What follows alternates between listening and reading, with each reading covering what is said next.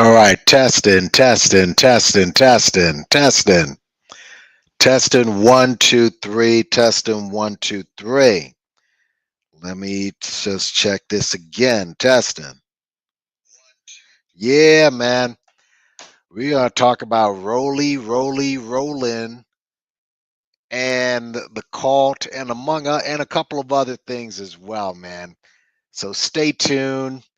And anybody out in the clouds, anybody listening, anybody wants to jump in, we're gonna have y'all can jump up if you want, because listen. Anyway, I'll be back.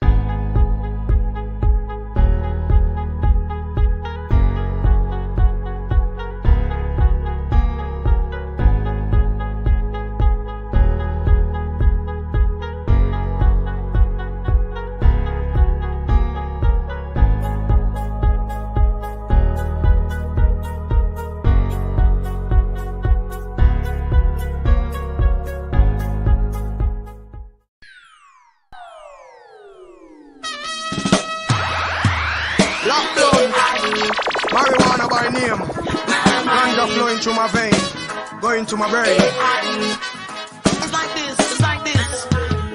When you sleepy, I wonder why. Must be the high grade in your eyes. You look like you're about to fight.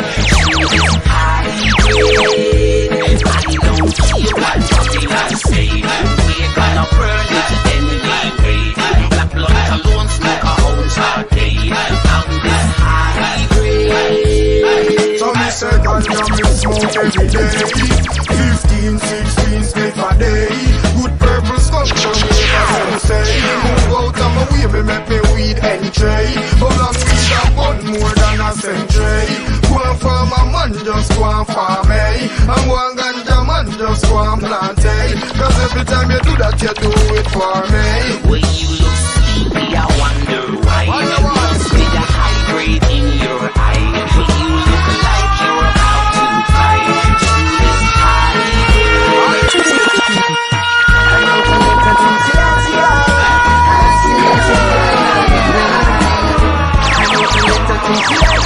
just got some smoking ganja.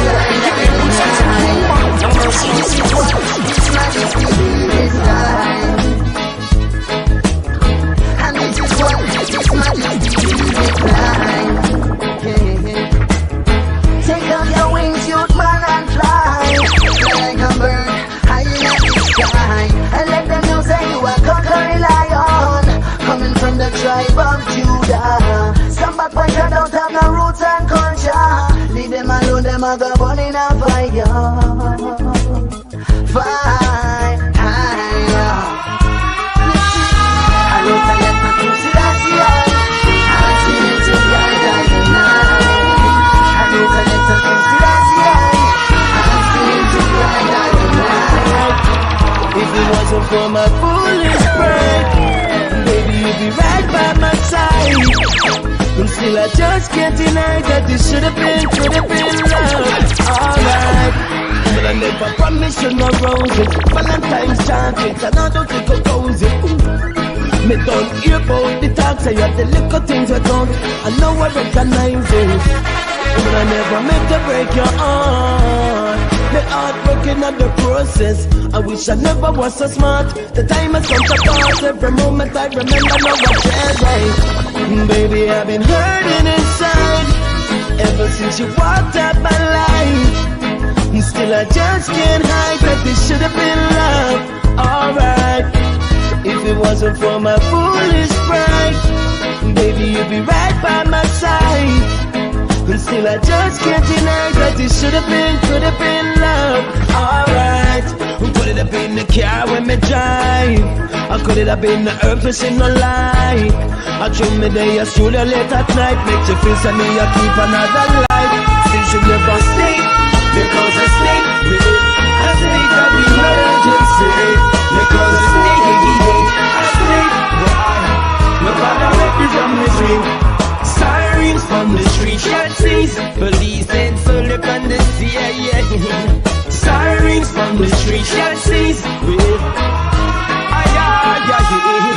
sirens from the street, yard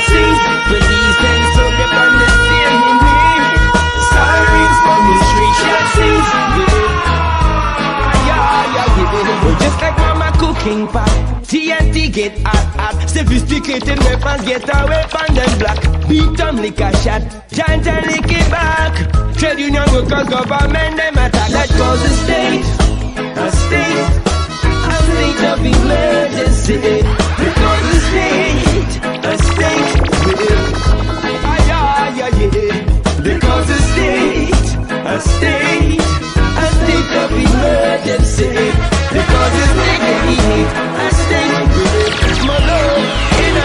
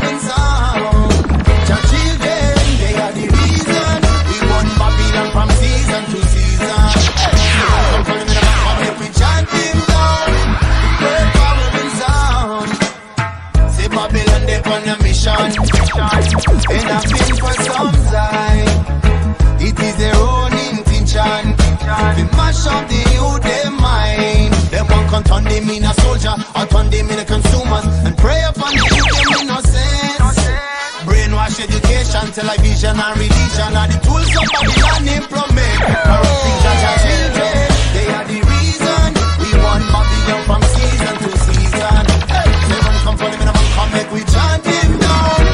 Great power and sound. Jaja children, they are the reason we want Babylon from season to season. They run come for them and come make we chant him down.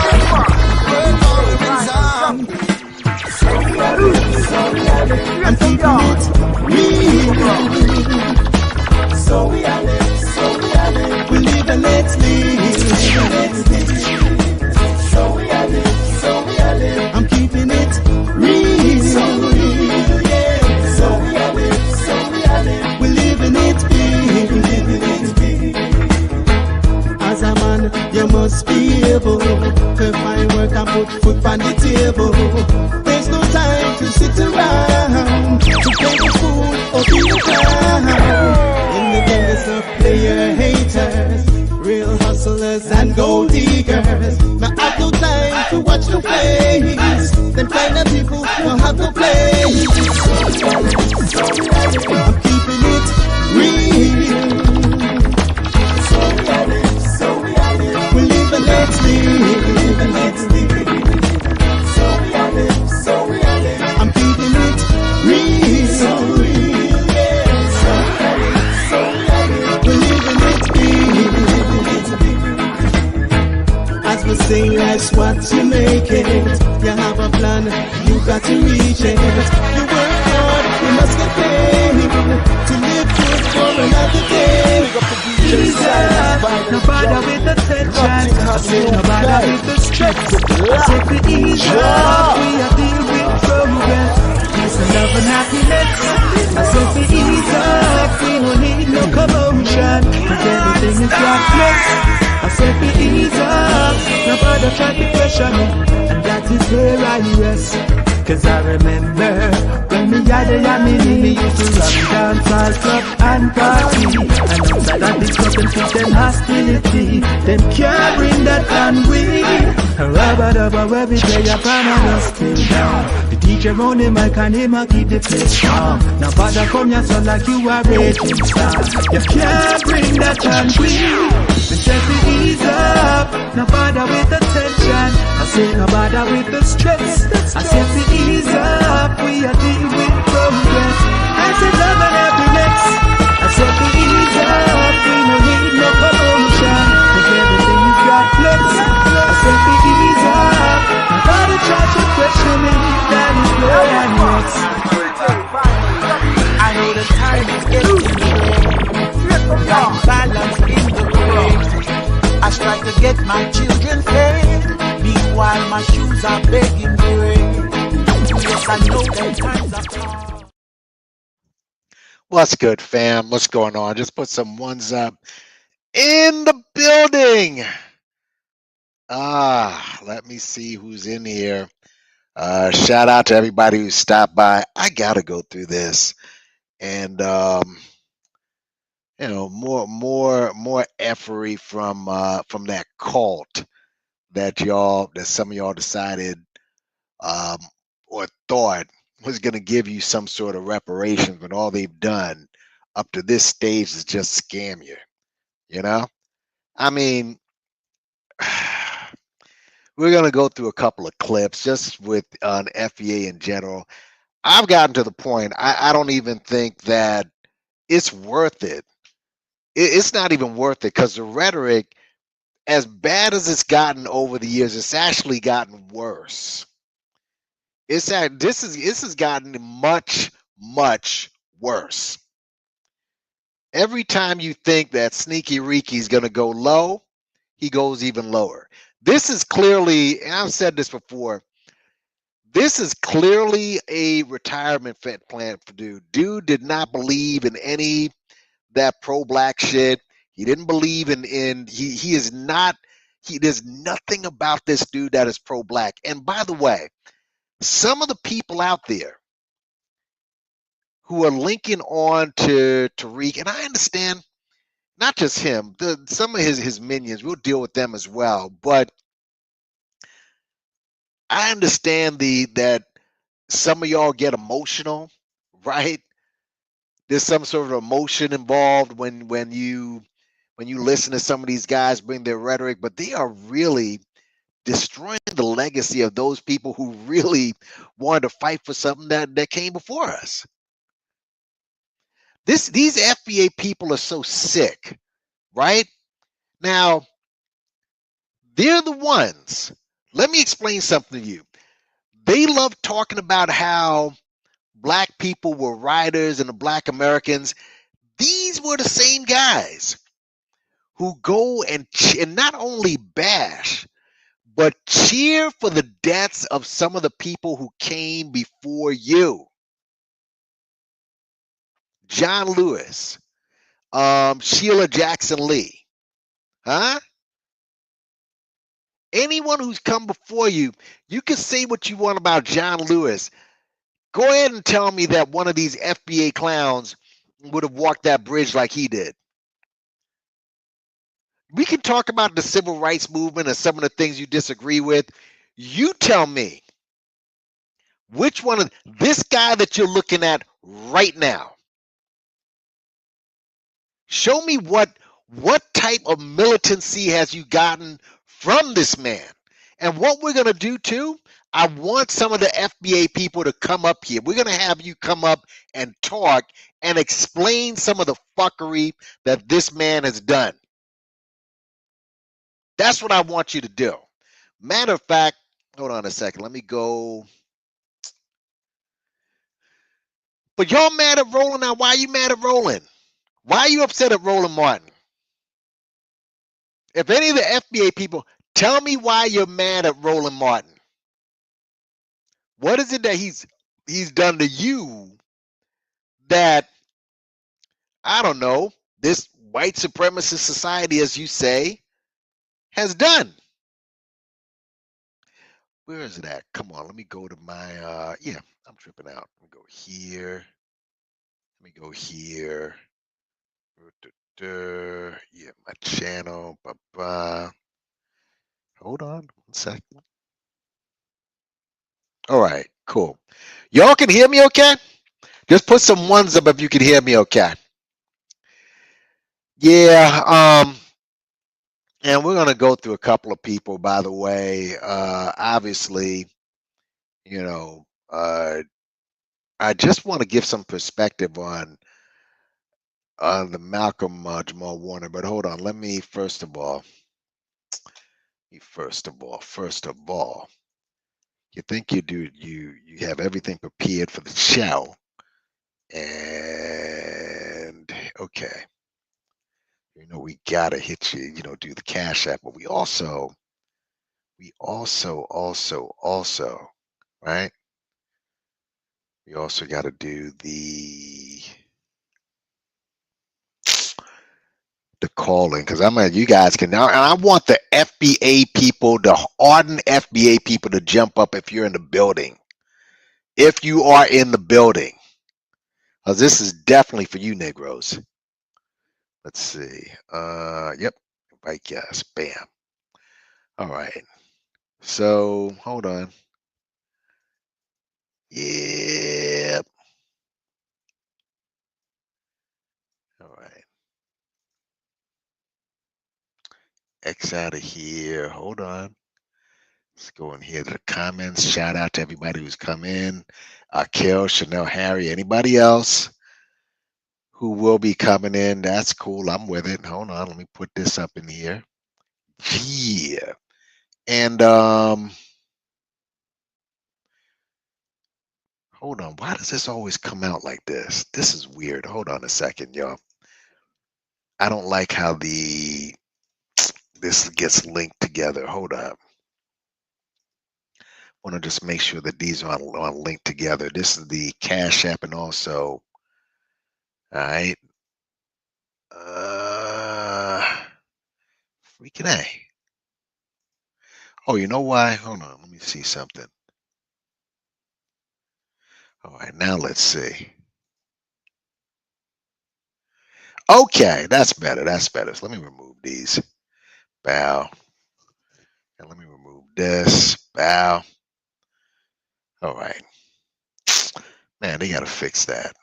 Anyways, and up pinned message you go. All right, so that's pinned. So yeah, y'all can come in if you want. This is gonna be after the presentation. What did Roland Martin do wrong? What did Roland? Well, why y'all mad at Roland? All right, Roland. So FBA, you're not running any drives to get your ancestry, right? You're not doing it. Oh, by the way, but you are running a drive to protest Africans. I can touch on that as well. That's just more dumb shit from the FBA. Now you're protesting African stores, right? But they're laughing at protesting Target. You can't make this shit up. You can't make this up. Matter of fact, I didn't even look at it. I may go ahead and check that. FBA people mock you for going after Target, but now they're going after African shops. Let's get right into it as to why Negroes are upset at Roland. All right, let's just get right into it. Let me and shout out to everybody in the clouds too. Let me go ahead and share the screen, and let's see, not share here. No, I'm at the wrong spot. Yeah, here we go. Here we go. So hold on. X out of here.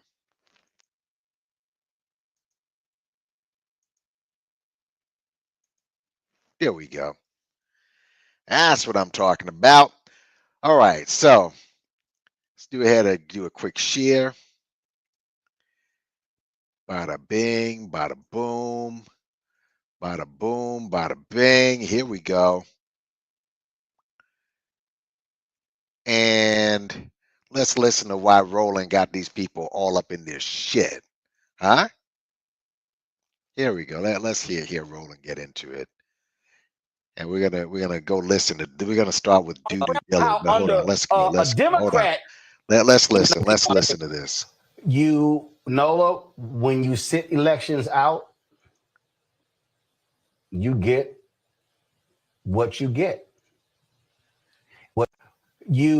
Nola, when you sit elections out. Fair use, by the way. Let me put that up there before Roland decides to get a little petty. Huh? Hold on a second. Let me go down. All right. Fair use out here, y'all. Banners. Here we go. All right, bruh. Roland, continue. You get what you get. And for the people who go, oh my God, I didn't think it was going to go this far. I mean, again, you can't say they didn't tell you. Nope. They said it. We warned people. Yeah, y'all shilling. Yeah, y'all know who y'all are. Y'all know. If I had to do a roll call, now before he does that roll call, we're this is Doo Dillard's stream. Vicky Dillard, right? Wig herself. This woman. So I guess now, first of all, I'm gonna get into this in a second because this woman is not that bright at all. She got a big mouth. She knows how to talk with rhythm and stuff, but that's all she is. That's all she is. And she was dubbed the term Doo Dillard by none other than Michi X, who worked with her.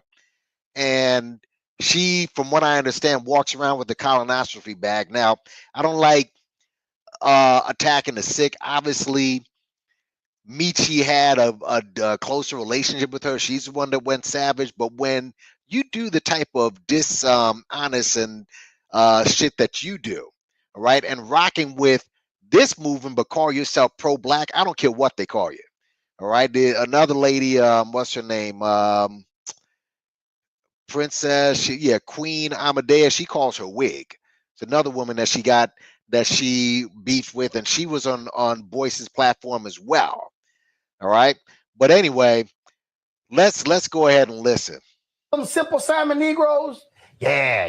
If I had to, don't get me started. I could run the tables on Vicky Dillard, Boyce Watkins, Tariq Nasheed, Umar Johnson, Philip Scott. Oh yeah, Black Authority. All y'all. Look at them, they shilling. Look at them, they shilling for the Democrats. They just chill. Yeah, look at y'all just shit. But ask Breonna Taylor mama how she feel today. Ask Tamika Mallory and the folks at Until Freedom who literally moved to Louisville, fighting 5 years trying to make this thing happen. Folk who invested time and energy, got COVID, folks were sick and all that sort of stuff. But we listened to a whole bunch of folk, Nola. Yeah, y'all just chilling. Y'all out there, y'all supporting Kamala. And let me say this because I am not a Kamala fan. Roland Martin is a Democratic sock puppet. This is what he is. Roland Martin is a person that proudly and openly, no matter what the Democrats say for the most part, he does do that. But he is for something. Roland is for something. And he is around and with black folks, and he has a close proximity with a lot of these black politicians that you claim you are attacking. Roland is for something. My question is for these FBA fools, what are you for? Tell me exactly what you're for. And by the way, you know what you're for? Because see, you can go after Kamala. Kamala was a bad candidate. She's fake, all right? She wasn't going to be for black people. She's not black. Let me just throw that out there. She's Indian. Just because she's Jamaican doesn't mean that she's black. She wants people to get her name right. How about get a hip hop timeline right? So she was a brutal candidate, and we put her out there. We didn't even, the Democrats did a lot of stuff wrong. They did a lot of stuff wrong. But you mean to tell me you don't want to vote for her, but you're choosing Trump? Let's just take a break from this. Let me just show you who you chose, because understand something. You got the Democratic Party, but there are about 9 other parties out there. If you don't like the Democrats, there are 9 other parties. Read Ballotopia. Stop listening to these idiots. Matter of fact, hold on a second while we're doing this. Y'all are dumb as fuck. Seriously. Let me just go here and get the list of parties here. The list. There's a list of other parties, and regardless of where you're from, huh? Look at this. Here it is. List. All right. Look at this for a second. Look at this. Look at this. Just in case y'all didn't know. In case you didn't fucking know. All right. Let's just quickly, let's just take a break from Roland for a second. Let's go through the list of parties that there are. Y'all sitting here banging on camera like she's the only one. Let's go down the list. Obviously, you got the two big dogs. You got Republican, you got Democrat. Okay, cool. If you go down, look at this. You see this right here? This represents how many states there are and how many states they're in. I guess they're counting Puerto Rico. They started in 2022. The Forward Party, I'm not going to get into what they mean or whatever. The Forward Party, 2022, they're in the center. 4 states already there on the ballot. You got the Vermont Progressive Party. They started in 93. This is early, folks. It's not back in the 1800s or the 1700s these parties started. These parties started in the 1800s. These are fairly recent parties. The Libertarian Party, that was in 1971. And it's not like a bunch of billionaires started this. Look at this. 39 states. 39, they're on the ballot. The Green Party, 2001. This is the party, they're left wing, right? This is the party that was, I think her name is Stein, Jill Stein. She was a candidate. She was on Jeremy's platform, aka the Black Authority.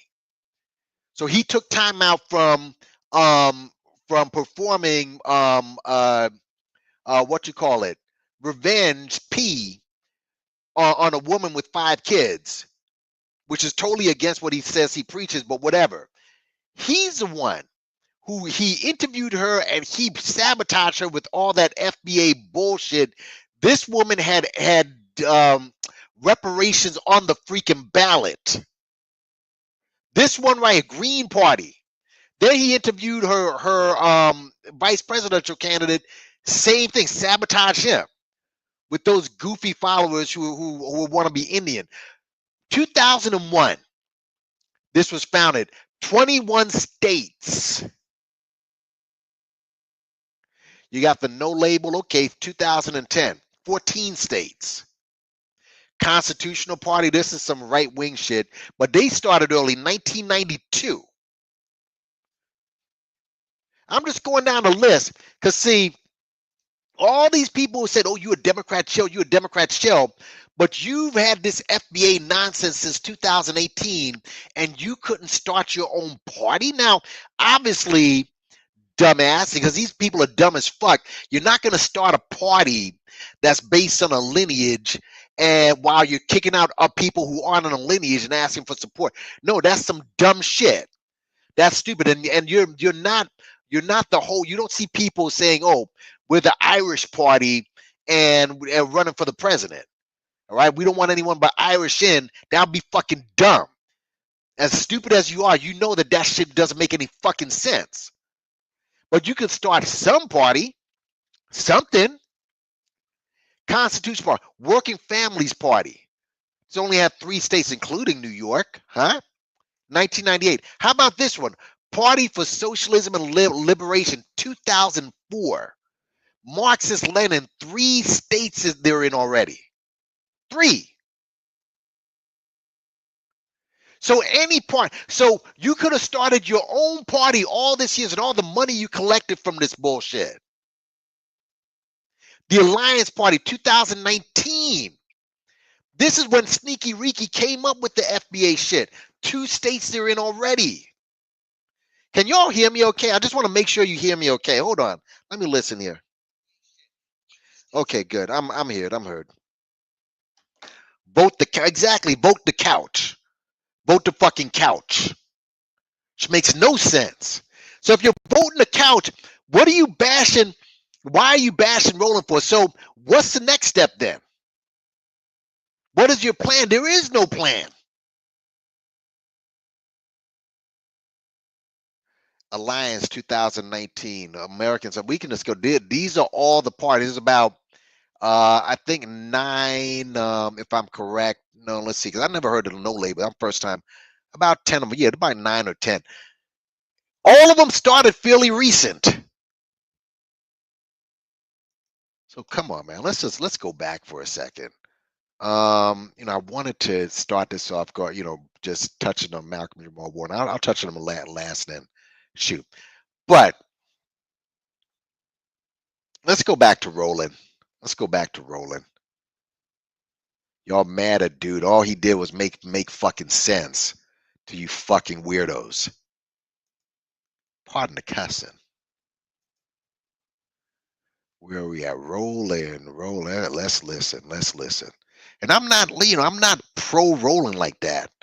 All right. Like I said, Roland is a mouthpiece for Democrats. But what do you believe? You believe nothing. Let's go down the list. But we listen to a whole bunch of folk, Nola. Yeah, y'all just chilling. Y'all out there, y'all supporting Kamala. She ain't doing nothing. She ain't backing her with. Oh, they were all running their mouths. But it's amazing how silent they are today.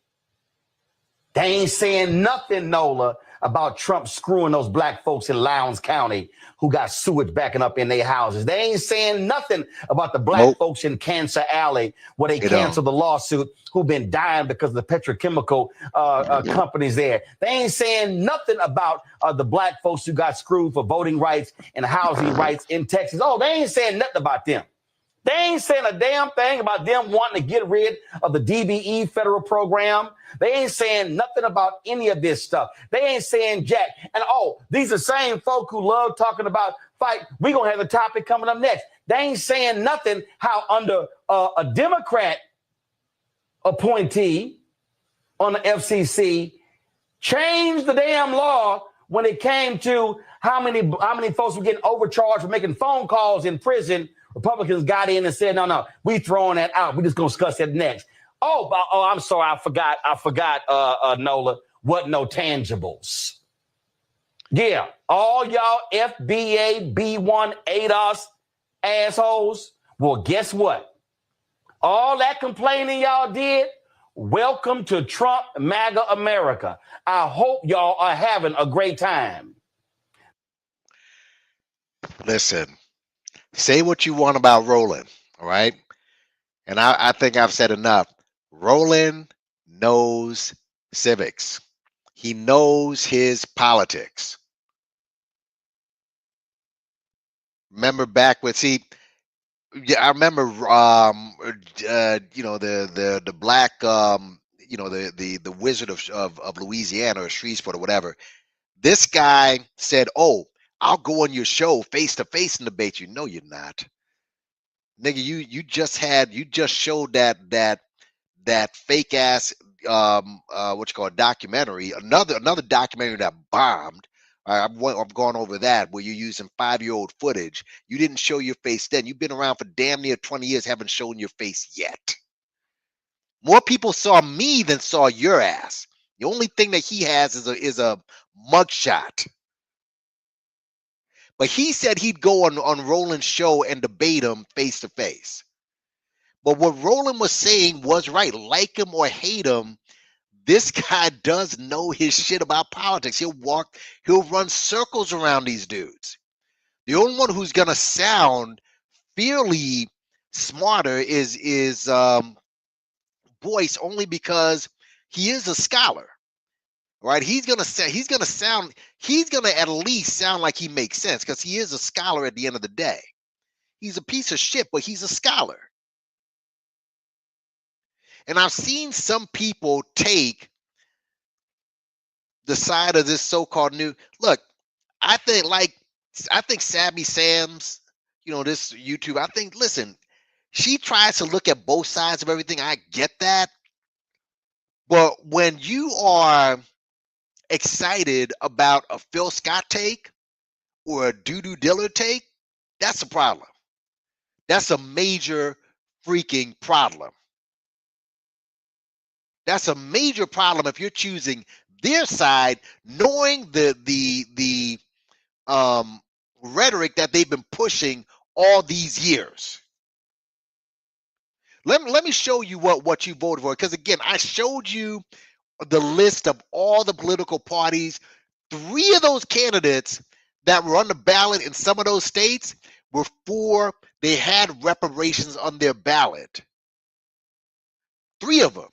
Let me just remind you who you voted for. Let me just give you a reminder of the clown you decided to put was a good idea to put in the freaking White House. Hold on a second. Let me just get that information real quick and just show you the buffoon that you decided was a great idea to put into the White House. Where is it at? Hold on a second.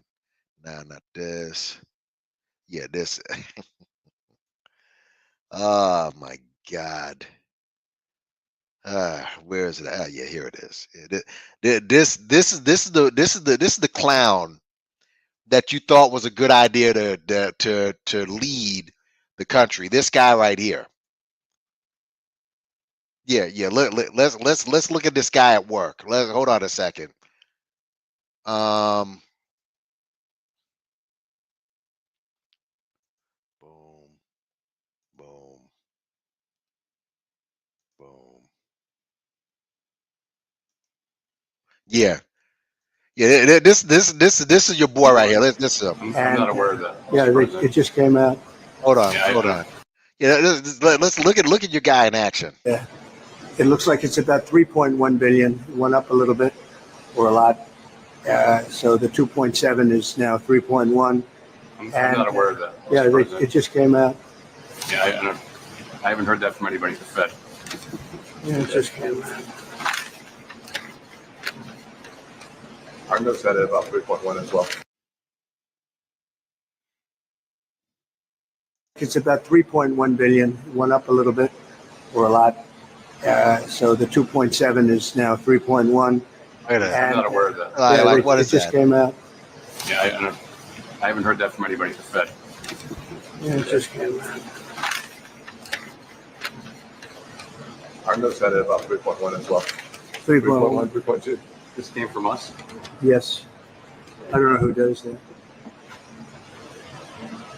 You're including the Martin renovation. You just added. Our entire capital. Yeah, you just added in the third building. It is. That's a third building. Well, no, but it's a building that's being built. No, it was built 5 years ago. We finished Martin 5 years ago. It's part of the overall work. It is. But it's So, not new. So we're Look going at to take a look. We're taking a Look at look, this. and Look at this. it looks like it's about And you know he's annoyed being showed up on TV like that. This clown is who you voted for. This weirdo. The point, he's so stupid that the Fed chair just couldn't help with just like, okay, yeah, I can't. Like, you've ever run into a person that's so stupid it hurts? And of course, Tim Scott. This is what you coon and buffoon to get near this. Yeah, man. So that's who you voted for. Everything that Roland Martin said was correct. Now let's just go down the stream. Before I do, of course, like I always say, Twitter the sewer of the internet. Gotta be careful. Gotta be careful. All right. Just go down the list and just make sure that, because they tried to put Roland Martin in some sort of scandal that was a non-scandal. All right. None other than what's her name, Angela Stanton King. This is the woman who freaking. You speaking of grifters, by the way. All right. But let's just go down the list to see what they're saying about Roland. And yeah, so obviously he goes after Dillard's stupid ass.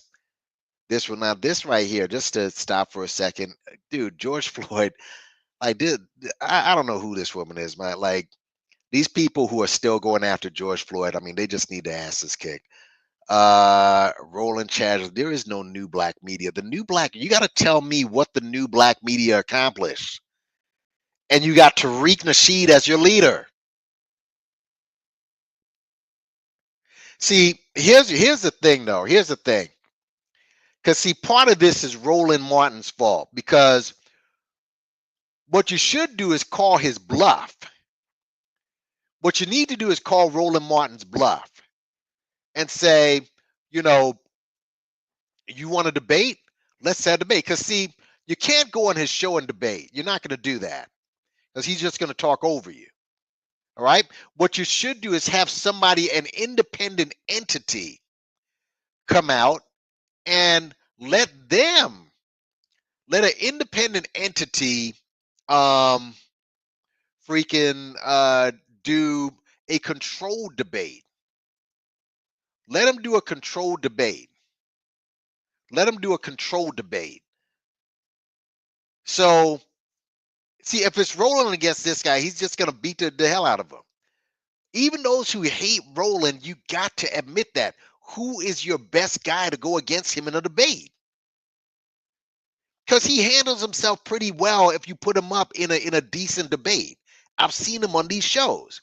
But if he's so bad, and if you can destroy his career in a debate, and I've seen where Tariq has said, "Nah, no way I'm going to debate him." He knows he's not going to debate him because it's going to go ugly, like it did with Tucker Carlson, like it did with Michelle Malkin, like it did with that other forgot her name on Fox,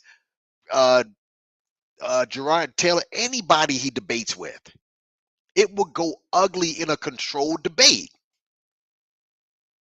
But debate Vicky Dillard. Call him out and say, "Okay, Roland, let's do a whole debate. Let's debate. Let him debate Dwan B. That's another. All these guys are going after him.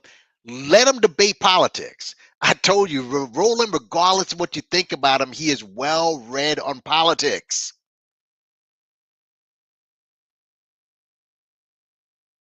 Let's go back to see some of the other stuff that's going on. Let me go into the chat for a second. What's up, y'all?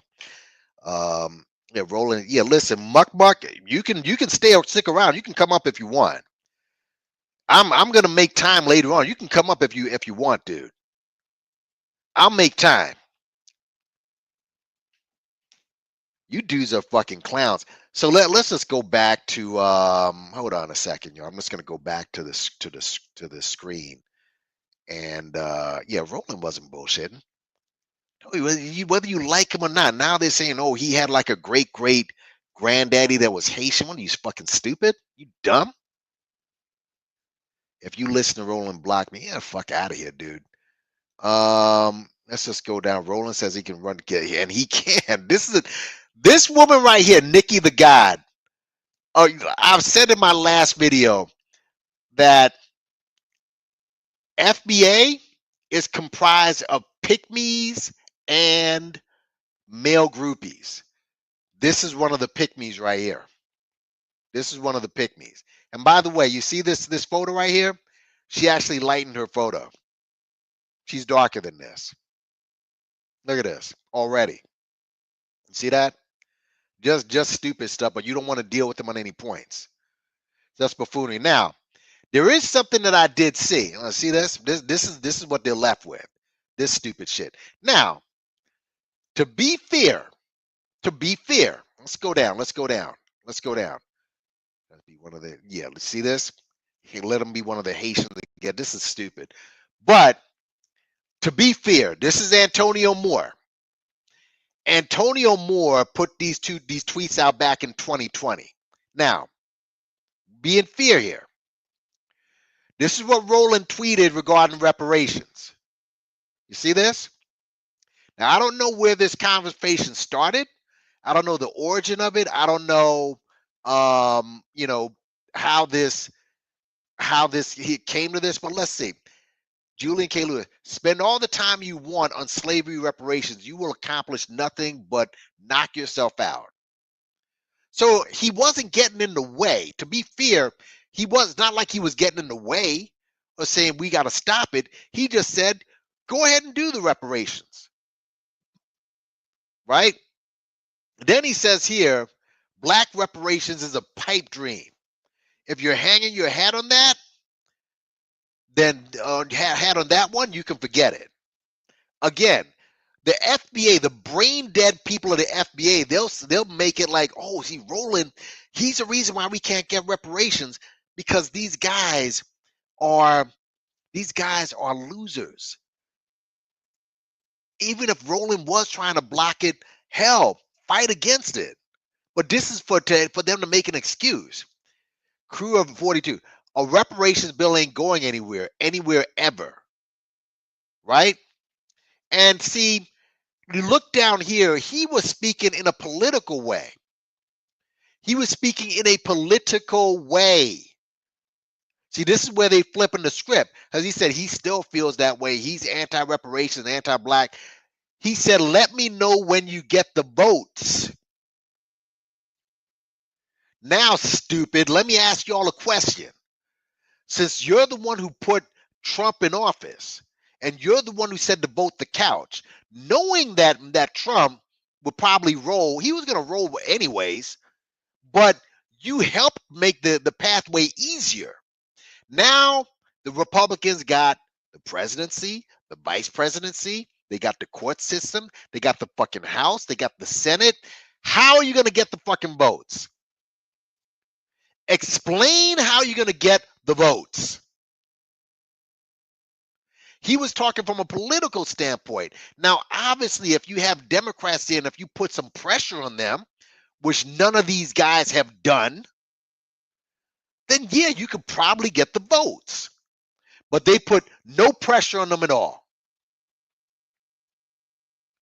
If FBA people are in the bill, I just want strictly the FBA people. If you want to come to fuck up, you can come up and explain your logic. He's talking from a political standpoint. There's no way. Now, Tone also, let's just X out of here. All right, let's go here. This is what Roland's view of reparations are. Because Tone said, read these tweets by Roland. He doesn't have any understanding of reparations. The whole tweet is 2020 is a demand for reparations. We're calling reparations, while calling reparations a pipe dream before ADOS made the Black American dream in 2020 while he berated ADOS. I can't stand that term. Anyways, here's Roland in 2020.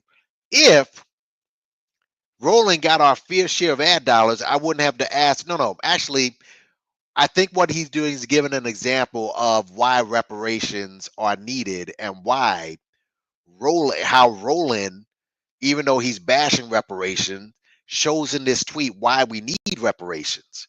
Because ADOS, their idea is you got to give us money to make us whole. This is why people say they're begging, right? Which is literally what they're doing.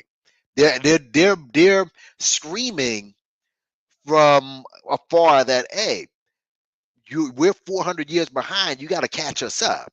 That's what they're saying. You're 400 years behind. You got to catch us up because of this. And this is what this tweet represents.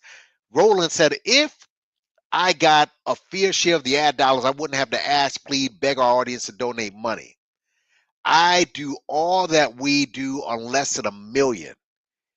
A $500,000 ad buy would transform my company for others. It's a drop in the bucket. I've been in this media game since I was 14. I studied media, and the name of the game is advertising. And even if folks do spend on black media, they undervalue us, meaning we get less. That's why we can't pay top dollar. That's why we can't market ourselves or buy top of the line equipment or buy other companies. You better understand the game. That's why we can't be silent and ask, okay, that's the point he's making. That's the point he's making. Now, interestingly enough, they killed Roland when they found out that Kamala gave him advertising dollars. He got destroyed. But that's the point he's making. That's the point he's making. Who is this? Vegeta Prince of Pride. Tariq has been poo-pooing on reparations years ago, said if African Americans got reparations, they spend I know I know, sir. Matter of fact, I'm glad you mentioned that. Let me go ahead to something that I posted. As we we have to take a commercial break here. And let me just show you something that I myself posted, sir. All right. Since we're speaking on that, hold on a second. Hold your horses. Okay. Yes, I'm glad you mentioned that. I'm glad you mentioned that. All right. In fact, you're going to get a double dose. You're going to get Sneaky Ricky and Papa giving their opinion on reparations. Hold on a second. Wait a minute. Oh, did I block this? I hope I didn't. I don't think I blocked this. Hold on.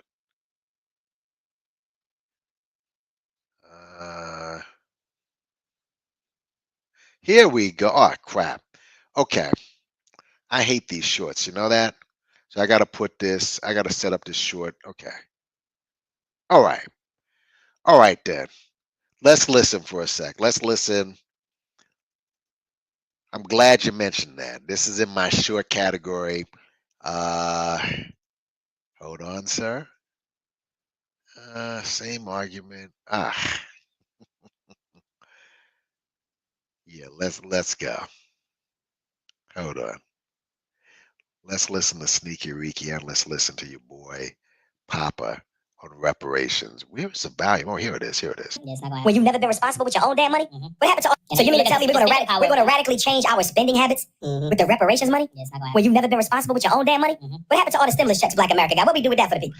Where's the What about our tax school? returns? What do we Where's do with the that for the people? school? What have we done since Dr. King's murder 55 years ago, financially and collectively, to transform our lives? Nothing at all. And that's why I've said I do not believe that the current generation of African people should be responsible for the dissemination or discussion over reparations, because we haven't done anything worthwhile that will entitle us to that type of responsibility. Slavery reparations do it, because Black folks as a whole mentally will fuck up any kind of money that's given directly. There has to be some type of structure to it. If you start giving niggas, let's say every Black person in America will get $10,000 next month in January, that niggas will be broke again on January 15th. It has to be organized. You cannot give niggas money right now. They'll fuck it right back up. They'll give it right back to everybody else. Going by June, shit. It'll be gone by in 15 days. So you mean to tell me we're going to radically change our spending habits with the And there you go, folks. There you go. All right. From both sides, from your boy Sneaky Ricky and from Papa. Both of them say that don't give these niggas reparations. But you're attacking but you're attacking. Oh, and by the way, remember there wasn't an FBA before. Let's I'm glad we're gonna just to show you. There used to be no reparations. There used to be no what you call it. There used to be no FBA before. There used to be just ADOS, right? So let's just see here. What's this guy saying? Hold on, let's listen to this for a second. I support them 100% because Yvette Carnell and Antonio Moore.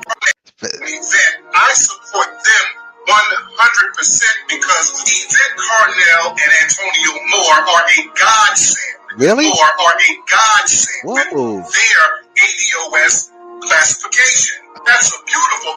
Antonio and Yvette, I support them 100% because Yvette Carnell and Antonio Moore are a godsend. Moore are a godsend with their ADOS classification. That's a beautiful. Brother, that is hilarious. I tell you, man, like y'all, you know, it's like some of us we're just too easy. We just gotta admit it, man. Some of us are too fucking easy. We are too easy, bro. Too easy. This is your man right here, bro. This is your boy, and you're mad at Roland. You're mad at Roland. But I will say, to be fair, as I show you the tweet, Antonio Moore did make sense. He was right, and he based on their own. Because see, ADOS is a bit more organized, and they are, you know, they're more on the intellectual side. So he did hog tie Roland there, and just kind of proved his point. All right, so we got to be fair about that. And let me just see if there's anything else. I want to make sure. Okay, I didn't even go that far down. Let's see. You don't know? Okay, Tina Turner Symphonic. Okay, cool. Roland should be quiet about this note. There, guys, there's no new black media. All right. Like if you count on these clowns like Tariq, remember, this is a pyramid scheme. Tariq is at the top of the pyramid. This is why, again, these dudes. This is why with Sabby and like when I see her going, they. I'm just gonna throw it as, you know what? Maybe they didn't do any research, but they got to. They better start doing their research. All right, because he's at the top of the pyramid scheme, and that man is very problematic. And let's just go right into now how this dude is problematic to black people, right? Now hold on a second. We showed this. We showed this. No, I'm not going to go there. I got a question for you for the FBA, the fuck boys in FBA. Got a question for y'all. I got a question for y'all. What does tether mean? See, again, I got you guys can come up again. I'm not going to listen to any buffoonery or any conspiracy shit or nothing like that. What's the definition of a tether? That's what I want to know. What's the definition of a tether? What I heard the definition of a tether was that there are people who come over here who go against black people's struggle. That's what I hear. That's what you used. All right. Hold on a second, folks. I just gotta, get something out of the kitchen. Hold on a second. I'll be right back.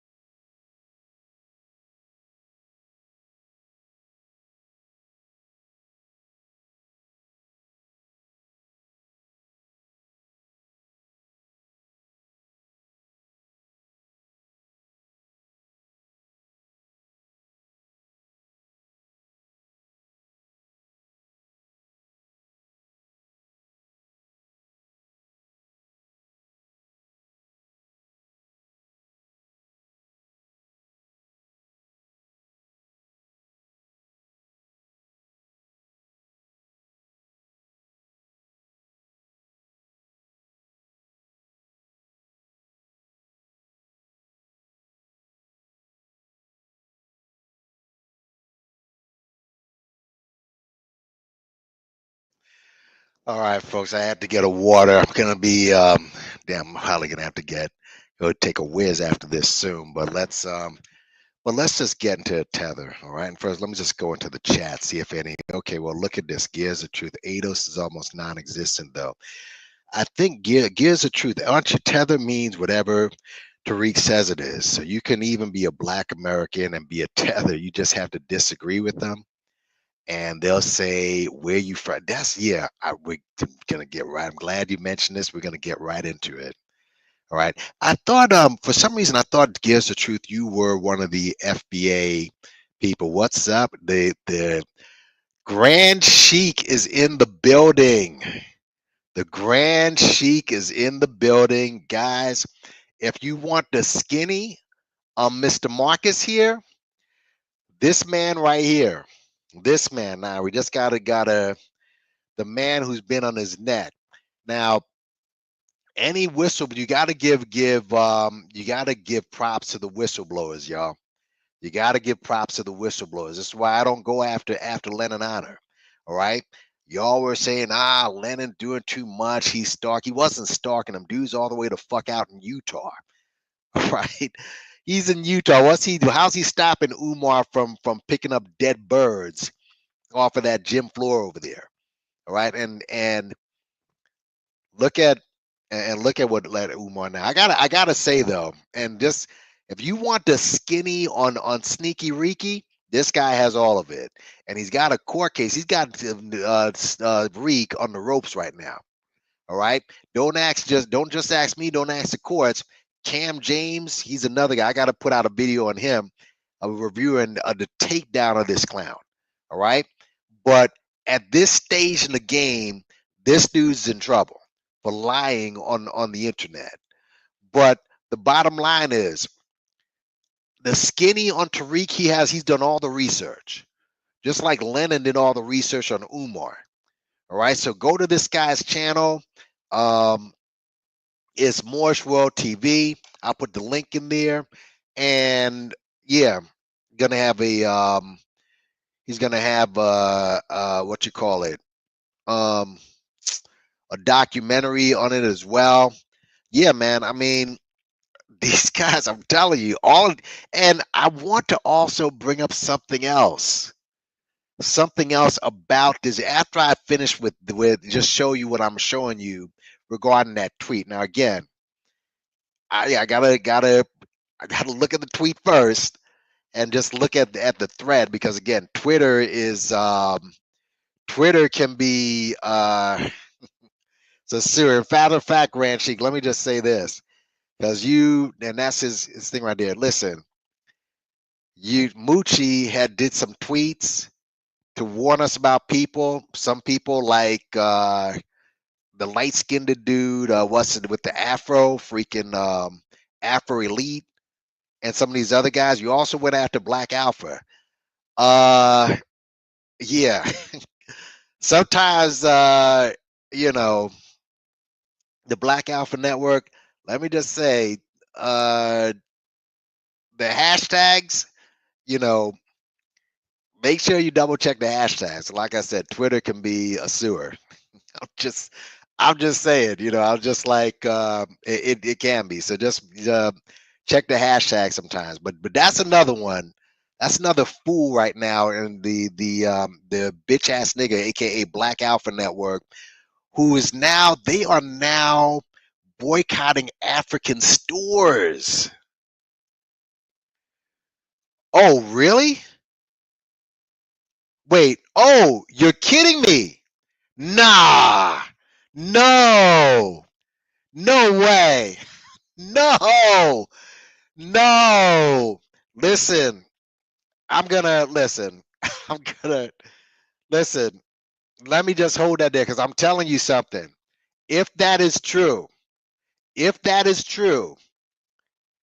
I'm telling you, bro, she's gonna have a windfall of money. Oh shit! Let me tell you something, because obviously, you got a couple of kids with her and stuff. That, listen, if that's true, that might explain. We're gonna get into James Small for a second, Grand Sheik. I'm gonna show you something. All right. Because remember when James Small capitulated? We're gonna touch on that in a second. Okay. If that's true, then this dude is gonna. If you think the grifting and the hustling was hard before, all right. If you think that was hard before, it's gonna get even uglier.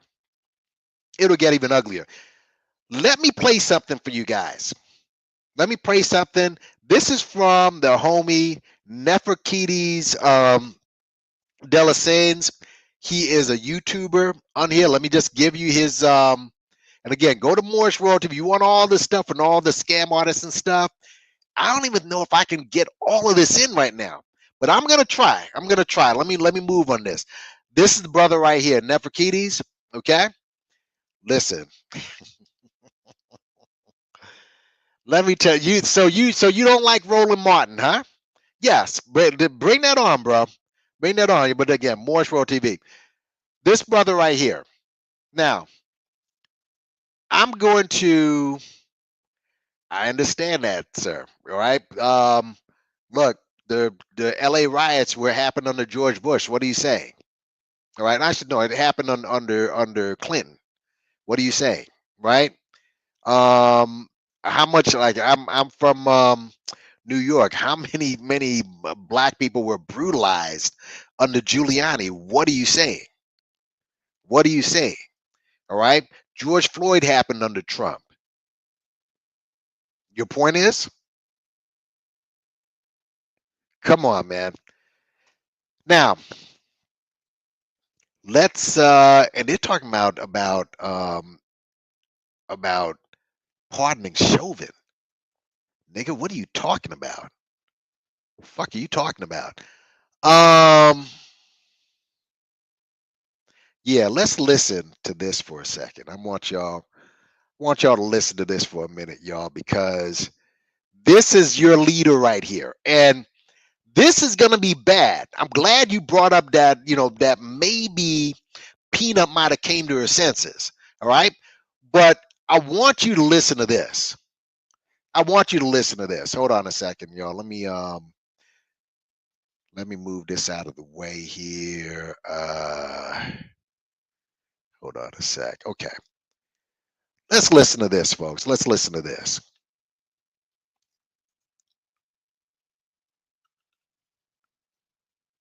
No, what did I just press? No, okay, I see what I did. Yes. Let's listen. You ain't that important. You don't have, what do you have? Listen, anytime you hear Tethers talk that stupid shit, what do you have going on that the CIA would need to be involved in? You over there in a shantytown frying bush meat. What the does the CIA need to go over there for? You already neutralized. Now, the CIA was funding Pan-Africanism. Do you know that? The CIA is very well documented going all the way into the 60s. A lot of the Pan-African organizations, that was funded by the CIA. Let's be real. All that shit where we center Africa, yeah, that's the FBI CIA funded shit. All right, we back. Now, before I get into it, I just want to make the announcement. Listen, if you follow this guy, just go ahead and unsubscribe from the channel. Right? Just go ahead and unsubscribe from the channel. I'm actually trying to, clean out the garbage from my audience. I mean, this is your so just go ahead and unsubscribe from the channel, man. Like I said earlier today on my community tab, take a look up on the screen. As Africa rises, the anti-African noise gets louder. Barrick Gold just lost a major mining asset in Mali. France is stumbling into economic collapse and bankruptcy. And Ibrahim Traore just lifted nearly 700,000 people out of poverty. Yet somehow the attacks on Africa and Pan-Africanism are multiplying. That is not a coincidence. The black auxiliaries of the adversary are hard at work. Now, like I said, this whole movement, like I said before,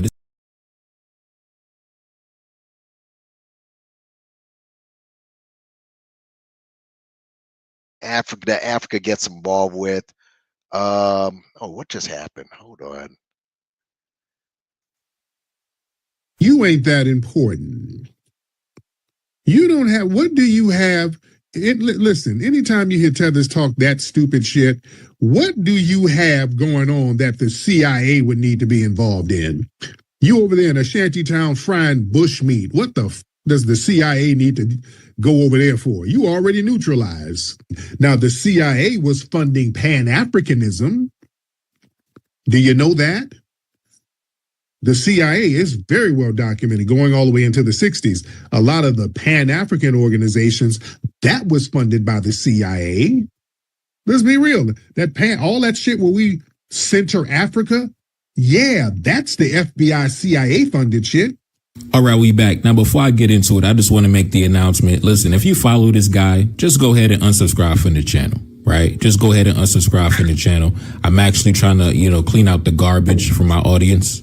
So just go ahead and unsubscribe from the channel, man. Like I said earlier today on my community tab, take a look up on the screen. As Africa rises, the anti-African noise gets louder.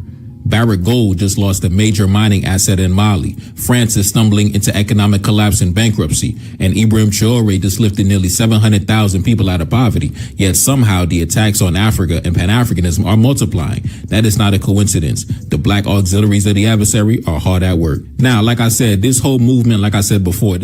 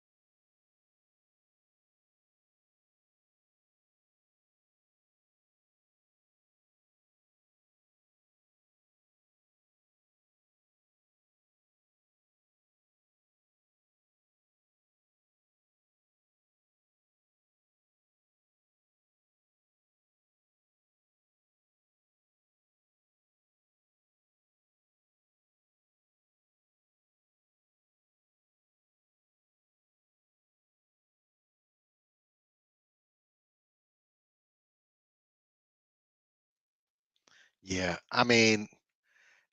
yeah, I was saying before, those guys aren't bots. I think I might have been muted before. Guys, these guys aren't bots. What you saw was an actual tweet from an actual person. I mean, god damn. That's an actual tweet from an actual person. But yeah, if to listen, look out for Granchi. I'm telling you, if that's the case, man, you know, and she, like I said, they got some kids and child support and stuff. Expect the grifting to go in absolute fleek with this dude. On fleek. This is what this guy said. Now, let's go ahead and hold on a second. I wanna get. I thought I had the clip for this, but do I have it? No, not this. I want to get something else. I want to get something else. Okay, hold on. I want to just show you guys something. Oh, now he's selling root work on his platform. Okay, all right then. Um, hold on. Let me.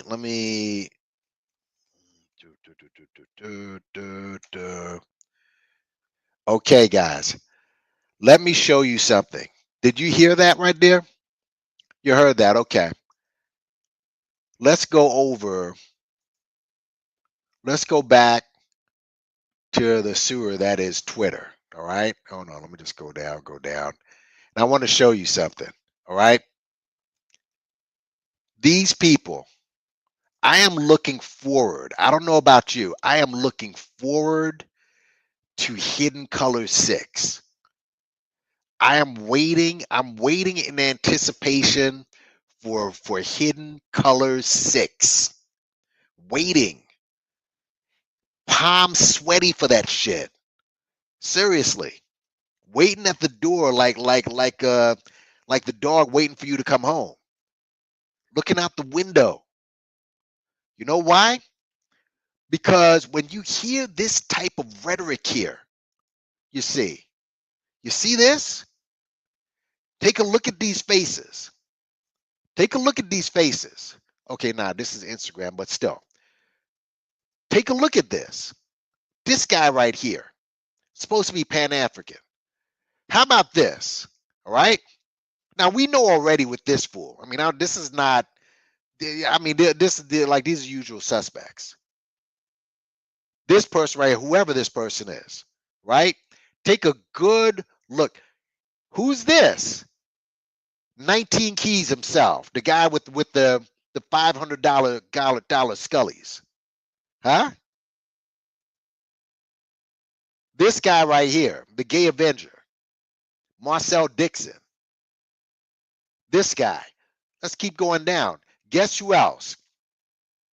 Oh, who's this? Your girl Shahrazad Ali. Long time ago, all right?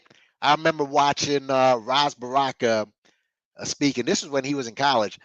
Dude had called her out and said, because she was under the gun back in the early 90s for the rhetoric that she pushed with that, how to understand a black woman's guide to understand a black man.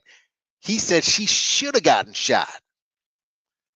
She should have gotten shot. Now I'm not promoting that, but I'm saying anybody who claims, these are people who claim to be African. Here she is with the African hat and so on, but with all the rhetoric that he's pushing, and I haven't gotten to what he really pushed when I just talked about the tether stuff. Anyone who's down with this guy right now, if you are in the same room with him, much less take a picture, I would not be in the same building with this guy. Take a look at these faces. I cannot wait until I see the lineup. And there's another surprise lineup. We're getting to him in a second. Going to get to him in a second, folks. But let's get back to the topic I was speaking on. Tethers, guys. Tethers. What is a tether? What's a tether? What's a tether? What's a tether? Well, according to Tariq, and according to some of the FBA faithful, a tether, right, is a person that comes over here that is not for Black Americans, right? Here's my question. And let's just do a quick test here. Let me get this out of the way. I've already done this. I'm just going to go down. All right. If you want to see the ignorance here, now, a lot of y'all probably heard about the story about the black woman who killed another black woman at a McDonald's. All right, she killed a manager at McDonald's over some really stupid shit. I mean, usually it's one of those things that, I mean, as soon as you do it, you regret. I think it's the same as a Carmelo Anthony thing, but it's not. Let's just go to this, and let me just show you something, right? You see, this man is going to rue the day that he's pulled this nonsense. You see this? Where is this woman's family from? All right. Now, we don't need volume on this, but okay. This is obviously her file. Afeni Badu. Hold on. Afeni Badu Muhammad. Okay. Afeni Badu Muhammad. That is her name. Clearly, I mean, like some criminals are, as you know, they're heartless. They got no regrets. She clearly regrets what she did, and she's gonna have to pay for it with her freedom. I mean, basically. But you look at this fool, all right, and let me tell you something, because he's always bragging about how he's a multimillionaire and he's got all this money, and he's, lives in a $2 million marble mansion. Imagine it's a guy he got people out in LA with real talent and who have been around for years, whether they're athletes or entertainers or people in his business, far more talented than he'll ever be. All right, who are struggling. This guy right here is a multimillionaire driving around in a Bentley.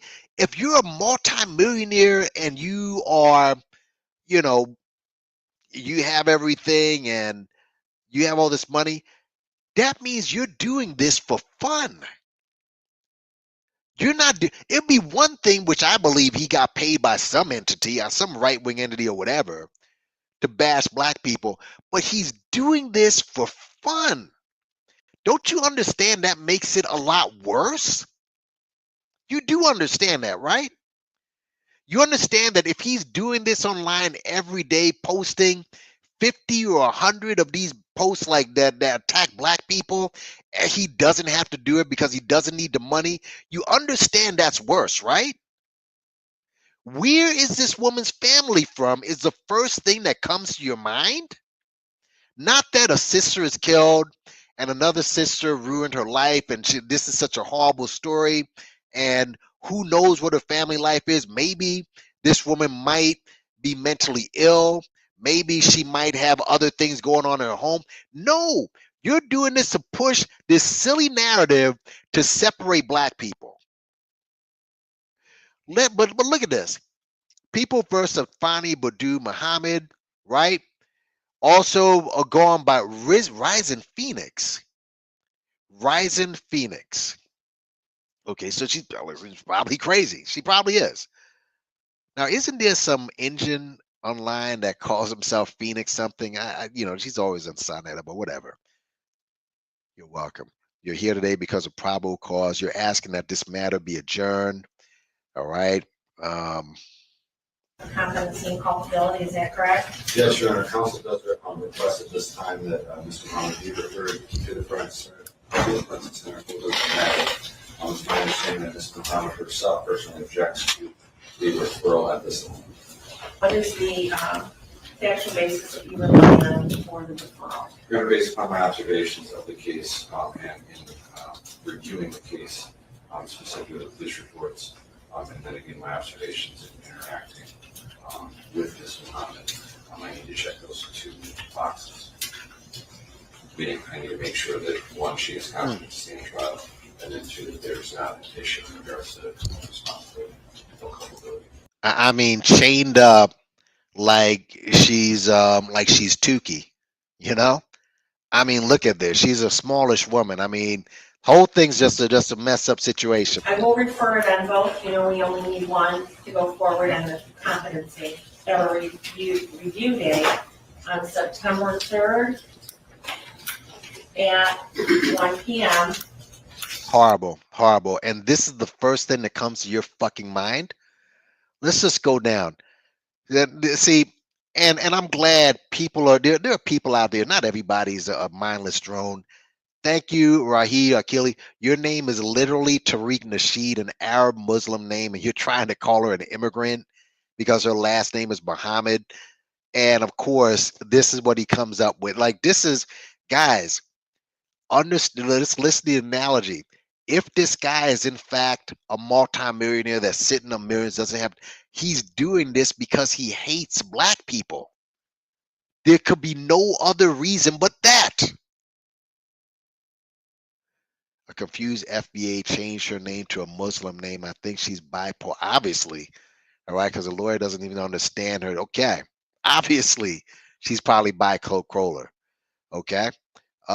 She looks Haitian. Yeah, this is like again, these are real people, folks. Guys, these are real.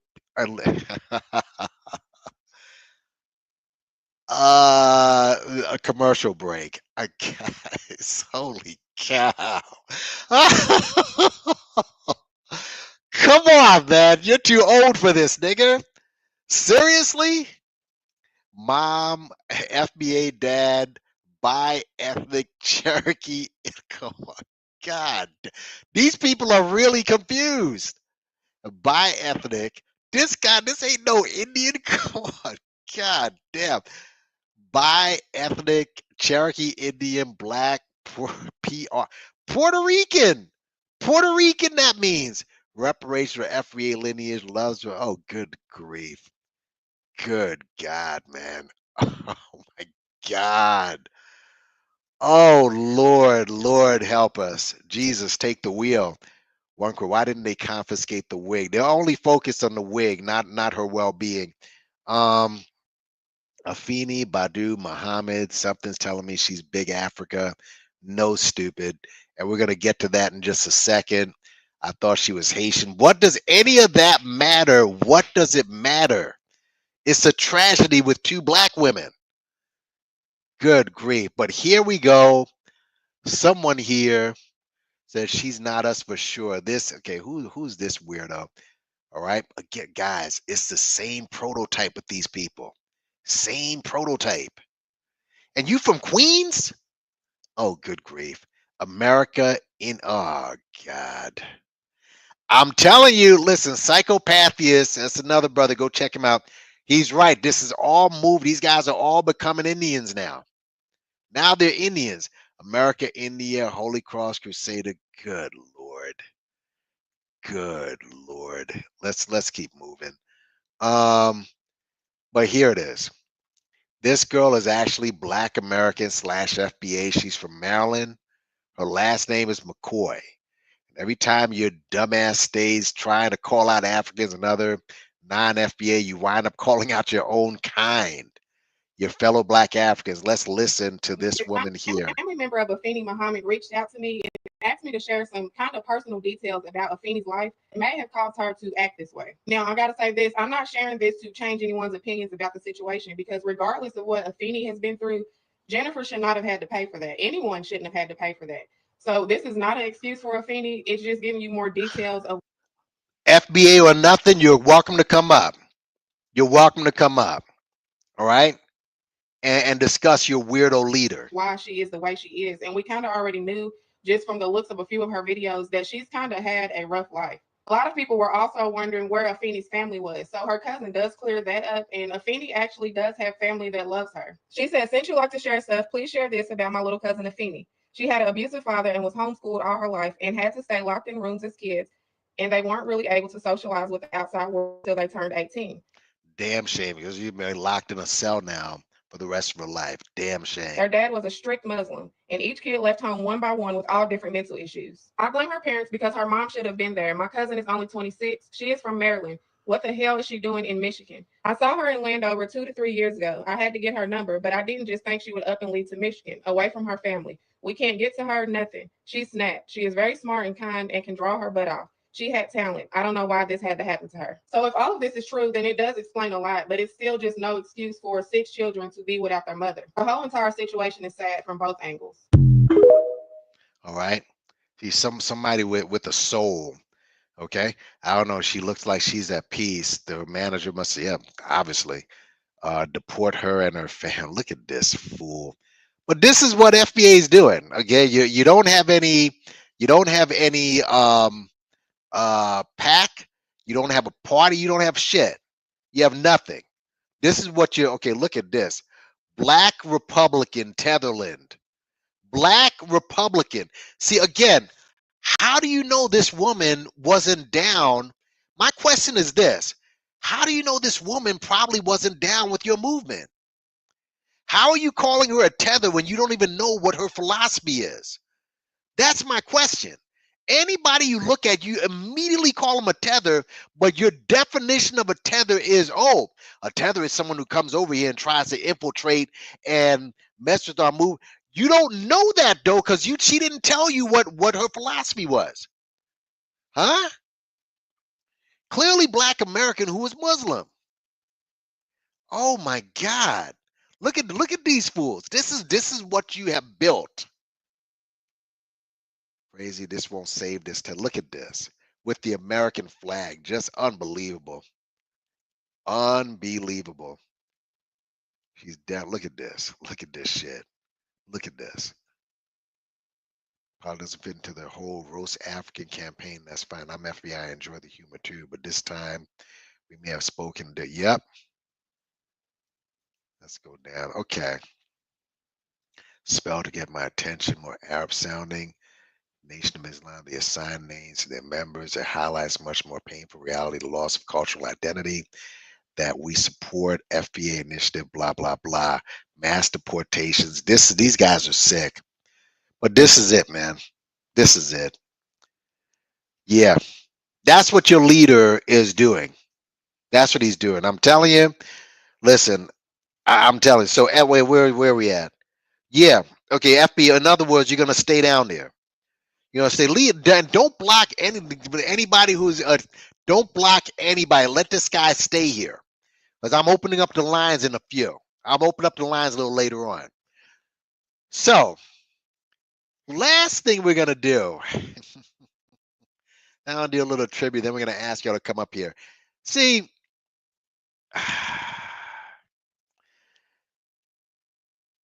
people want to know, how is it that Tariq Nasheed has so much clout on the internet?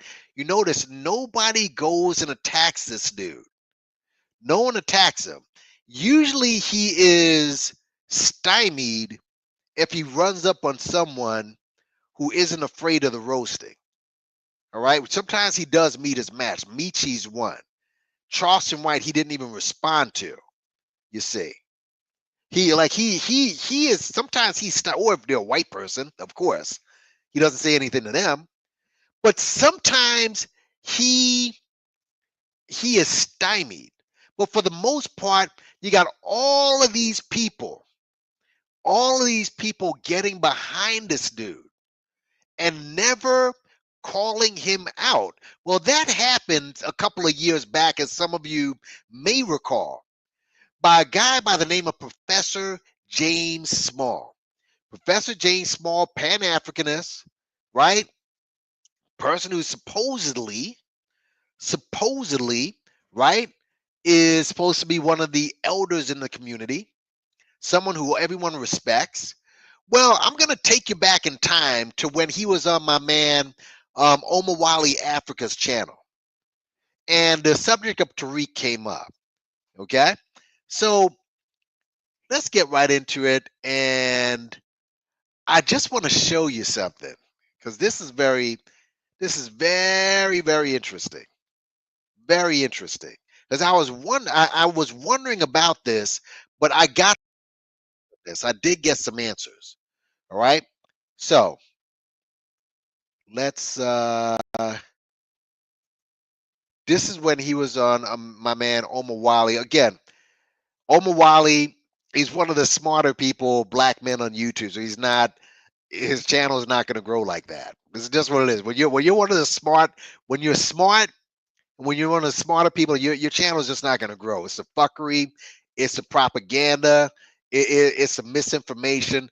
That's where you make the money for real. If you're going to do something educated, you got to go do a really slow process. But let's get into it. Let's get into it with, let's see, let's share the screen. Yes. Let's listen, folks, because you'll find this quite interesting. Let's listen to this. Let's go. That HDA people, I think they're crazy, okay? And I think they're dangerous in the way they approach it. This is the lady and the lawyer. Mm-hmm. And I reached out to them years ago when I first heard about them. I reached out to them, my email. He was talking about ADOS, and ADOS, of course, said, go fuck yourself. As he tried to reach out to them, but the ADOS was like, Yvette and Tone was like, yeah, we're not fucking with you, dude. So let's just get No one ever touched bases or tried to get back to me.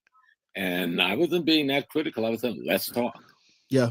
Now, when I heard the young people talking through my young brother Chase about Foundation of Black America, I reached out to them. They came to talk. I want to know, what is the issue? Now, I don't agree, and I'll call names. I don't agree with Tariq's rhetoric, okay? He's done some very good things, but words have meaning, and words have power. And you can use it once you've got a technology like we have today. One word can be so destructive you couldn't imagine it. Yeah. When you are constant in using the N-word, and you're constant in condemning an African simply because they're an immigrant, and you're constant, then there's something wrong with your knowledge base, not just your analysis. You have to have a decent knowledge foundation to even make an analysis. Tariq has pulled together a lot of fantastic scholars.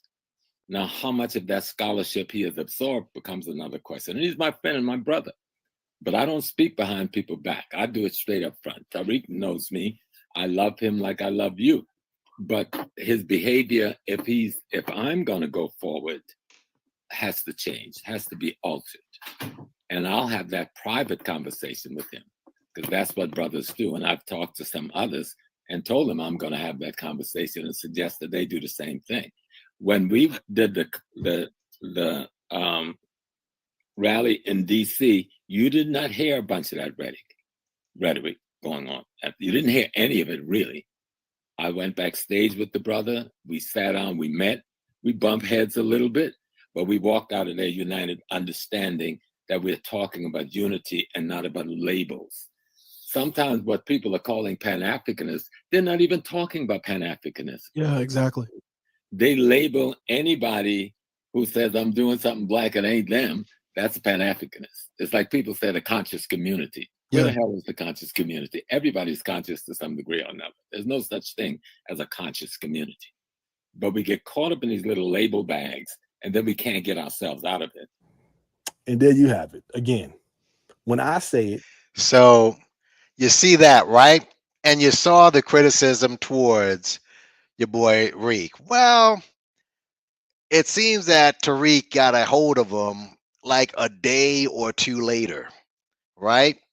Now notice it was not a bad critique. He didn't kill him, right? He just said, "Yeah, I just was talking to my young brother, and I just wanted to, let him know that, yeah, I don't agree with this." Well, something happened. Something weird happened on the way to the opera, right? And so this is him speaking to Tariq like a day or two later or whatever. And we're going to start where it starts. Yeah. Yeah, we're going to start at the very beginning here, okay, of this conversation. And let's do it. Recently, there was you were on a broadcast on a YouTube stream, and there was a dude who's kind of known in our circles as being a troll. And let me just stop you right there. No, he is not. He is not a troll. Again, Omar Wali, Africa, is a very intelligent dude. He has some good breakdowns on his channel. He totally broke down Kevin Samuels. All right.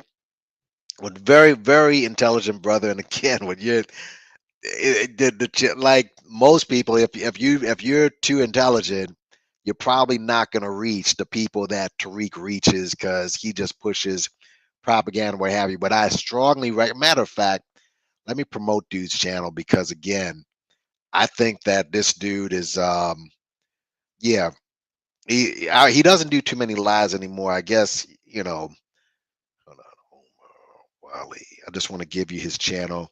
Yeah, here we go. I mean, the channel's still up. It's just that, yeah, like he's a lot of times when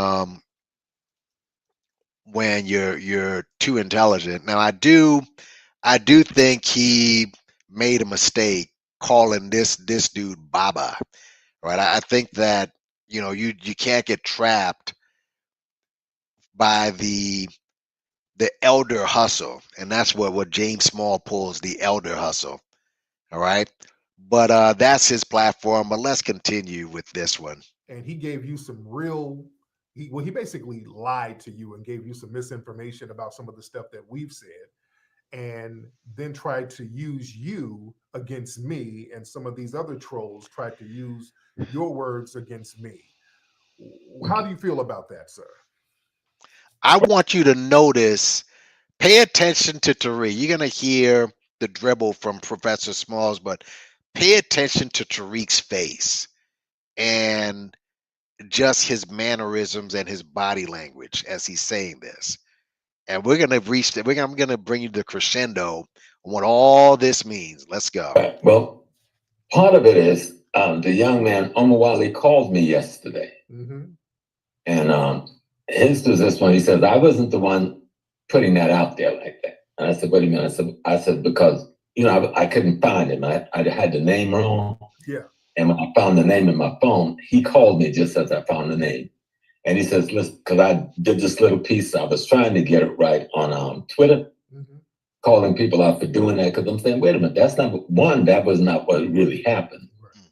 Now, he did raise these things about foundational Black America. And I go like, these are my children, I think is the term I use, and I love them. You got to understand it. If I think my children have any issues, I'm going to argue with them to get the issues right. Right? If they made any statements wrong, then I'm not going to stab them in the back or talk to them about behind their back. I tell them my love for you, our relationship, and so forth. And whenever I have any issues, I talk to you about it. Sometimes you be quiet, sometimes you take me on, but we've never had a negative. Right. You and I. And the things I disagree in, and they ain't really big things. That's the issue. Well, then I really argue with you about one thing, the N-word, right? Yeah.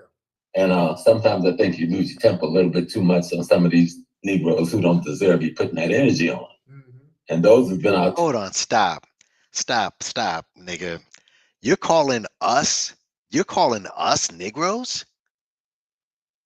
Are you kidding me? You calling people Negroes for calling out this guy's bullshit? Look at how his arms are crossed. This is very Trump-esque, right?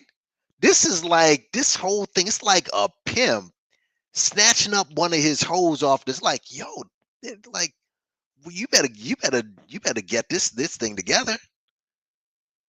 This is just pathetic. Let's listen, but you'll see in a few. But go ahead. Issues, and we deal with this going back. And I remember when you were having an issue, but I think we won't even call his name, but a little brother out there, and I call you and I talked to you about it, and you squashed that. There was an issue with some sister who was coming after you about some stuff. I called you this a couple of years ago. You squashed that. They didn't squash it, but you did. So I have to let people understand and be clear, because I got some crazy calls from all over the world. When I was coming to Washington, you're not going there. And I said, look, wait a minute. I had to do almost had to do it to Tariq Nasheed. I had to go off of some folks. Who the hell are you to tell me where I go, who I speak with, and why? Now, if you call me and say, Brother Small, I heard something about Tariq, is that right? I would have told you, no, that ain't right. You've been misinformed. And so when I did the show with the young people, because they'd call me, and I do a lot of shows with young people who call me, and most of the times I don't know who they are beforehand, and a lot of times it's the first time. And some have played me out of pocket, because they just want to say I got Professor Small on there and blah, blah, blah, blah, blah. Right. And nobody played you out of pocket, bro. That's a lie. And by the way, Omar Wally did a show following that, and dude was absolutely heartbroken, right? Because he was calling this guy Baba, and this was a mentor to him, and for him to snake him like this. But let's continue. On this show, when the issue came up, and I told him, when I want to speak to you and make a criticism, I do it to your face. I'm not a backstabber. I'm going to tell you, and I'll say right out in the public that I own it. That's how men do. That's how men be.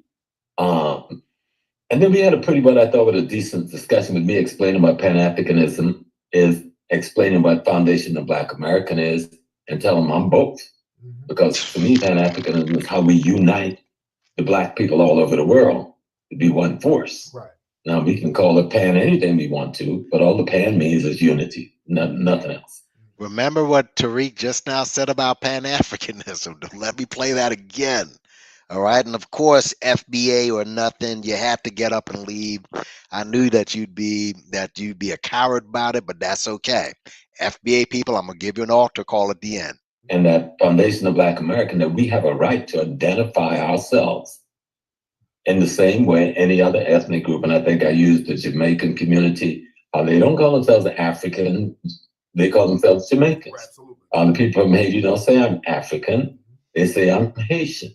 And we find no contradiction with that. We're the only group in North America that use the term African to describe ourselves. And I always appreciated that word. Then James, why don't you just call yourself American? Call yourself American. I have no problem with that. See if you're accepted as American now. As you call yourself a Haitian, you're accepted as a Haitian if you're Haitian. Call yourself a Jamaican, you're accepted as a Jamaican if you're Jamaican. You call yourself Puerto Rican, you're accepted Puerto Rican if you're Puerto Rican. Call yourself an American. All right? And just throw that pan, and that would just absolutely delegitimize all this Pan-African bullshit that you claim you are. African American, because African, when we left it was the Berlin Conference hadn't happened yet. And the place hadn't been chopped up into all of these names yet. It was this is one continent called Africa. And we were these people. Now there can be some argument about the name, where that name come from. That's a good discussion, because it's how there's no argument, sir. Foundational Black American came from the guy sitting in the video across from you. All right. He took it and he monetized that. Maybe you should speak to him about that, but you're not, but whatever. Oh, shoot. Of course, and our brothers from home didn't want to do that because they got caught up in the immigrant. I think with the Arabs and the Asian. I saw that piece he pulled out. out of bed and sent it to Ghana, my home base, or being anti-freedom. Little pieces of what I had said and using that to say I'm attacking you, California. You know, me and my partner, Brother Rockwell, who has passed away from COVID, that beautiful. What is your beef for Tubby? Identify ourselves in the same way any other ethnic group. And I think I used the Jamaican community. They don't call themselves African, they call themselves Jamaicans. The people from Haiti don't say I'm African, they say I'm Haitian. And we find no contradiction with that. We're the only group in North America that use the term African to describe ourselves. And I always appreciated that word African American because African, when we left there was Berlin Conference hadn't happened yet. And the place hadn't been chopped up into all of these names yet. It was just one continent called Africa. And we were these people. Now there can be some argument about the name, where that name come from. That's a good discussion because it's hard to really get to the source of it, even though I know what may be some probable sources for the word Africa. Right. But when we come back to what happened when I was on the show, so bring it back to center, I give Omawale credit in that he was man enough to call me yesterday and I said, well, what is your beef for Tubby? And he gave some critique about Pan-Africanism and your view on Pan-Africanism or attack of Pan-Africanism. And I gave him my view on you and what I think your view is. And I told him that, you know, the work that you have done bespeaks itself. Now, they try to take you out of the picture with the work. Right, it says he used them other historians. No, even if that's all you did, right? If all you did was brought some historians together, and I think we're some of the best in our time, and you had us bring a lesson to our people, no friggin' body else had done that. Right, right. No one had done that. And you did it in a multiple series of topics that woke up the Black world. If he had only done that, I have to respect that. My argument with you was a simple argument. Don't let people defame the good work that you've done by engaging in conflict and argument with people that is not worthy of the work that you have done and the work that you're doing. But I say that to your face. Absolutely. We're brothers. Absolutely. You've been in my house. Absolutely. You've been in my home. You know, my first time doing Hidden College, you flew me out to California. You know, me and my partner, Brother Rockwell, who has passed away from COVID, that beautiful brother. I did not know that. Wow. Sorry to hear that. We lost him a year ago, 3 days ago. Oh, wow. Man, my heart is still broken on that piece. You know, I'm still suffering with that. Yeah. But then what happened after the show, I started looking, you know, I'm just going around. Do you hear the bullshit? Do you hear the bullshit? And by the way, he just said, "Oh, my partner who passed away from the Rona." Mind you,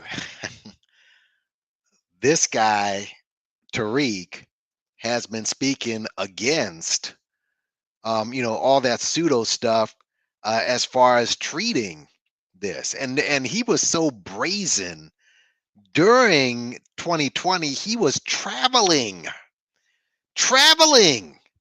but telling you not to, you know, not to jab up, right?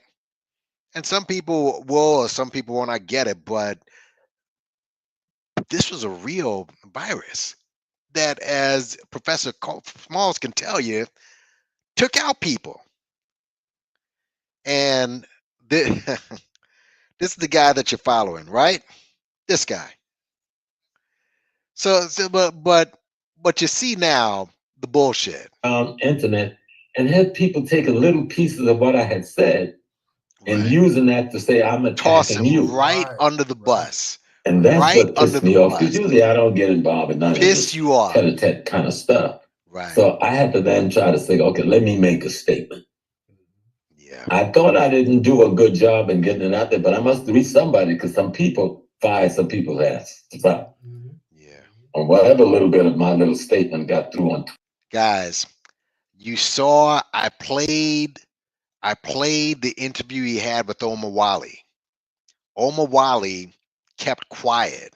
He said nothing and let this fool talk. And now, a day or two later, notice the shift.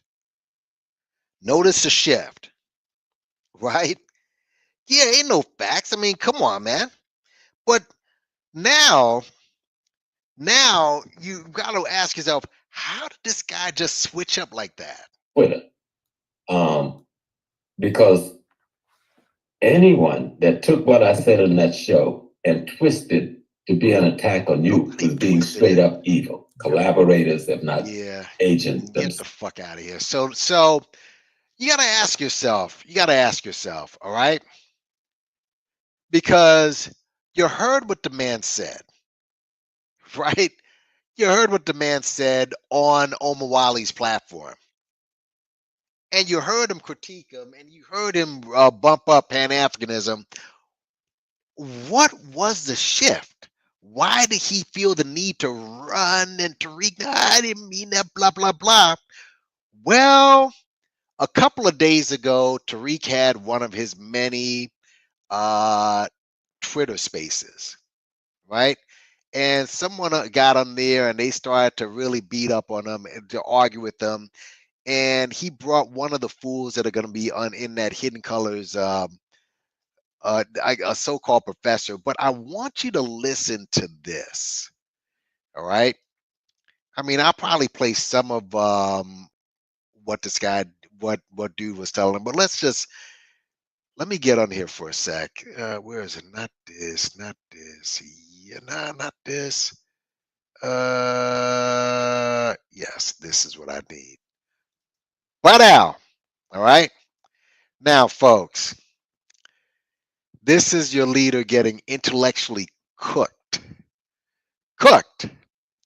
Right? And a so-called professor is trying to run interference. But I want you to listen to this because I used to wonder, and I always thought, okay, why did James Small? Why is that dude? What's going on with this? Because you got to wonder. Like I said before, Tariq has a lot of clout on the internet right now. And nobody wants it to big platforms like O'Shea Duke Jackson and Star go down on this dude, literally. Like what is this? Well, let's just stick with James Small. Listen to this. Let's keep going. Okay. Just listen to this for yourself.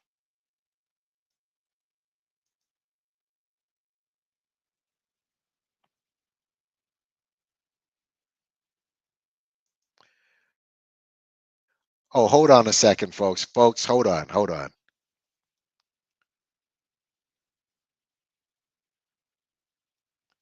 One moment. Oh, hold on a second, folks. All right.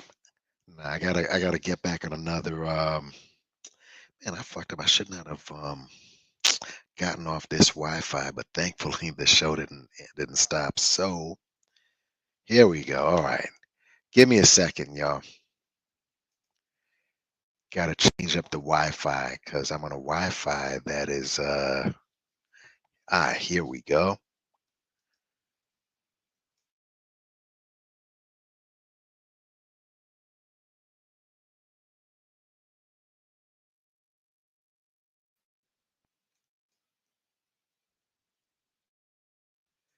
Hold on, guys.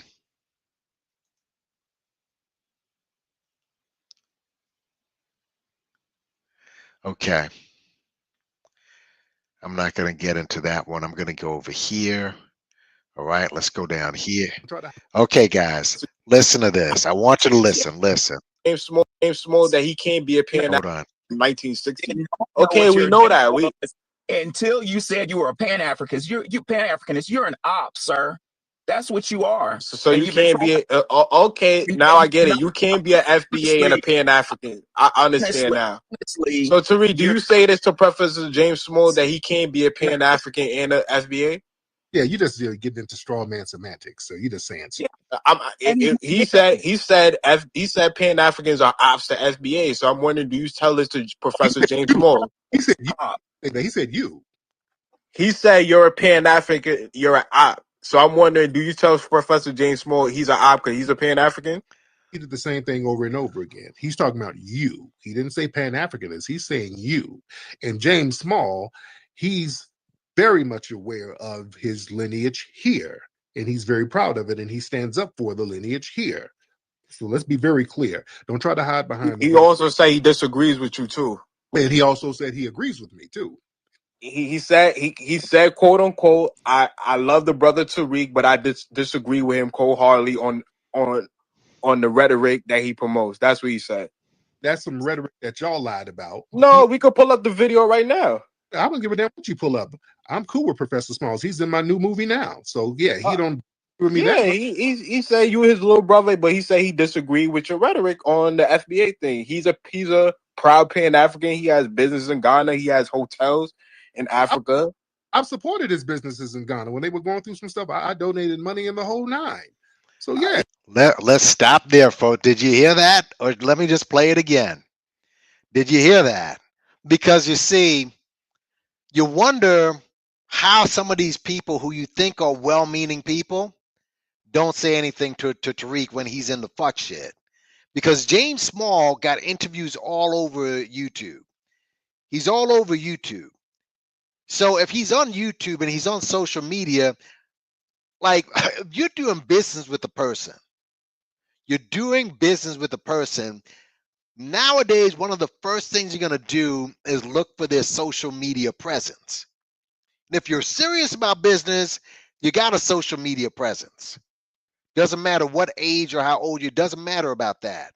So this guy, he just told you, because I did hear rumors about that James Small might have had some financial issues in Africa, but he just said when he was going through some shit in Africa, he gave money to help him out. That's where he's holding this dude. That's what he got on this dude. And by the way, how are you, James Small, Mr. Pan-Africanist?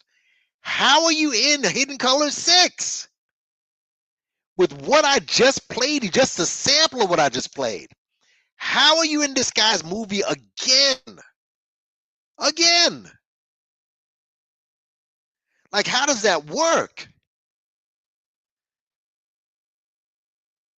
No, I don't want to hear it. What's up, World War Champion? No, we're not doing that. We're not. No way. He is not senile. He's not. Neither is Claude Anderson. They know what's going on. Let me play this again. Let me play it back. Let me go back a little further when they start talking about Pan-Africanism. Tribes up so much you don't even know anything. I've been to West Africa. Are you that retarded? I'm neither. I'm a licensed scholar. And when you say most of the nations, you're older than most of the West African nation. What nations are you speaking about? Listen to this, fool. Before we even get in, let me just show you. This is one of the this is one of the fools that's in Tariq Nasheed's Hidden Colors 6. This guy right here. This dude. All right. Now, my question is this: if you've done so much and you're such a scholar, I mean, is this your first foray into your scholarly career? That you have this on there to promote yourself? Like, oh, look, I was in Hidden Colors. What is this guy? Who is this dude? Look at some of the things that, look at this. Should immigrants use black? What does black owned mean? Blah, blah, blah. This guy, see, let's go down. There was some weirdo shit. Are Africans in control of any country? This is what this guy's doing here. Look at this. FBA has the oldest, or Africans threatening FBAs, blah, blah, blah. Do Africans keep roost hyena hush puppies? Good. Oh, no. All right, I'm not. But there was one thing he said about jollof rice, unidentified fish. There's a couple of weird. I just want to go down to what I saw before, right?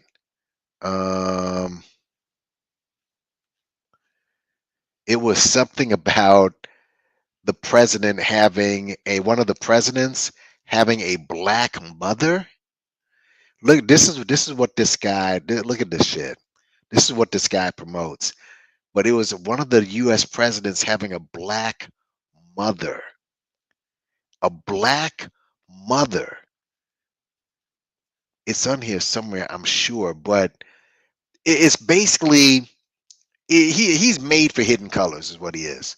All right, everything's black and a lot of pseudo shit.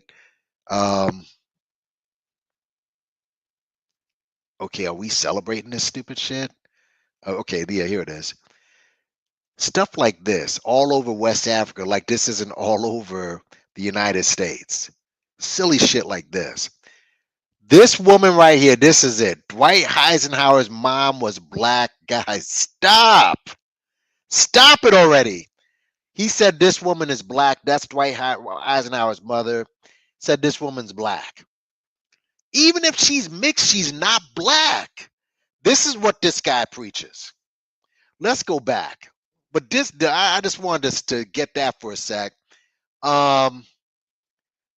But yeah, let's listen to this right here. Jamaican accent is an Irish accent, sir. Y'all don't have no African languages that y'all have over there. Look up Cromartie, Tariq. Look up Cromartie.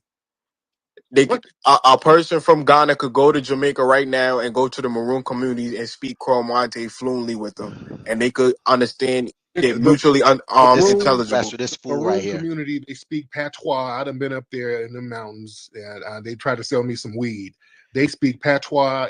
Just listen to this stupid shit, man. I've been up in the mountain. They try to sell me some. This guy is an absolute Sambo to the core. This is your black leader? A damn Irish accent. Sir. Well, you didn't ask him about Cromartie because you wasn't aware of it. Yeah. There's always some secret little African tribe. Stop it. All right. Professor Alon, hop on in, sir. Isn't this what you preach in all of your Hidden Colors movies? This secret African tribe, that person's black, this person created the piano. That's Hidden Colors in a nutshell. And now he's bringing on this professor. Listen to this dude. Hey, family, how y'all doing? I just want to point out a couple of things. First and foremost, the premise that he's using, like West Africa is old and ancient, is bullshit. I want to remind you that my mother, who's not particularly old, is older than most of the countries in West Africa. So miss me with. Did you hear that, folks? I want to play this again. This is a professor. Listen to this. Old is older than most of the countries, and that is bullshit. I want to remind you that my mother, who's not particularly old, is older than most of the countries in West Africa. So miss me with that bullshit. Oh my shit. Secondly, I've been psychoanalyzing. Now, usually when you get the hard turn, you see this? I've been psychoanalyzing I've been so close to countries in West Africa. So miss me with that bullshit. Secondly, I've been psychoanalyzing this dude, and I witnessed what I think it sounded like he was trying to entrap several people. So be real careful with him. And he slipped up when he told you, give us some names. So I have a question for him. Who is us? What do you mean by us? You know what I'm saying? So we got to be careful with him. Who is us? This curly-headed Negro. When you say gatekeep, maybe you, the allergy girl, eats. Maybe you can break that down for me later. Go ahead. Defender of white supremacy. So I'm glad he came up here to teach us. How am I a defender? Listen to this supremacy. So I'm glad. Listen to this idiot. You know what I'm saying? So we got to be careful with him. He is a defender of white supremacy. So I'm glad he came up here to teach us. How am I a defender? I'm a Pan-African. How am I a defender of white supremacy? You sound stupid. Because you're Jamaican and you've been colonized by white supremacists. Guys, do you hear? This guy is a scholar. Did you hear what he said? Let me play that again, because maybe you just missed. Listen to this. Careful with him. He is a defender of white supremacy. So I'm glad he came up here to teach us. How am I a defender? I'm a Pan-African. How am I a defender of white supremacy? You sound stupid. Because you're Jamaican and you've been colonized by white supremacists. Oh my God. Oh my guys. No, let's go down to the longer video, okay, where you have all of it. Remember, as soon as he makes a point, he immediately does a hard turn because he knows what he's saying is bullshit. You're Jamaican, so you've been colonized by white supremacists. and blacks here. So you haven't been colonized. So what are we asking for reparations for? Oh my God. Oh my God. Oh my God. Oh my God. Action, are you dumb? Are you that No, retarded? I'm neither. I'm neither. I'm a licensed scholar. What's And your qualification? when you say most of the nations, you're older than most of the West supremacy, you sound stupid. Because you're Jamaican and Oh my you've been God. colonized by Oh white my God. supremacists. Oh my God. Thirdly, I want to Oh, let you know that he doesn't understand. Have you been colonized by Anglo-Saxon? Are you dumb? Are you that No, retarded? obviously. I'm neither. I'm neither. I'm a licensed scholar. What's And your qualification? when you say most of the Dude. nations, you're older than most of the West African nations. What nations are you speaking about? I said my mother's older than most nations, most countries in West Africa. What does that have to do with the tribes? What does that have to do with the Akan tribe or the Yoruba tribe or the Igbo The system, tribe? the system of white supremacy mixed your tribes up so much you don't even know anything. What, I've been to West Africa. I spent a is whole summer there is your doing grandmother study. older than the Akan tribe? Is your grandmother older than the Igbo tribe? With you, I don't care because I'm foundational Black American. Ain't none So of that why shit got even nothing to bring do up with the it. nations if you don't know about the tribes? Guys. Again, this is the scholar. This is supposed to be this new scholar he brings into this. This is yet another grifter. This is Umar Johnson light. He doesn't have the baritone. He doesn't, have the more, you know, uh, aggressively masculine presence. This is Umar light. All right, let's Say listen your more. grandmother's older than what? I'm glad you're not gonna trip me up, sir. I'm better at this than you.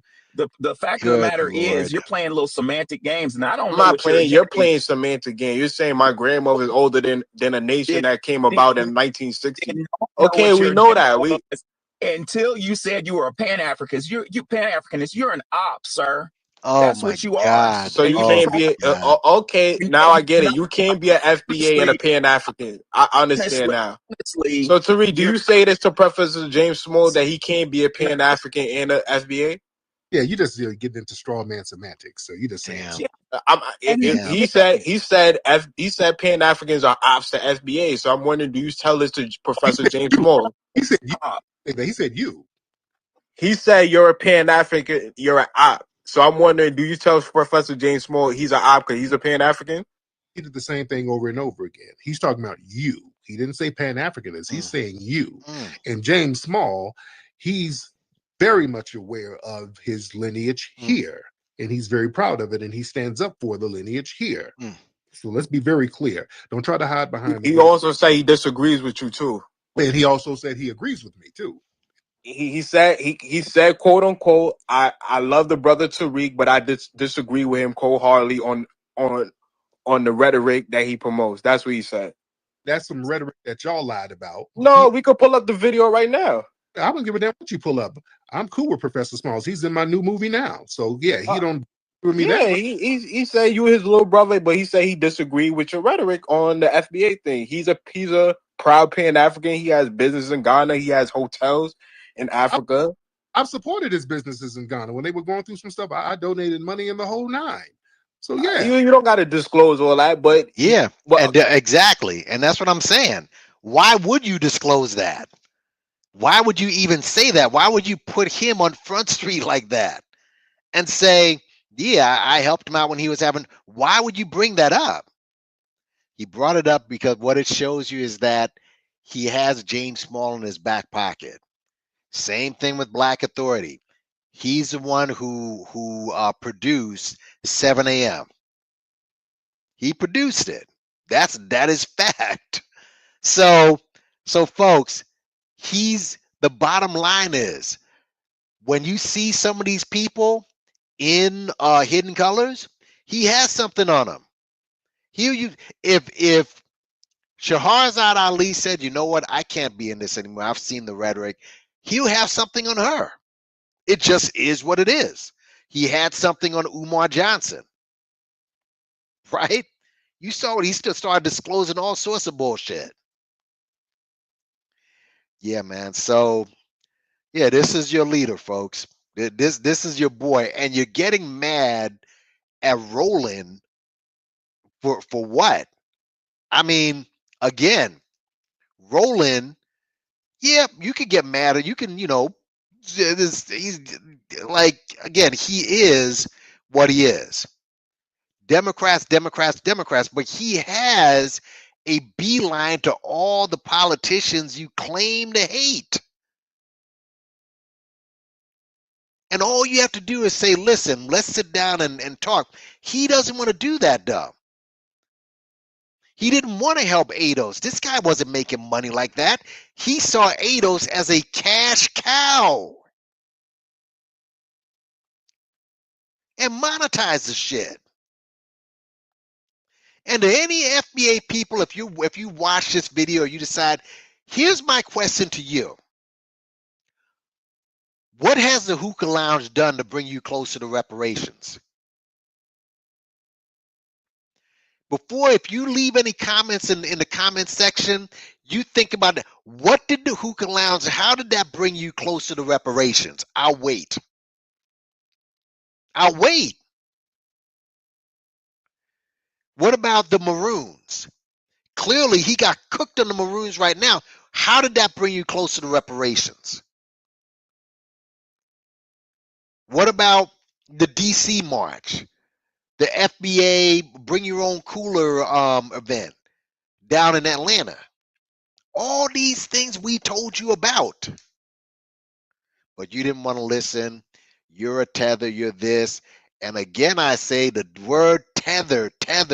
Oh, it's about people who don't ride with us. Then why did you call that young woman who was in that tragic situation a tether before you knew anything about her?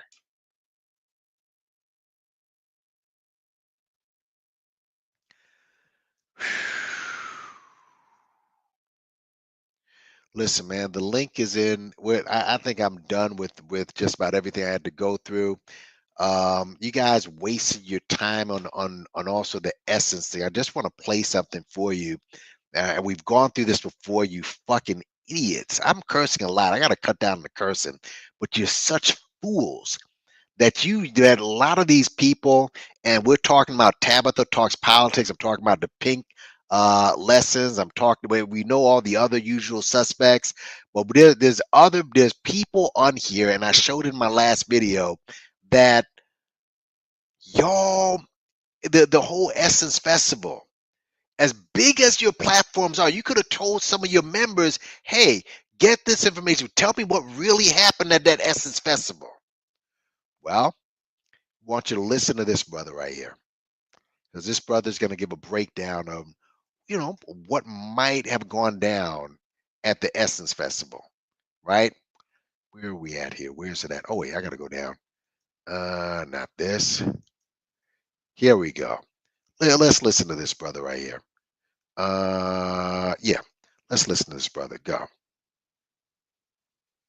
Sense as to why the Essence Fest bombed this year. I thought this was a lie. This mostly white organization for events literally planned the event. They did scripting, they did production design. Oh, I didn't believe this post at first. I said, oh, this is rage bait. So I looked on their website, and guess what I saw? The Solomon Group has been doing the Essence Festival from 2012 to the present time. Wow. How did we know that a primarily white organization set this up for a predominantly African-American based festival that speaks to our culture, that talks to our culture, and has shows directly for our culture? Then I said, you know what? Let me stop assuming. Let me see who's on that specific team and see if anybody's representative of us. And guess what the fuck I found? Here's their team. Not black, not black. Not black, not black, not black, not black. Not black, not black, not black, not black. One representative of our culture. Not black, not black, not black. Not black, not black, not black, not black. Thank you. Representation. So let's do the count. That's 3 people representative of our culture that sets up the entire design of the Essence Fest that represents our culture out of the many people who aren't representative of our culture. But here's what the comments had to say. Stairs and Fed Up Black Girl. Totally understand. Stairs and Kendrick discuss. That's exactly how I felt researching this. This explains a great deal. I think I see the problem. Don't we all see the problem? If my team and I'm not representative of that culture,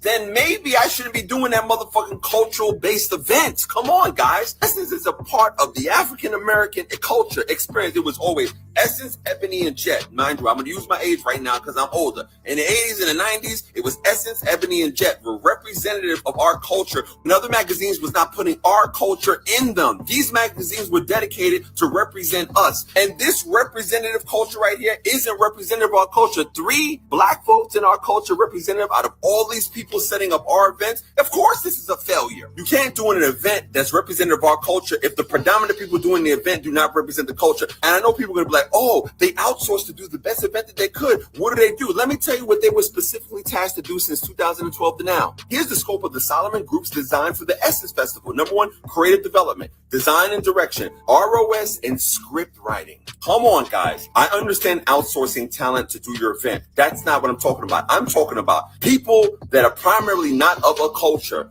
doing a culture-rich event that has been known to be a culture-rich event, speaking to African Americans specifically, and they don't represent the culture. Again, I repeat, if I had a Black and Puerto Rican staff and I was tasked to do a whole Asian festival represent Asian culture, but there's no Asians predominantly on my staff, I shouldn't be doing the fucking event. Please tell me how you feel about this in the comments. Are you cool with somebody doing an event that is culture-rich, where the people doing the event do not represent the culture? It's only 3 out of all these motherfucking team members that are not Black. Tell me how you feel about this in the comments, and please repost and share this. This is the conversation that needs to be had. Oh, this makes a lot of sense as to why the Essence Fest bombed this year. Here you got a small platform, right? I don't know if he's probably, I've seen, it's not big, like 8,000, not even 9,000. Come on, man. 8,700 people on Instagram, and he's damn near following them. My point is, not a big platform. And he did the research, and look at this. Yeah, Tabitha's clout chasing too. Yeah, they all are clout chasing. She could have sat back and said, hey, wait a minute, hold on. That's not, but of course she got a clout chase. So yeah. But let's go after the Africans. And now these fools are having an August 1 African boycott. Let me see if I find something here. Hold on a second. Hold on, because I got to look at this first. Hold on a second. Hold on.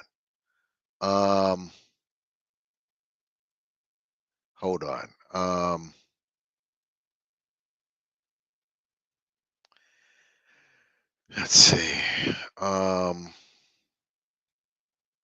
Hold on. Boycott.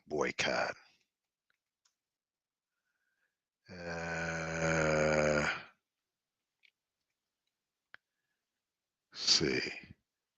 Sold out for the bag. Yeah, I can't find it, but a lot of these people don't want to boycott Target, and a lot of them are FBA people. Yet they're boycotting African stores. Like, are you serious? Really? This is disgusting. This is really, this is just, it really is bad. I want to touch on something else before, I don't think anyone's going to come up and discuss this fuckery, but listen, rest in power to Malcolm Jamal Warner. And I put some posts up there in my community tab. A lot of us, we came up with them.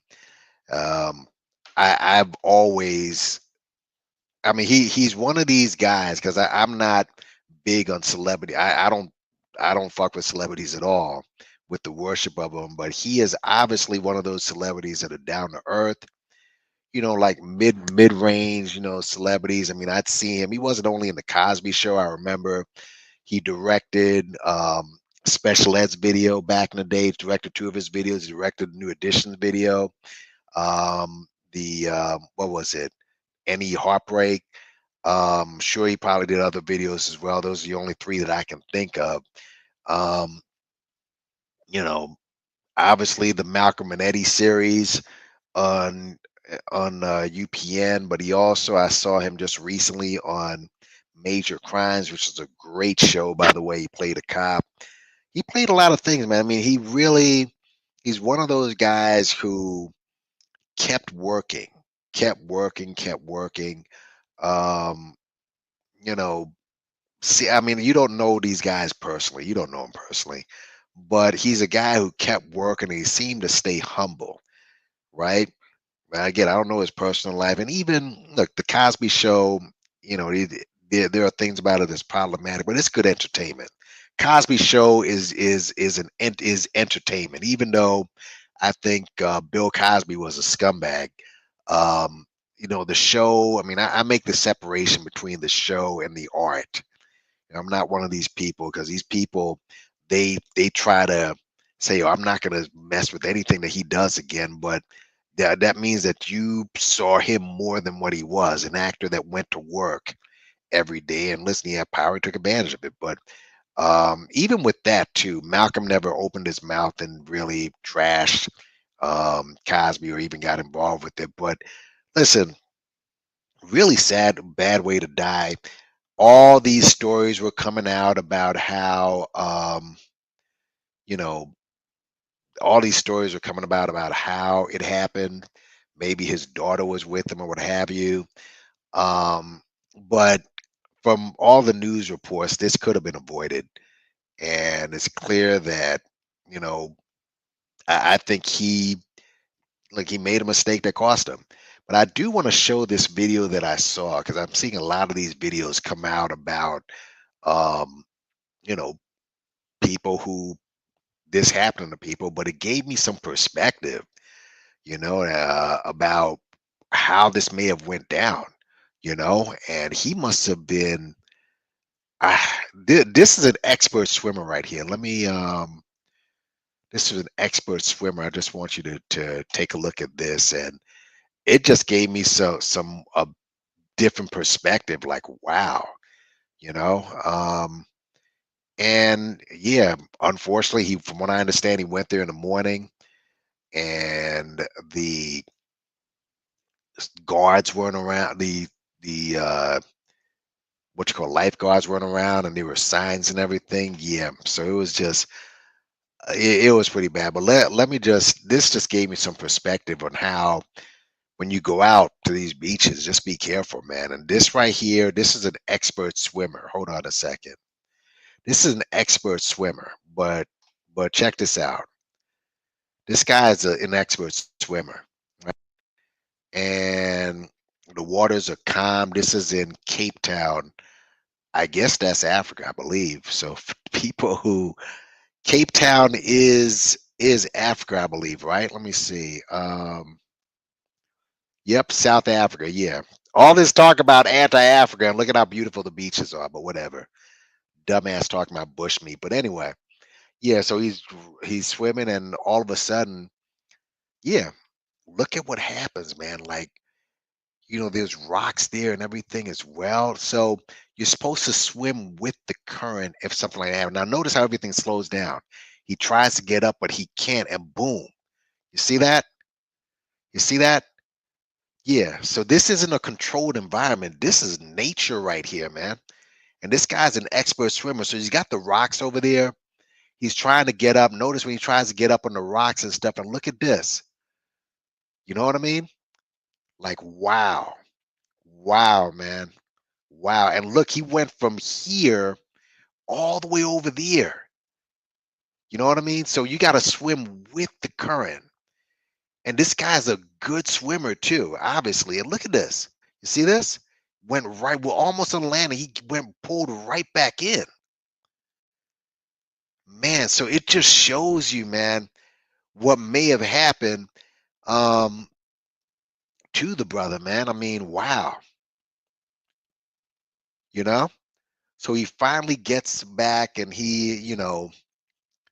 yeah, he's swimming, and he finally, wow, man. I mean, it just gave me a whole new perspective. So he finally gets on land. Again, this guy's a swimmer. And he finally look how hard it is to just get back on land. He finally gets up, and dude is tired out. Tired out. Man. Man. So yeah, man, it does give you some perspective, man, about, what may have gone down. And again, yeah, it's pretty unfortunate, man. But yeah, they're boycotting Africans, and yeah. Thanks, Kofi. Thanks for coming. Uh, yeah, he got caught in a rip current. Expert swimmer. Yep. Yeah. Yeah. Yep. Nah, this I don't think he was drunk because this was the early morning. He started early morning. Early morning he started it. So yeah, early morning he started. So it was he just went for an early morning swim, and thankfully he didn't bring his daughter with him, man. But again, the signs, let me just I put this in my I put it in my short section just to give you an idea in case you didn't see it. But yeah, man, it just when I saw that, I said, "Wow!" It just gave me some perspective. By the way, there's a woman. Let me just say that. Let me just go back to that for a second, because I don't want to just leave on a horrible note. But I saw this is a Jamaican woman right here. She's a dancer. All right. Yeah. Let me just go back here for a sec. If you ever, this woman right here. This woman right here, let's just go to some. Okay. It's a dancer right here. Like, let me tell you, you know, she's from Yard. She's from Yard. And listen, you know, yeah. Um, but this is what I guess this is downtown, but she's from Yard. I guess she has something, but yeah, beautiful woman. This woman is boom, ba bum. Yeah, she's a dancer. And she does interviews. So yeah, you can check her out. Her name is Chris Corio. Yeah. So she's into the walking, but she dances and stuff. And this is in Jamaica. Look at how beautiful. Besides how beautiful she is, she's in Jamaica. So look at how beautiful Jamaica is. This is downtown Jamaica. You understand?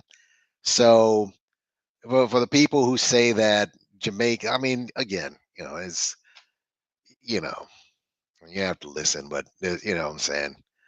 Yeah, beautiful woman right there. She is beautiful. Yeah, yeah, she is good. She's good. But yeah, man. So I don't think that the fuckboy movement is gonna come up here. I don't see any of you. I'm gonna give you, and this is all strictly. I just want the FBA people to come up. If you want to, the link is pinned. All right. I just want to hear from the FBA people to explain this fuckery. Explain why do you hate Roland? All right, for simply telling the truth about you clowns. You see? Why do you hate him for telling the truth about you clowns?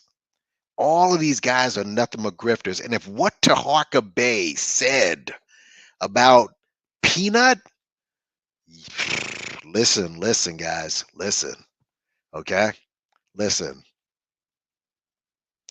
If what he said about Peanut is true, you're gonna see the grifting just go on fleek. It will go on fleek if what he says is true. We'll see. We'll wait, but it's not. I'm gonna say this. It's not gonna end well for anyone who hooked onto this train. Anybody who hooked up to this train, it's not gonna end well, folks. It is not gonna end well. It's not gonna end well because this is a digital footprint right here. People are gonna see your faces. That Black Alpha Network, that Phil Scott out here speaking against Africans on a platform called the African Network. It is not going to end good for these guys. Because what you do on the internet, I'm telling you, it does reflect your real life in some way. How does it not? When you make real money on the internet, that clearly affects your life. There are people online who make hundreds of thousands of dollars. You look like a Tasha K or a big platform like that. They make thousands of dollars a month. thousands, like 15, 20,000 a month from what you do online. Remember when Will Smith and Jada were arguing? Will Smith was like, "Yeah, what Will's like Jada was fucking with his social media," and she's like, "Look, this is my bread and butter. This is a movie star." And he's saying social media is his bread and butter. So how is it that people use the elections were all these elections, Trump and Obama, they were elected through social media. You win and lose elections through social media. So it's a big, big source of income. And that means your presence, what you do online will be remembered. People are saving your shit and you're going to be remembered for, well, you're going to be remembered for shit like this. Seriously. Seriously, this is what you're going to put out in the universe? But I look forward. I'm looking forward to Hidden Colors. I am looking forward to it. Because I'm telling you, anybody who is in that Hidden Colors, and I know I just show you some of let's just, hold on. Let me just go back to that for a sec. Go back to it. And there's other people that's going to be, he said James Small is going to be there as well, right? James Small is going to be there. So is Riza Islam. All right. So is Sloppy Joe Brown. He's going to be in that shit. Right. Vicky Doodoo Diller is going to be in that. All these guys. Phil Scott will probably. Lord Jamar. I'm guessing he's going to be in Hidden Colors. Lord Jamar. But all these are the usual suspects. Riza Islam and whoever this woman is, I don't know. 19 Keys. Like, really? And this guy, I mean, just a shit show, bro. Just a shit show. But yeah, you FBAers, I knew you wouldn't come up, whatever. Listen, hit the like button, hit the share button, hit subscribe.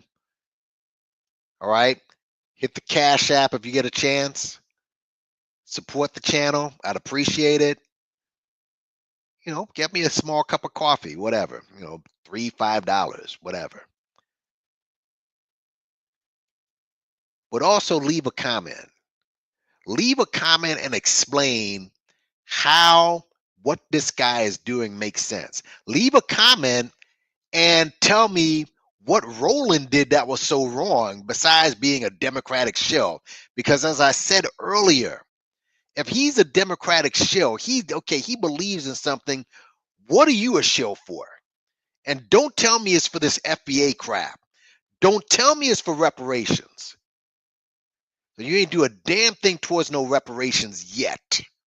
Not you, not a nobody. Go and lay earlier in the stream. I showed you all the parties, and there's 3 candidates that had reparations on the ballot. On the ballot.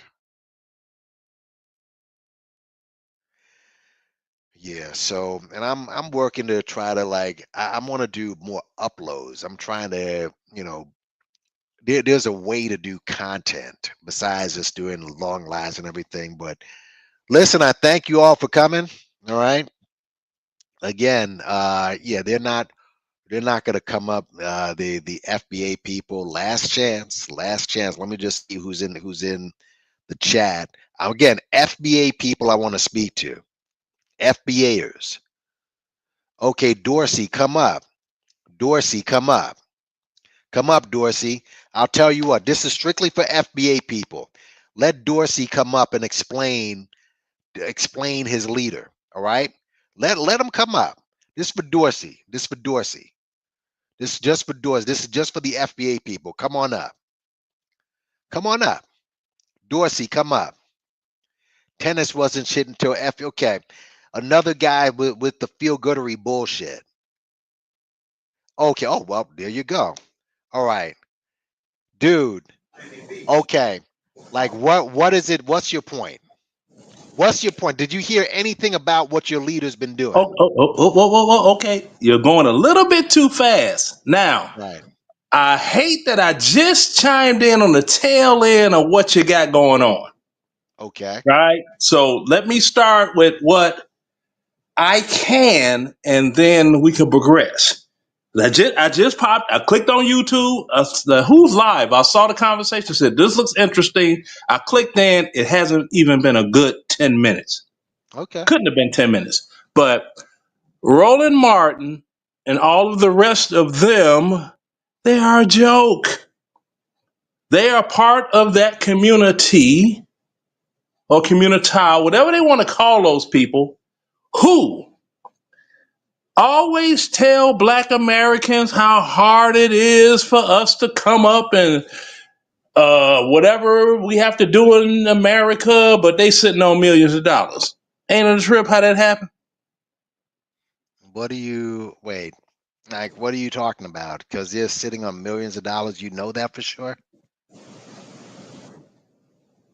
Yes, I know that for sure. Just look up their net worth. Do you think Whoopi Goldberg is making $60,000 a year or something? No, and I Oh, guess this is somebody's audio just went. Oh yeah, Lord. dude. Hold on. Let me mute this guy. Yeah, you got to get your audio straight. You were on his show before, weren't you? Who, me? Yeah, you look Possibly, familiar. because I bounce around. No, on Roland. I mean, did were you not on on his show at one time? What, on Roland's show? I thought you did. You look familiar. No. I was not on Roland's show. Okay, okay, then my mistake. I mean, you Yeah, look familiar. never that. Okay, I'm. they tell you. So you're saying that they're because they're millionaires, right? Mm-hmm. Okay. And they're What does that telling other. what does that have to do with him bringing up the fact that blacks didn't vote because of FBA? Okay, what that has to do with that is, I'm glad you asked that question. They want to be the pinky finger up bourgeoisie, the Moses with the staff leaders of how blacks vote, thinking that blacks are a monolith. Right. And on the other end, you got the FBAs that are trying to instill pride in the Black Americans who ancestors do go back to the era of slavery, not these that came from over the water to benefit off of everything, the sacrifices that my parents made to give us, because I'm 62 years old, let me throw that out there. The sacrifices that my parents made and endured and went through as of the civil rights era and all of that to try to give us, the last end baby boomer generation and Generation X, a leveler playing field so that we could benefit and pay it forward to our children. If So that makes sense. you're saying that they're hurting your progress? No, I'm saying that they are giving others excuses for failure. No. We're talking about the Africans now and the people overseas. Oh, the They're Africans hurting your progress? overseas. Yeah, they're hurting your process? They're not Your hurting progress? my progress, Okay, but so they are what coming. I'm what's talking the about issue me then? personally.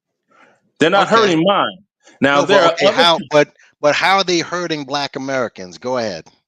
because you have all of these come to the United States All of these and too. Hold on.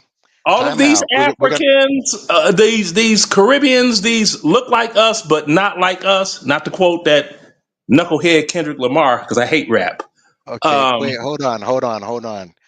You're saying that Roland, right, is Mhm. out here promoting excuse making. Isn't that what these guys are doing? Isn't that what you're doing? No, I'm not That's what you're promoting it. No. no, Hold but it's on. obvious. What hold on. You're saying from what you're saying, you're using Mhm. out of the how many millions of black people there are in this country. Mm-hmm. You're Mm-hmm. using yourself as this one example. Oh, they're not hurting me. So what's the issue then? They're not hurting me. Okay, how are they hurting the Black collective? Explain. Okay, first and foremost. And a second, just Oh to my two-part. goodness. Hold on. Can I answer one? I know it's your show, Okay, but go ahead. can Go ahead. I answer one question at a time? I can't remember all that stuff. All right, no And problem. give Go ahead. you an adequate Then answer. I'm gonna let Now, somebody else speak. Go ahead. okay, now when it comes to all of that, you have we, the middle class and above, Black Americans. It's not affecting us at all. It's allowing the 30% and below to make excuses, which they have no right to make excuses. You see what them Africans do when they come here? You see what you're not doing, and you're already here? Duh. So that's my thing. I'm like this. This is the United States of America. You could get it on and get it in and live that life in this country legally, or you could choose to fail and play the blame game and listen to your Roland Martins, your Don Lemons, your Jesse Jacksons, your Al Sharptons, and all of those other victim Olympic team coaches and blame white people for your every woe in this country. See, they're blaming the wrong people. That's what it is. Okay. Every 10, well, I'm gonna let someone else speak. Okay. Every I'm 10, I here. mean, I don't hold on. I don't understand how you say that they're in the blame Olympics when it's clearly you're a Republican, your president blames past administrations all the time.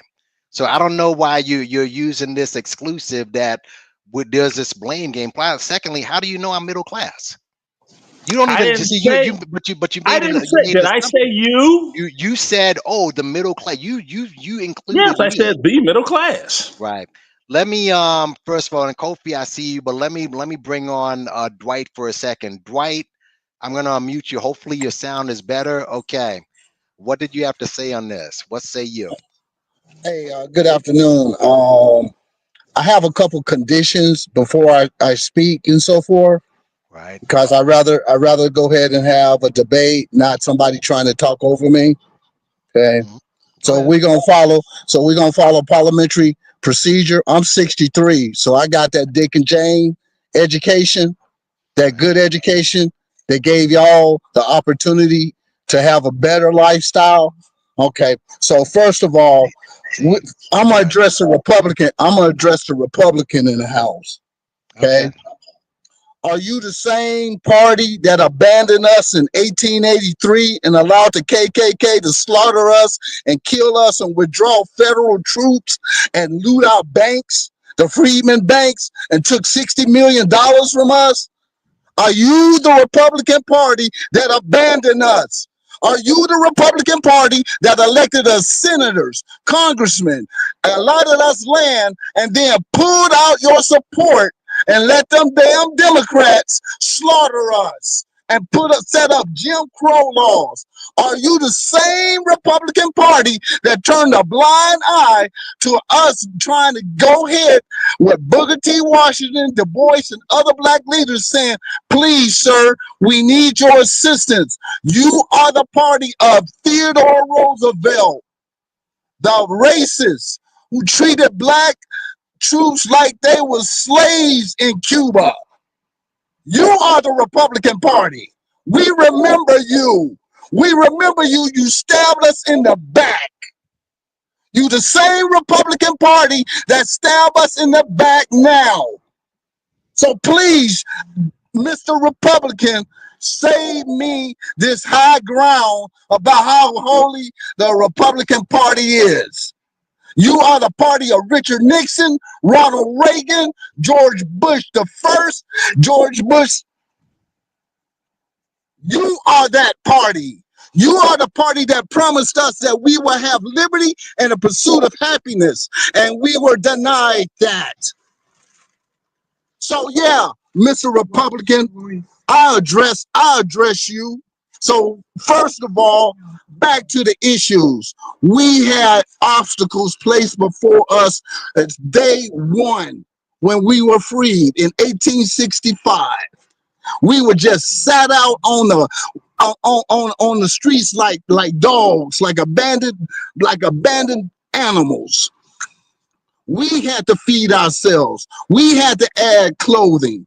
We had to go and find our children, our fathers, our mothers, our brothers. That's why we call it family reunions. We don't call it gatherings. We call it reunions because we were separated as a family, starting one. So when you break down the family, you have no society as far as to build, but we rebuild our culture. And let me put it to you this way, partner. Wasn't no cotton. Cotton wasn't shit until FBAs got involved. Sweet potato pies wasn't shit until FBAs got involved. Chitlins wasn't shit until FBAs got involved. Greens wasn't shit until FBAs got involved. We took the trash and turned it into a treasure.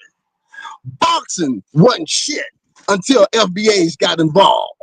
Football wasn't shit until FBAs got involved. Baseball wasn't shit until FBAs got involved. I don't mean, hold on. I don't mean to cut you off on the baseball. Nah, like Latinos kind of dominate that right now. We're Hey good. man, who did everybody stop? The world stop to see that Dodger. To see that first black man run up there on that stage, the whole world stopped, and they wanted to see the spectacle. They wanted to see that. I hear you. Baseball is always, and as you know, there's a story behind. Yeah, but baby, they weren't selling tickets like they used to until we stepped on the scene. But you are right. Yeah, they did do it because they Basketball wasn't shit until we got involved. Right. Tennis wasn't shit until we got involved. You make $1 billion off of FBAs when we get involved. I have to ask this question, not to cut you off, but you started off as Freedman and now it's FBA. I'm just like, what are you? Because people keep trying to steal our identity. We was black and proud first. Everybody else, y'all go by and say Africa. I don't respect no collective group who won't sing out their nationality. It's 54. It's 54 of you nations. And then you want to act like y'all some kind of gang, some thugs that don't tell us how to run our shit on our land. I am Choctaw. Wait, hold on. Who's done that? Wait, go ahead. No, finish. Go, keep talking. Africans come over here and then they try to impose their standards on us. Right. They can't even get their shit together. Right. You can't get your shit. How you gonna tell us how to get our shit together when you running away from your own land? Okay. You can't, and I'm gonna put this to you. I'm a U.S. Marine, okay? Mm-hmm. All right. So you mean to tell me there's 2 billion of us in the diaspora, and you let them white boys take your shit, your gold and your diamond, you pussy ass niggas? We were the minorities that fought, and we still got our freedom before you. You was under colonization on your own shit. They enslaved you on your own land, King Leopold, nigga. Don't come to me with y'all how y'all was all that shit. You only became a nation in the 1960s. The only one who was a real man was Haile Selassie, the greatest king that ever walked this earth, a descendant of the line of Judah. Ethiopia was the only one that stood up to the Western powers. You guys sold us into slavery. Whoa, wait. So I got to stop you there because I did kind of cut you off before you were saying that you said you were about to say that you were a Choctaw Indian, if I'm correct. Choctaw Indian, baby, Tougaloo, Mississippi, outside of Jackson, Mississippi. My name is Mono Boshu. So I speak that shit. My grandma was motherfucking Indian. My ancestors we have 400 acres of land outside of Star, Mississippi. Right. So if you're Choctaw Indian, meaning that your basis is here, how did Africa sell you, if according to you? Check this out. Check this out. Yo, Ness, Man, I'm fuming over here, brother. I'm fuming. remember, I asked I'm gonna for give some you a chance. rules, so please give me my stage. Get your foot off the stage. Okay, just go ahead. We're letting you Respect to talk. you. All right, you got it. You Understand got No, it. this. I'm gonna Kofi, you're next. I'm gonna mute everybody and let this guy talk. Thank you. My family branch, my family tree, because see, when you bust some family trees, they go in all directions. So I choose to pick the descendants of my grandmother, Hattie Bell Dorsey, Tougaloo, Mississippi Choctaws. And we carried on those traditions. Yes, we absorbed some of the white man ways, but so did the Nigerians, because y'all sure speak good English. Sure is a Peruvian. Y'all speak good French. Some of y'all speak Spanish better than I do. Right. So let me ask you something. How can you judge me when you don't even, when you point your finger at me, there's 4 fingers pointing back at you. I got you. Well, I understand this, and let me end this, and then we'll talk. Y'all still got child slavery. Y'all still raping young girls, taking them by 200s. Your own countrymen in that Civil War. It's 2025 and y'all still slaughtering. Yes, we have Crips and Bloods killing each other, but we ain't using tanks, planes, flamethrowers, machine guns. Rwanda Hotel? Don't tell us that didn't happen. Now, I digest. Now I'm going to sit back and hear they retorts.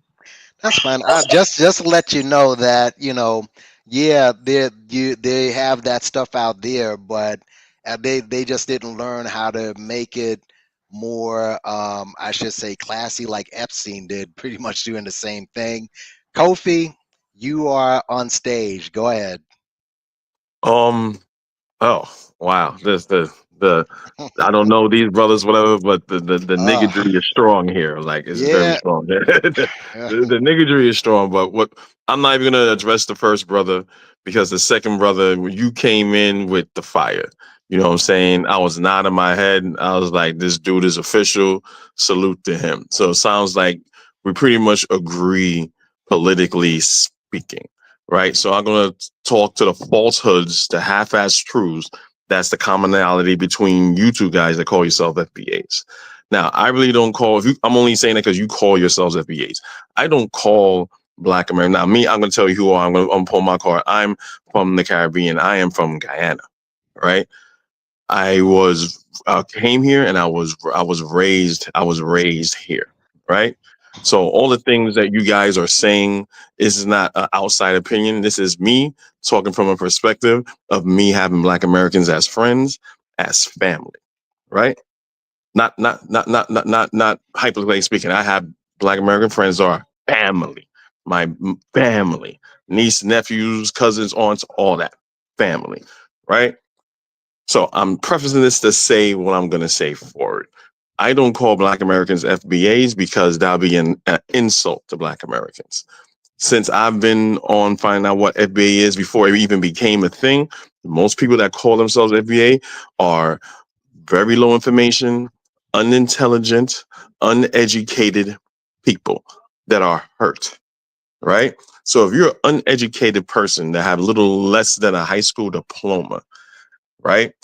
And you have a legitimate grievance in this country, those people are very easy manipulated. Because I know a lot of Black Americans that understand FBA and it's like, they do not represent me. Them niggas is dumb. So the commonality I'm going to address that I hear all you guys say, I say this on my channel. Yes, I'm plugging myself. I'm promoting myself. Kofi the Black Critic. I've been at this for a while. The commonality that all you two say is we. So already you're doing tribalism. Is we, right? I don't know who this we stuff is, right? So when you guys say we fought for you to get here, I'm not going to ask you the question because you're not going to know the answer. I asked you guys for years now, who the fuck is we? You did not, during the 60s and the 50s, Black people didn't have literally a fucking pot to piss in. Because the brother mentioned Jim Crow. You didn't have a water fountain to drink out. The white man told you what fucking water fountain to drink out of. Right? So there's no correlation of one person of you people, what you would consider FBA, did a correlation, or you know what? We need more Africans here. We can't sit next to the white man. We can't shit next to the white man. But you know what? We're going to fight for some Africans and Caribbeans over. You doing this fucking bullshit historical history. That shit never motherfucking happened. So get the shit straight, right? And when you do say we forced you together, so that shit didn't happen. And this is where the disingenuous and where you show your hand is you're very uneducated or just hateful and xenophobic or both. So if we're talking about the 1960s here in your land, the Caribbean people that fought alongside Black Americans for this FBA bullshit kicked off was Harry Belafonte, a Jamaican, was Kwame Ture, a Trinidadian. Kwame and Nkrumah came over here, met with Malcolm X, and all these other people was here. The first Black woman to ever run for president. Brother, and they I'm weren't talking. shit till they got to America. You see what I'm saying? How undisciplined they are? I went to JSU college. You see how undisciplined? I give you this. Because you came with the insults. Brother, you came with plenty of insults, and I let you go. I even gave you credit. It's called righteous. I don't give a fuck about this stuff. That's why they call me the FBA killer, bro. Come over here and y'all coming here with insults. No. Okay, like these guys are not. They're being disrespectful. They're being disrespectful. We could agree to disagree. I'm not even finished yet. Hold on. I'm gonna let Kofi talk. I'm giving Kofi the floor. So Kofi, take the floor. We have to shut that down. And also, guys, listen. There's one thing. One of the reasons why I'm sort of we will shut this shit down. Hold on. Okay, then tell that man don't insult us. Hold on. Come with no. See, this is one of the reasons why. A Marine. Hold on. One of the reasons why I'm cautious with the FBA is because I've had lives shut down because of over pseudo conversation and conspiracy stuff or whatever. So I'm cautious. But Kofi, finish speaking. United States Marine Corps. Hoorah! That doesn't even mean anything to me because I have uncles that's older than you that's retired. Those that you were probably swimming forward why they have stars and stripes on their shoulders. So that doesn't mean anything. That's not impressive to me. So salute to you. So what?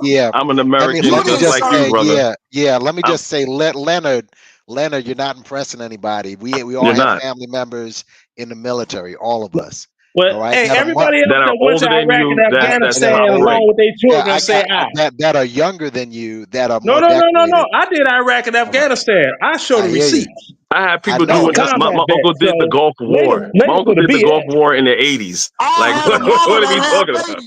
Everybody got that. You didn't do it. So can I please? Yeah, can I please allow it? Let Kofi. Can I please? And this is what I'm talking about. When it comes to these FBA guys, if you're not glazing them and kissing their ass, they get in their feelings. It's very emotional. You see, you're showing your hand.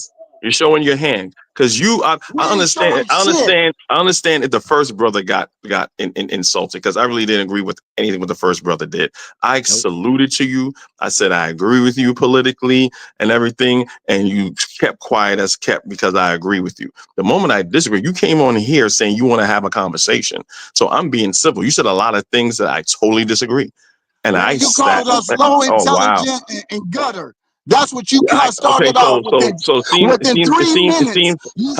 seems like you have. Hello, that's why we don't fuck with y'all. It seems like you're not able to retain information. Well, why don't y'all run to the white neighborhoods? Why don't you go to white neighborhoods? Why you come to our neighborhoods? The truth hurts. A hit dog hollers, and this dog is hollering. A hit dog hollers. Everything that I said. The moment you didn't fight for anything, you didn't fight for nobody. Say you fought for yourself. You didn't fight for anything. Let me stop. Let me stop for a second. You fought for the white man's military, and you getting all happy.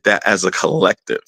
And there's a lot of things that Black Americans been through. When I studied slavery in America, and I studied slavery in the Caribbean, they were both bad. They were like I'm not, brother. I'm not talking to you. No, don't worry I'm about it. talking to the I'm muting him. I'm muting him. Go ahead. yeah. You know what I'm saying? It was very bad. But I do understand that Motherfucker, what you you can't guys shut been me. through, what you Oh guys my been through. God! Will you stop? Go ahead, I ain't never Kofi. gonna stop. Listen, Go ahead, Kofi. He ain't never gonna stop. He did it. He oiled up. just hold on to the white man, nigga. I ain't no. Yo, Diddy, come on. Diddy's gonna come out. You get your freak off party, old nigga. Just calm your ass down. Now let me I say thought I this, told you that bro. we If won't you stop. I keep thought I told you listen, that bro. we won't stop. If you keep cutting in, then I'm gonna have to kick you off. All right, you got to keep let this guy speak, as everybody kept. We abided. Just imagine, I abided by your stinking rules Nigga, on my Nigga, I'm a platform, and Marine. you're not. And who cares? If you're a Marine, then you You have no understand. discipline. That's why I think he lying. A If Marine has you're a discipline. Marine, listen, bro, I'm pulling rank right now. All right, shut the fuck up and let this guy speak. Go ahead, Kofi. So anyway, so like I'm saying, I understand that, right? We have been, and people in the Caribbean have been removed from slavery longer, right? And you guys endured a whole lot more than we have, right? So I understand, the racism and everything there is very fresh, right? And I'm not gonna say I'm gonna land the plane here. I'm not gonna say there aren't any Africans. I'm not gonna say there aren't any Caribbeans that are fucking stupid, just like Black Americans that say stupid shit about Black Americans. I'll be the first person to stand up. I'll be the first person to stand up against a Black American. Notice, like the brother over there, saying the Republican brother there. I'll stand up if a Tim Scott say there's no such thing as racism, and Mark Robinson, all these fucking goofy ass motherfuckers. I will fight anyone who says anything about Black people anywhere because I'm a fucking Pan-African, right? So I'm gonna give y'all your props, but at the same time, you're not gonna fucking throw your rock and hide your hand. FBA throws a rock and hide the hand. All Tariq Nasheed did was exacerbate a little small rift of Black Americans, Africans, and Caribbeans, and splitting and making money. That's all that he's doing. Like, FBA is a fucking trademark, my nigga. Yep. It's a trademark. It is trademarked. The Black American is not a trademark. Irish American is not a trademark. Palestinian, Pakistani, they're not trademarks. Your lineage cannot be a fucking trademark. You guys are fucking stupid.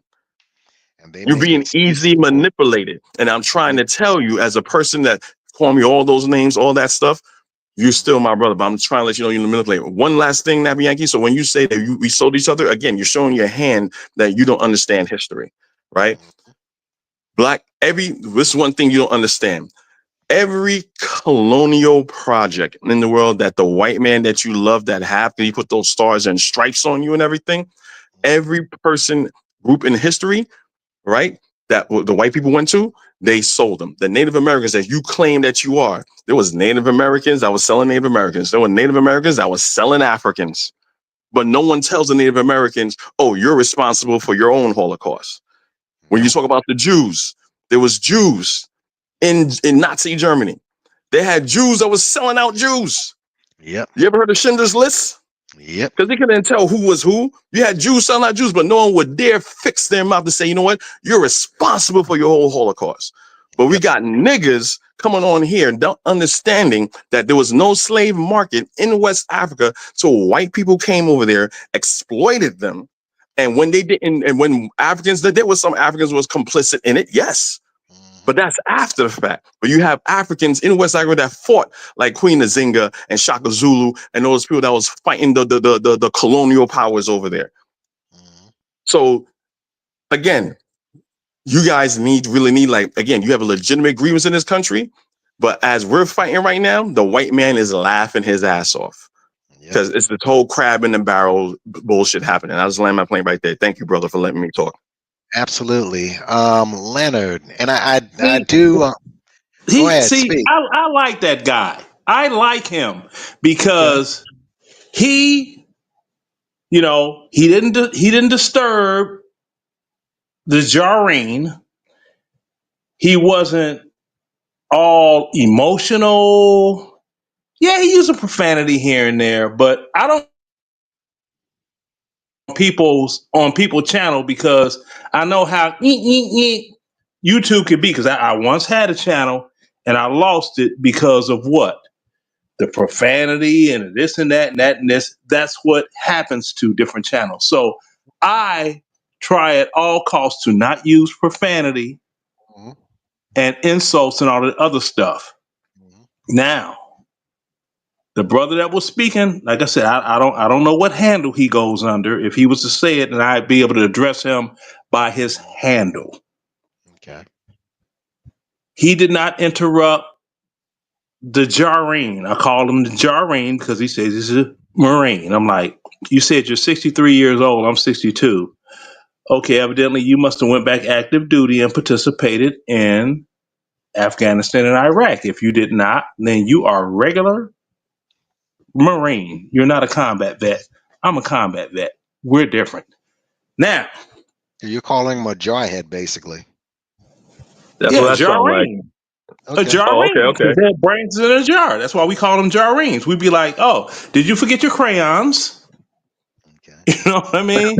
That's between Army and Marine. It's, That's the lingo that you guys use to distinguish each it's other. like a sibling rivalry between us. We both get it, because, I mean, Army is an acronym. It means Uncle Sam ain't released me yet. And so, Marine is an acronym. It means my ass rode in Navy equipment. So, that's a good one. That's a good one. yeah, but that's how you could tell if somebody was if they actually military or not. You could tell. And from the lack of discipline on his part for the person that just spoke, he came through the door. I would like to be respected and not interrupted as I do what I do. I did not interrupt him. The other brother didn't interrupt him. The first thing he did was insult what?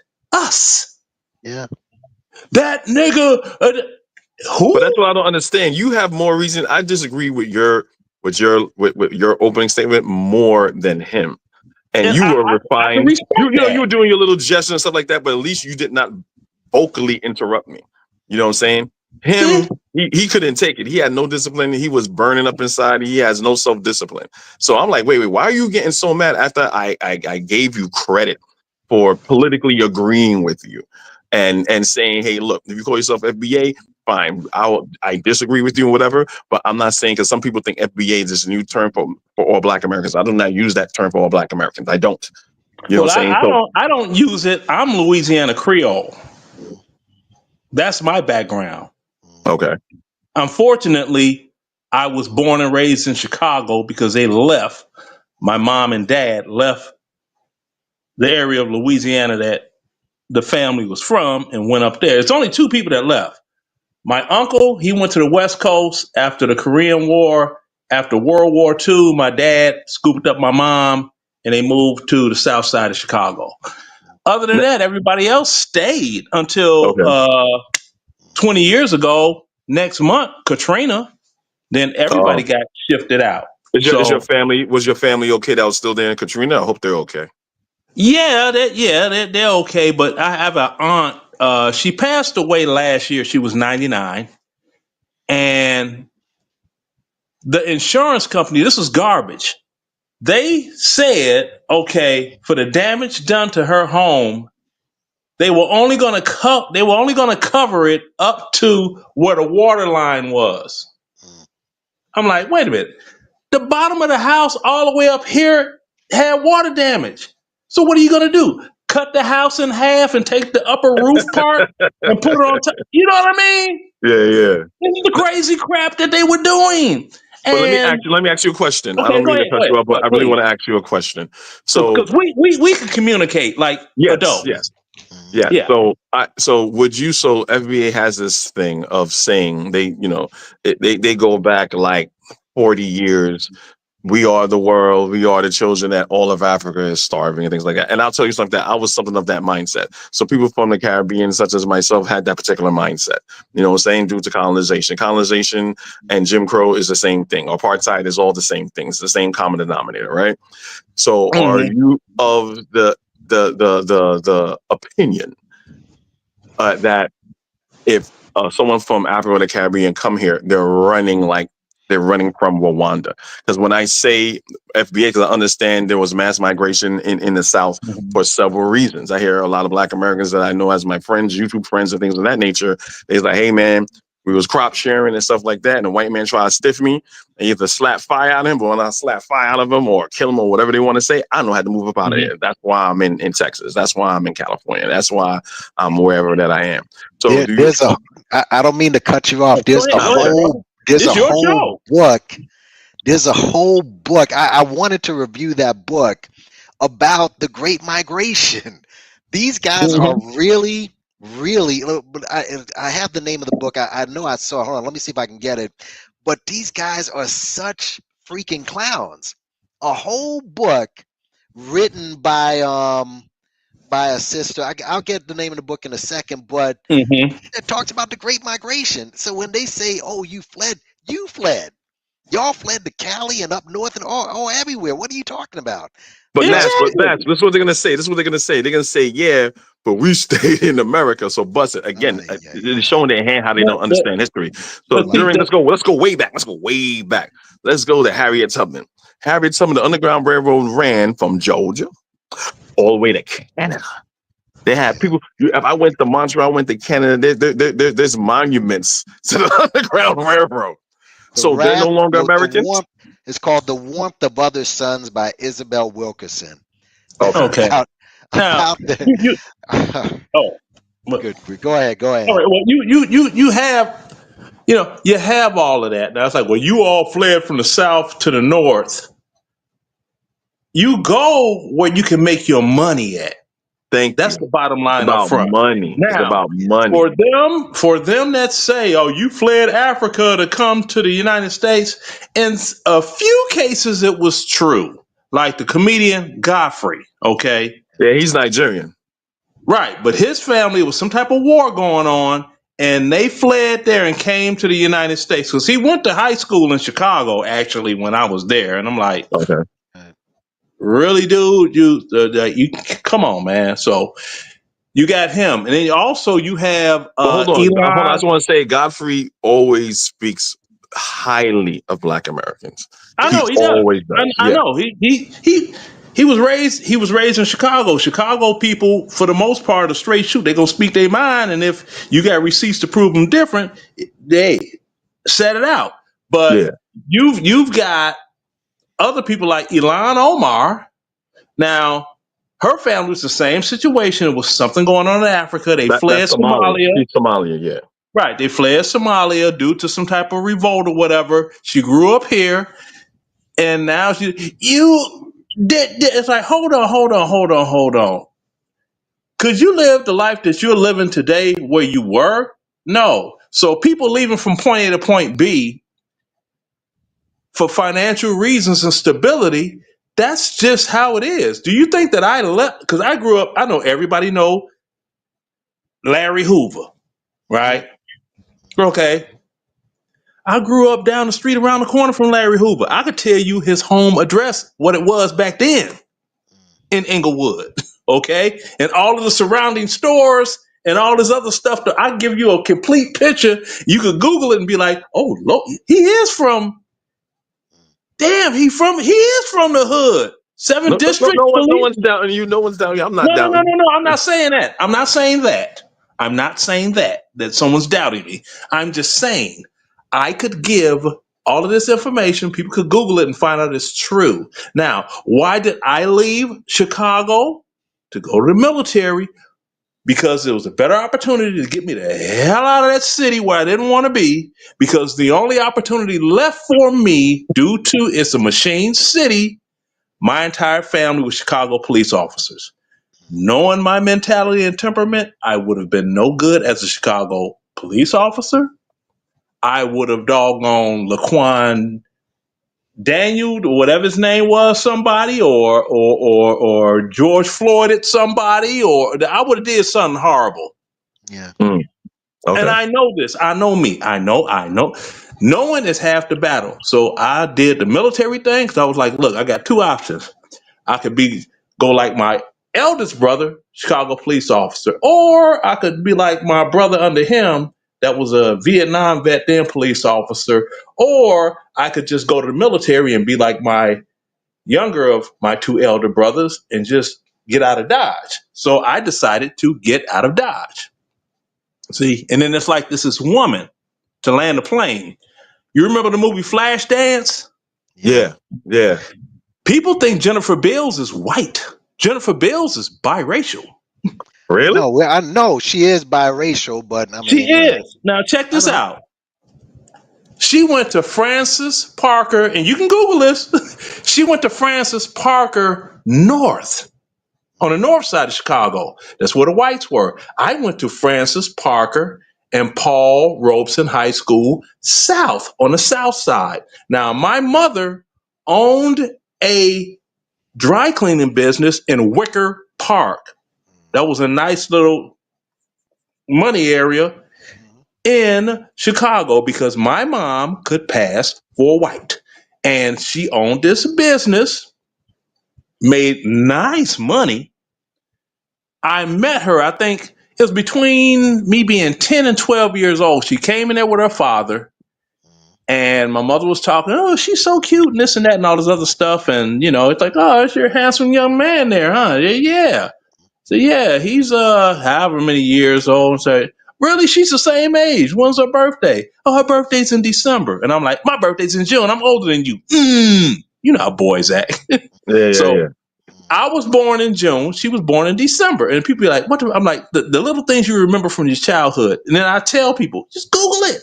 I'm not making this stuff up. Just, you know what I mean? So, and it's a doggone shame that we as people, you can't communicate with each other with common decency. People get in it. See, I don't deal with black folks getting their emotions. No, nigga. Okay, you know what? I'm not even going to try to communicate with you. I'm going to start laughing.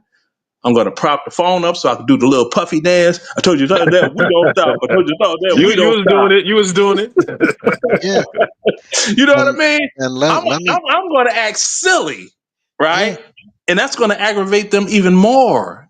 So I'm like, I'm not that type of emotional dude. I'm like, nah, and I really appreciate you. I really appreciate that And because I gotta tell you, the way that guy, yes, I'm a Republican voter. I didn't vote for Harold Washington when he ran for mayor of Chicago. And that was my first opportunity to vote when I was voting age. Now, why didn't you, just out of curiosity, why didn't you vote for him? I didn't vote for him because I hate Chicago. Though I made my mark there, like the brothers told, well, what did black people do for what? It's this genre of music. It's called house music. I'm one of the original house music DJs, first generation that ever did it. Okay. And I'm noted for that. People, when I'm like, Google Leonard remix Roy with 2 R's. And it's like, now you got the hot pockets. They're trying to commandeer. That's what I call it because I don't want to get nobody channel flagged. Right. Yeah. They're trying to commandeer it. I'm like, just because RuPaul made Supermodel and Right Said Fred made He Too Sexy for His Cat, that don't mean y'all started house music. Now, sexy for his cat. Yeah, I'm too sexy for my cat, too sexy for my rat or my bat. We old, man. We old up in here, man. Right. The alphabet community, you can use that. I know alphabet that community, look, the YouTube Rainbow has Mafia.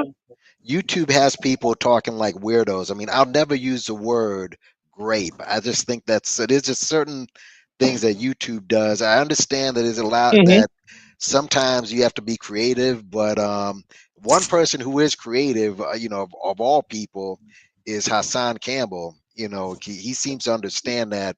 But yeah, YouTube has you speaking like a weirdo. I understand that. But I will say this though, bro, because you did start talking about how Roland, you basically called him a grifter, who grifts off Black Pain. Let's not act like your Republican side, the blacks on that side don't grift white Pain. All right, let's not act like they don't make millions themselves. That is true.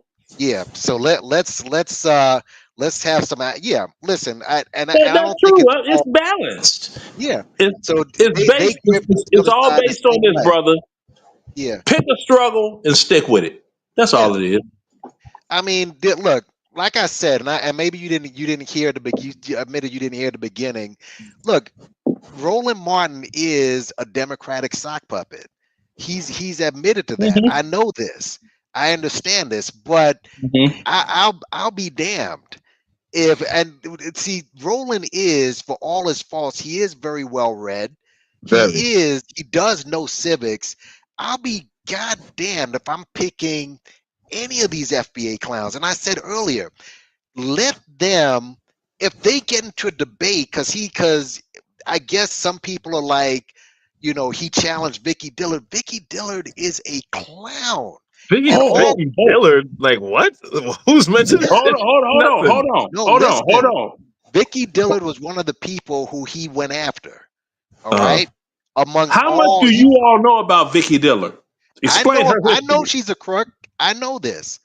I know that. She looked like Cousin It with that wig on. Like, yeah. I'm like, God damn. Listen, I know. Listen, Michi, because they all fell out over at Boyce Watkins' place platform. Moist Watkins, yeah. Moist Watkins, yeah. I have all the tea in this room. This woman is a clown. Michi X called me a bitch because I was getting in on her. Like, you look at me on my channel. She went off on me. It was funny. And you have, I'm like, you're a woman. You're more narrow than my throbbing manhood. Something's wrong with you. She said? That's what I told her. I'm like, you're more narrow than my throbbing manhood. Nah, she was talking about when I even engaged her. I was on one of her lives because she was talking about Kamala Harris or whatever and stuff like that, and they're doing all these these lies about her and stuff like that. And she was like just talking nonsense. So I was like, you know what? I'm done. I'm not. I said unsubscribe. I don't even look at her content like that. Every when she comes up, I see it. I don't really look at her content. And I was all types of bitches, and I got a tampon up my ass because that's what Tim Wise wants. She was going in on one comment. She talked about me for like 5-10 minutes straight. It was hilarious. Listen, Tampon Tim is the worst because he dropped his retirement packet as soon as he got orders came down the pipe to go to the Middle East. He dropped his retirement packet. He did just like all those females. They're like orders because you get your stuff 12 months out. It ain't like they just come and just have a big meeting. Everybody report to battalion, and you just come that same day, and they be like, "Okay, we got to deploy to Iraq next week." It don't go like that. Okay. Yeah. I mean, I'm not in the military, but even what you're saying is to you where you can understand.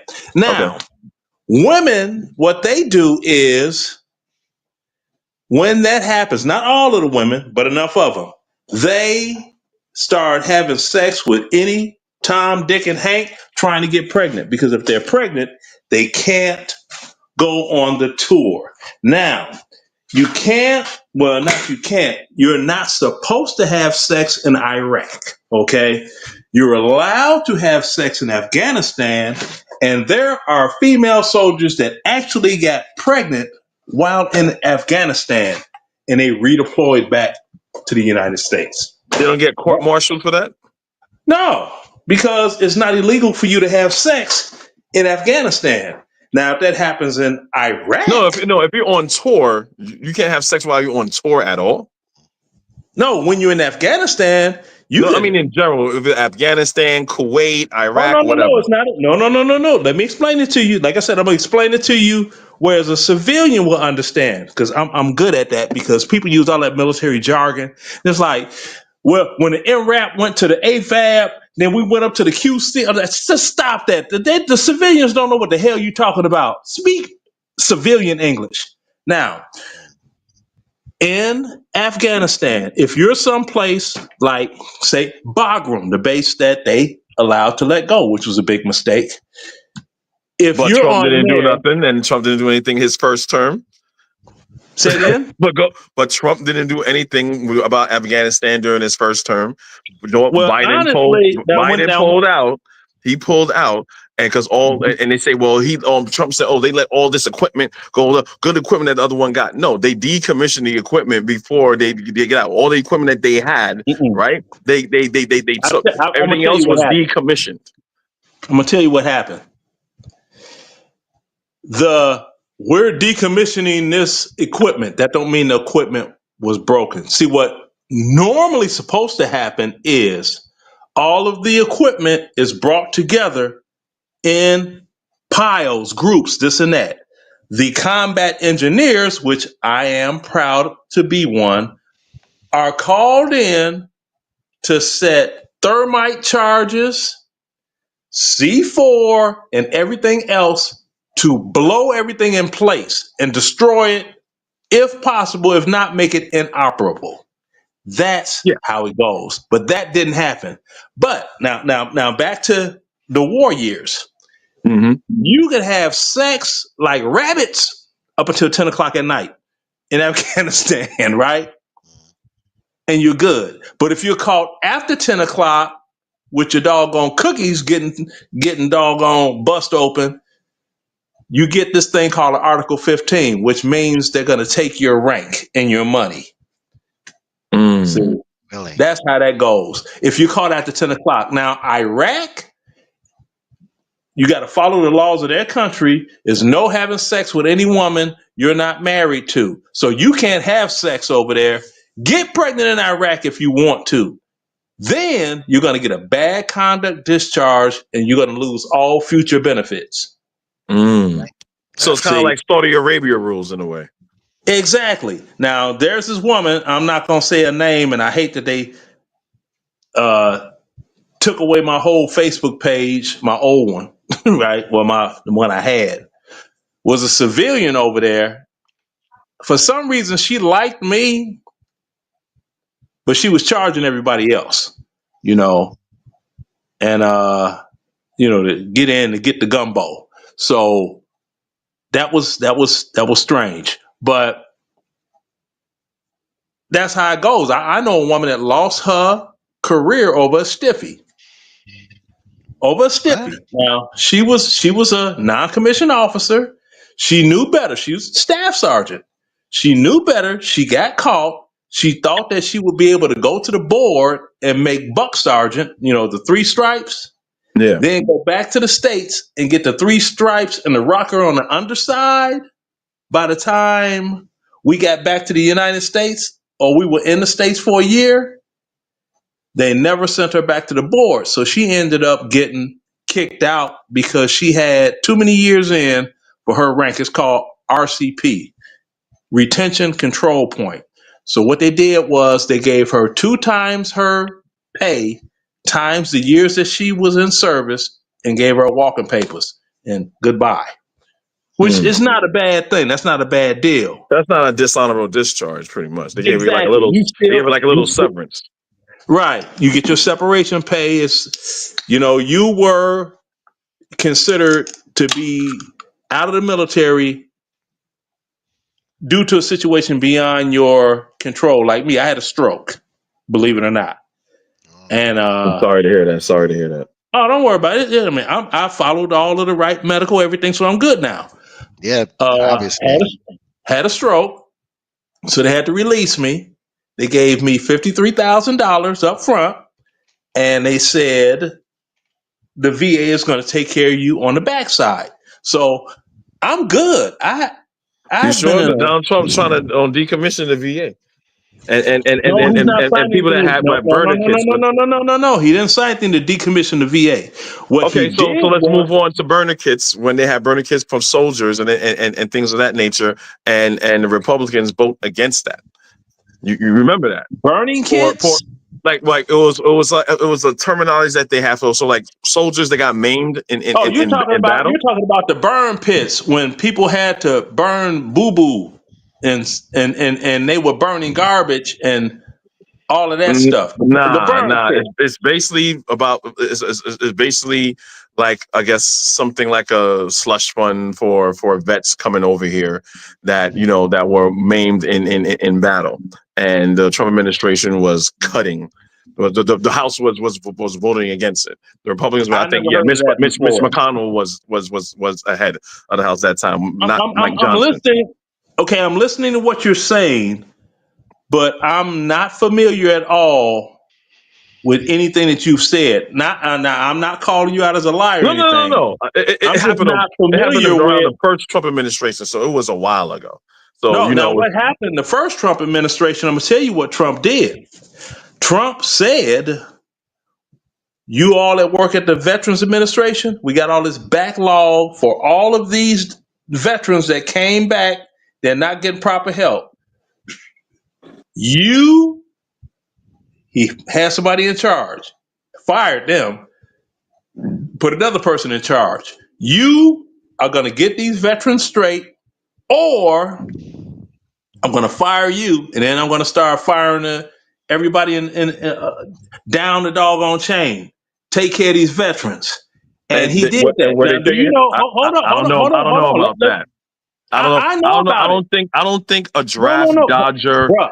a person that calls John No, McCain bro. See, a bro, don't get sucker and a emotional. I'm loser giving you cares facts. about military people. I really don't. I'm giving you facts. I'm giving you facts. So And was I'm giving I. you, come on, Donald Trump does not care hold on. about troops. He doesn't. He just doesn't.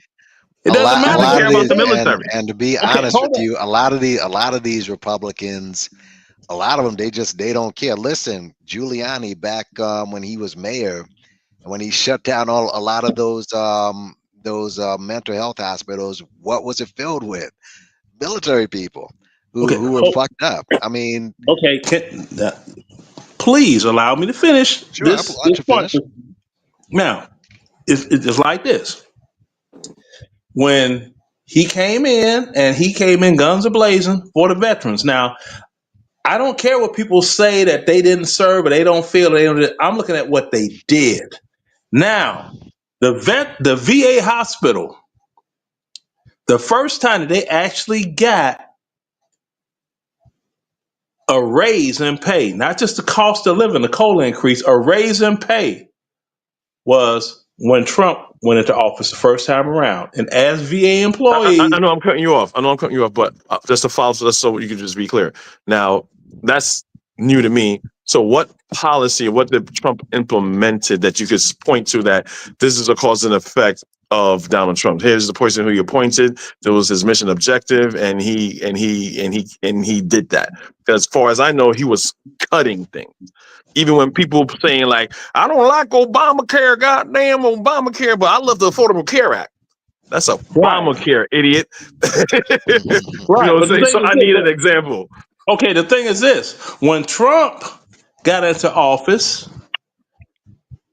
the VA employees got a raise. And if it wasn't this time in the morning, and a buddy of mine actually went on YouTube because he retired from the VA, and he's a loyal Democratic voter too, mind you, not like me. We're both from Chicago. He would tell you the inside scoop. He was like, well, I don't care if they did give us a raise that we should have got under the Obama administration, because we went 8 years with no raises. I'm still not voting for him. I was like, okay, I mean, and we talked about that. Again, I'm not cutting you off. What do you know the name of the bill or the person or any legislation that led to what you're saying? All I know is the dollar amount. It could be looked up. Now, check this out. So that could be something that Obama put in place that happened under the Trump administration that you're giving the credit to Trump, just like the HBCUs, right? That was all done under President Obama. He did it. All Trump had to do was sign it. Trump didn't fight for that. He didn't implement that. I can't speak about the HBCUs because I'm not intimately familiar with that. I can speak about military policy. Now, this is something to bring it forward to 2025. This is something that I did. Now, there are a number of veterans in Chicago from Desert Storm all the way up that I know personally. And when Trump won, I told them, all of you all that are fighting for your doggone benefits,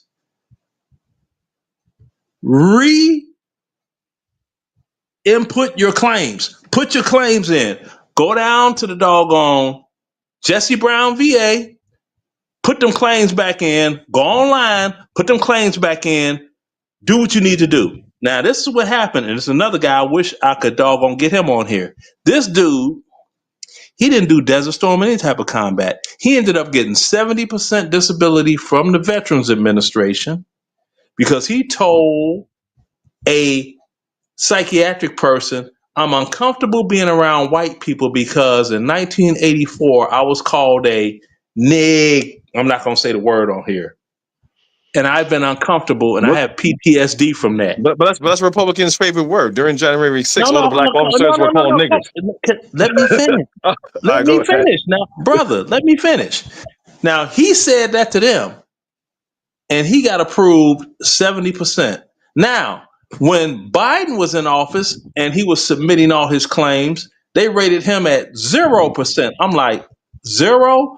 Look, the minimum you'll get is 30 from flat feet and ringing ears and perhaps a back, your spine from carrying all that equipment or wearing that heavy Kevlar in your neck. You know what I'm saying? He got rated 0. Every single veteran that was going for that thing, they got rated at 70% or above, which was enough for them to not pay property taxes. Now, there's one more veteran that just dropped his paperwork for high blood pressure. If he gets this 10%, and the same guy that works for the VA I was talking about, if he gets the 10%, he will be 100% disabled. And he's got that. He's got his VA pension. Then the Social Security kicks in on top of it. No, and he's I get it, but you're still not telling us you're not showing us the correlation of you say this happened during the Biden era. You're giving us examples and things like that, but there's no correlation of you saying where Biden's directly responsible for that. The correlation is when Democrats are in office, veterans at the dog going to the VA, you don't get a damn thing unless you lost a leg, an arm, or a butt cheek.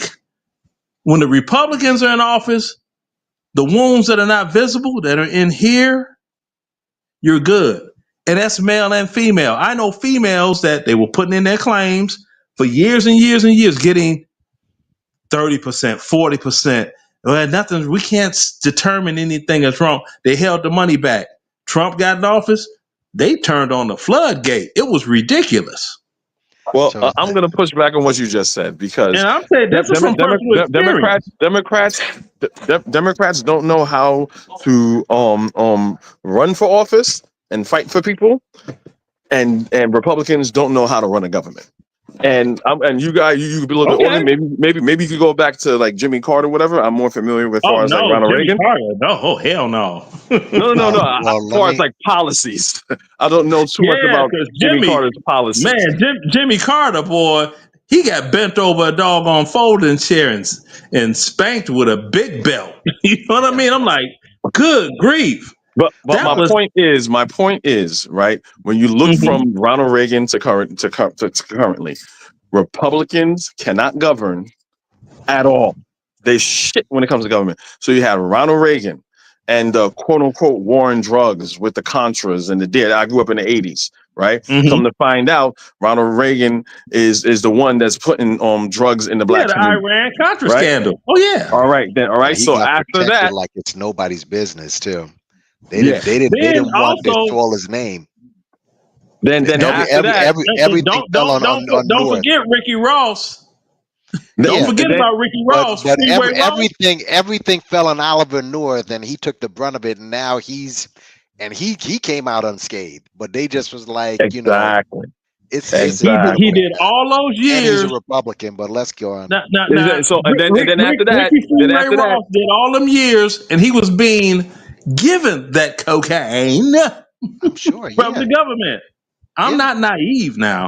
Okay, but I'm pushing back on what you're saying that Democrats don't know how to govern when it's the totally opposite way around. I didn't say they didn't know how to govern. Then no. I said that they don't fund the military. which I disagree. And I wish I was on my laptop right now. I would have pulled the article up that I was talking about. So then you had George Bush Senior, right? I remember I was in the 80s. In the 80s, you know, over here, I had a teacher, an English teacher, and I felt bad. It was the first black teacher I ever had. And I'm like, where's Mr. Johnson? He looked like a military dude in a suit and tie. Mr. Johnson is going to the Gulf. He is an active member of the army or whatever, and he has to go. I never saw that man again. I hope that man is still alive. I looked up to that man. You know what I'm saying? And I never saw him again. That was and my uncle, 1990 though. But go ahead. Yeah. So yeah, and yeah, I was in junior high school, and I'm old, but I ain't that old, right? So.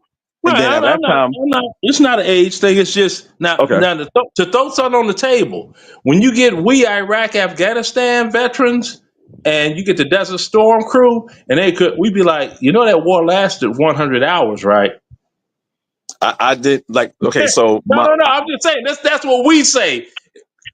We be like, your boots on the ground. My uncle, exactly. It's like he was war Navy. lasted. That war lasted doggone 4.5 days. Okay. Yeah, well, my uncle was on one deployment alone for like 17 months. Yeah, your boots on the ground. The people that I knew, I had uncles in the army, and I didn't have any I don't have any Marines in my family. I just have Navy and Army. So my uncle was in the, so I remember my uncle saying I have to go to the Gulf. So he was stationed in, I believe, either Jersey or in Virginia. And so by the time he got there, you know, it was kind of like a little bit over or whatever. But he's like, Ma, I'm not going to be boots on the ground. I'm going to be on a ship. But he was like the George Washington, one of those president names that ship that he was on or whatever. Do you still talk to him? Yeah, it's my uncle. Okay, I was just asking because some people don't communicate. I need you to tell him this if he's not getting VA benefits already. Okay, he served. He was in there for like I think 30 something years, about 30 something years. But I was just gonna say, look, you get disability from being in the area of Desert Storm, even if you flew over it. Oh, okay. Yeah, he was in the Gulf. His ship was in the Gulf. Yeah, I mean, I could hold up my paperwork. I'm considered a Gulf War era veteran because I didn't go to the Gulf War. And see, I'm not one to front and be like, I did Desert Storm, I did Iraq, I did Afghanistan. I don't do that. Okay. But I do when I hear veterans were in, I'm like, hey, put your paperwork in for this. And it's some things that veterans don't know. If they go to a VA hospital because they had issues with PTSD, if they were in there, which is 2 weeks, once now, you hold get on, out, brother, before you branch out, I just want to just make my point. Then you can do that. I'll let my uncle know that. Sorry. So it's okay. So you had George Bush Senior, right? Got us into saying Saddam Hussein, even though we know Saddam Hussein used to be an American asset. So that's how the Gulf War kicked off. Then you had Bill Clinton. Of course, on Republicans going to say, "Oh, Bill Clinton, he has to clean up that whole mess." Right? They say, "Oh, the crime bill, Joe Biden crime bill," but we all know it's a bipartisan agreement, right? So he's had to clean up the Reagan administration on whole shit. He had to clean up the whole Bush administration bullshit, right? Then you had Clinton, and he did that. Then after that, who did we have after that? Then we had George Bush Senior, Junior. We had Junior. Senior. No, I already did Senior. Senior is Gulf War. Remember? Hold on. No, wait. Look, okay, I'm old. My mind sometimes it don't click. Let me see. Because you had Reagan. Yeah, you had Reagan and you had Bush Senior. Then you had Clinton. And Clinton's my man because all he wanted some good Monica. And that's how I am now. If I get some Monica Lewinsky every day, I'll pay for it. I don't care because I'm old. And I'm a happy camper. Then after that, it was Bush Junior. Yeah, that's what we were saying. Well, if you're doggone get on that horse, you gotta ride it. He was a dumbass. So you had George Bush Jr., right? Idiot. But see, what's going on is so bad right now. I would pray for George Bush Jr. You know why? George Bush Jr. No, he was a fucking idiot. He was smart enough to know. He was smart enough to know that he's not smart enough. So he's gonna have Colin Powell. He's gonna have Condoleezza Rice. He's gonna have Dick Cheney and all these other people. He's gonna have competent people around him. If I agree with them or not, he had competent people around him. I don't trust women that talk and their teeth don't open. I'm just saying. Well, we were talking about your lips are moving and your teeth are locked. I don't. Maybe she got rabies. I don't know. That made me feel unusual. Okay, let me get my bill. Let me get my bill. Yeah, so you I have that. Just throw that in there. Show you I am human. So that's cool. So, and then that happened. So when 9/11 happened, right? And I don't hear a lot of people during the news saying that. So when 9/11 happened, you had Bin Laden say, "I did that shit." Right? Mm-hmm. I did that shit. I lived in Brooklyn. I live in Crown Heights. From where I lived, I could see the towers. My mother worked in one of those towers during that time. And so you got Bin Laden saying I did it. George Bush is again saying, yeah, but what about Saddam Hussein? Like, who gives a fuck about Saddam Hussein? But people's like, the reason why he cares about Saddam Hussein because George Bush Sr. never got Saddam Hussein. So when 9/11 happened, George was like, fuck, this is my second term. This is my last term. And I have to finish my father's work. So what did he do? He's doing what Trump is doing now. They got weapons of mass destruction. And George Bush is a war criminal. Check this out, bro. Check this out. Now, 9/11, inside job. They said that doggone Bin Laden said. No, they said that Bin Laden said. It was not Saddam Hussein. But it was not Saddam Hussein. Hold on, bro. Now, what does Saddam have to do with the World Trade Centers? Nothing. That's my whole point. I just want to move on. Now, who did they say had something to do with it? The Saudis. Okay, look, there are things Trump's boy, the Saudi Trump's boy. Prince Solomon, Trump's boy, the Saudi that Jared Kushner got a couple $1 billion from. But you make it seem, bruh. There are things that can't be refuted that the civilian mind doesn't see. Okay, are you familiar with thermite? Let me look. You're kind of branching off. I kind of want to finish my point. Hold on. I want to prove my point. Then I'm done. Then you can have it. Okay. Right. So you have 9/11 happening. George Bush is like most Republicans besides what I mentioned so far are war presidents besides Reagan. Right. Well, he's an internal war president. Yeah. So all Republicans are war fucking presidents. Right. Then you have Obama come up. Oh, this nigga is here. He's doing all this. Recessions, shit is crashing. He's doing all these bailouts. Why? He's cleaning the Republicans' fucking mess. Because we all know that what George Bush did was illegal. He didn't get permission from Congress to go into Iraq, right? So you had 2 years of Obama. Then you had Trump, right? The first year of Trump, he had guardrails. You know what I'm saying? You had, I think it was General Mattis, whatever. He killed Soleimani. He wanted to do this. He wanted to kill that. When you had people saying, no, Mr. President, you can't do that. No, Mr. President, you can't do that. Oh, I'm going to do this to China. No, you can't do that. Right? So now there's no more guardrails. Now Trump wants to invade Panama. He wants to invade Greenland. He wants to invade Canada. This is what's going on right now. Republicans do not know how to govern. They know how to talk and lie their ass off. They talk a good game, but they don't not know how to fucking govern. That's why I'm pushing back on. Right. I got that. They are doggone a bunch of flying fish witch fools. I get it. I know this. But the thing with me, so why are you a Republican? So why are you a staunch Republican? I wouldn't call myself a Democrat. I'm left of the Democratic Party. Right, but see, the thing is this. I like it, and I'll tell you why I like it. You know, if somebody is acting a doggone fool and you start doggone bucking them off, they'll learn. A hard head makes a soft hind part, right? And that's what's needed. And I'm not going to go deep into the Obama thing because I know more about Obama than, because I'm from Chicago, and I'll just put it like this. They said that he was a doggone activist in Chicago, right? pull up a news article of him doing this type of community activism in Hey, Chicago. And you I know won't Obama's find a plant. one. I know Obama's a plant. Yeah. Okay. He, So if we you got read that. his Then memoir, hold he's on. telling you he's a plant. He's a Hold on, plant. bro. Let me just Hold say on, this. bro. You guys put that jacket on them, though.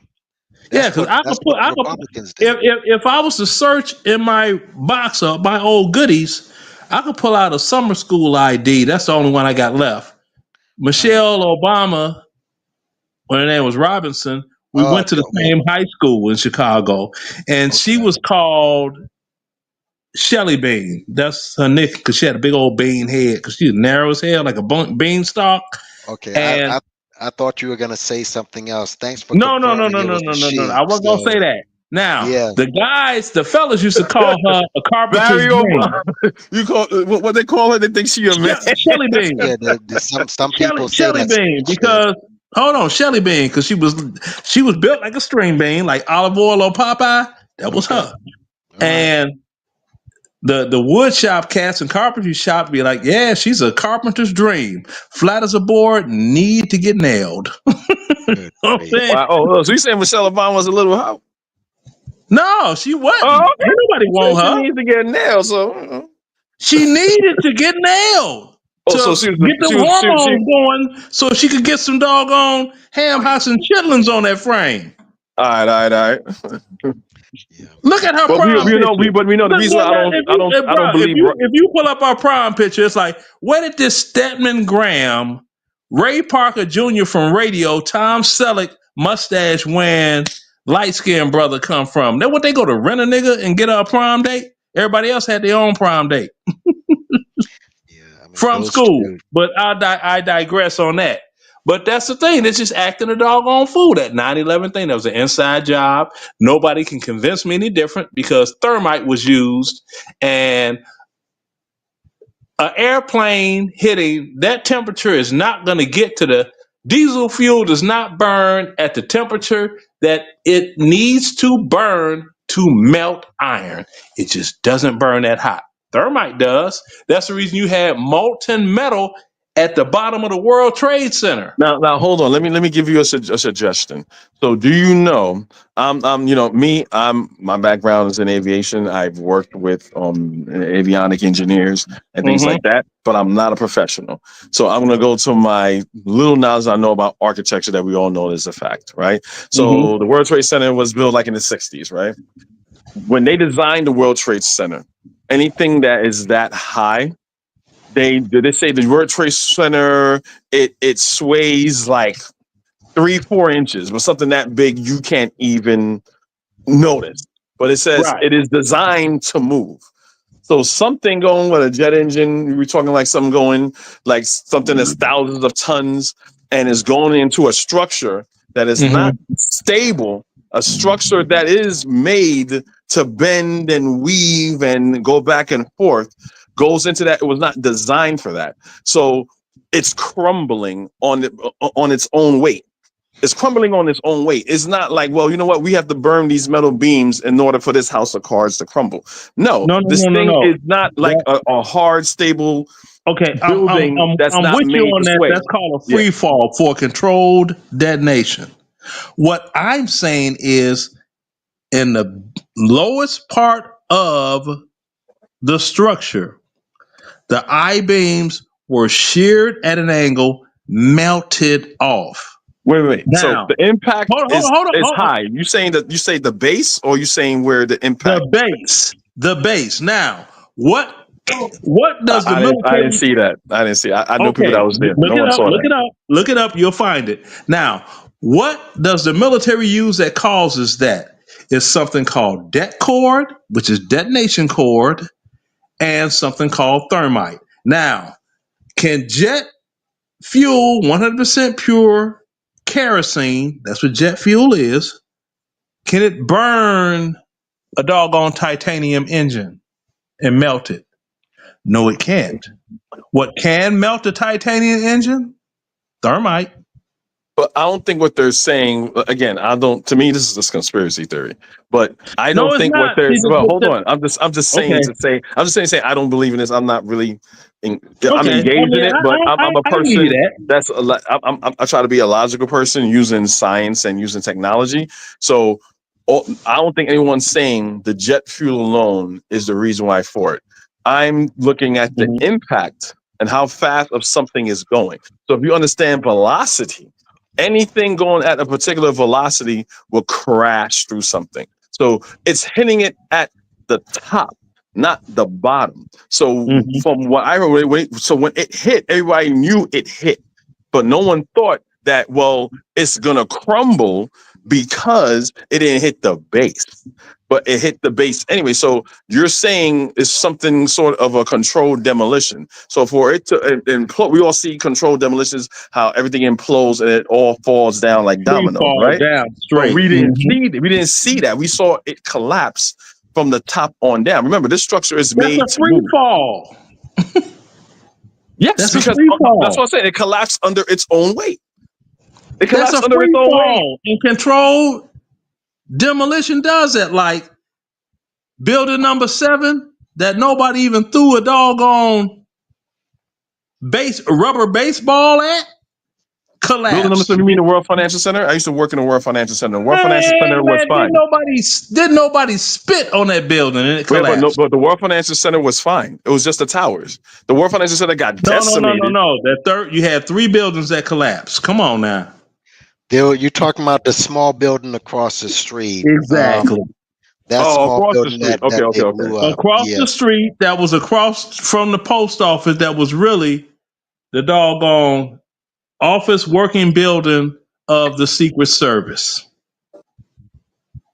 It really was. This is not my realm of whatever. Like to me, No, but like I that's what I'm saying. Now, understand United hold States. on, They do false flag operations. I'm not saying that Okay. they don't, but I'm not just. I wouldn't say they didn't do it, but I haven't seen enough evidence to be convinced of that. That's Okay, all I'm bruh. saying. I saw enough evidence in what I saw happen because combat engineers work with demolition just like that on the same stuff.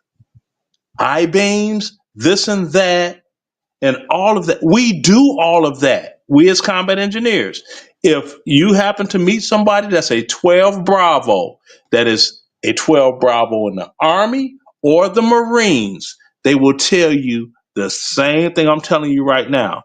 Now, we know what we saw, and we were like, okay, that ain't right, because But are you guys structure? But are you guys structure engineers? Are you guys structure engineers?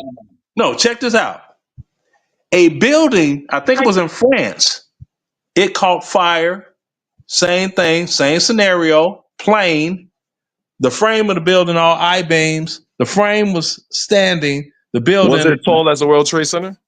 It don't matter about the height. Yes, it does, because we talking about physics. We're talking about Hold on, physics. bro. It does matter.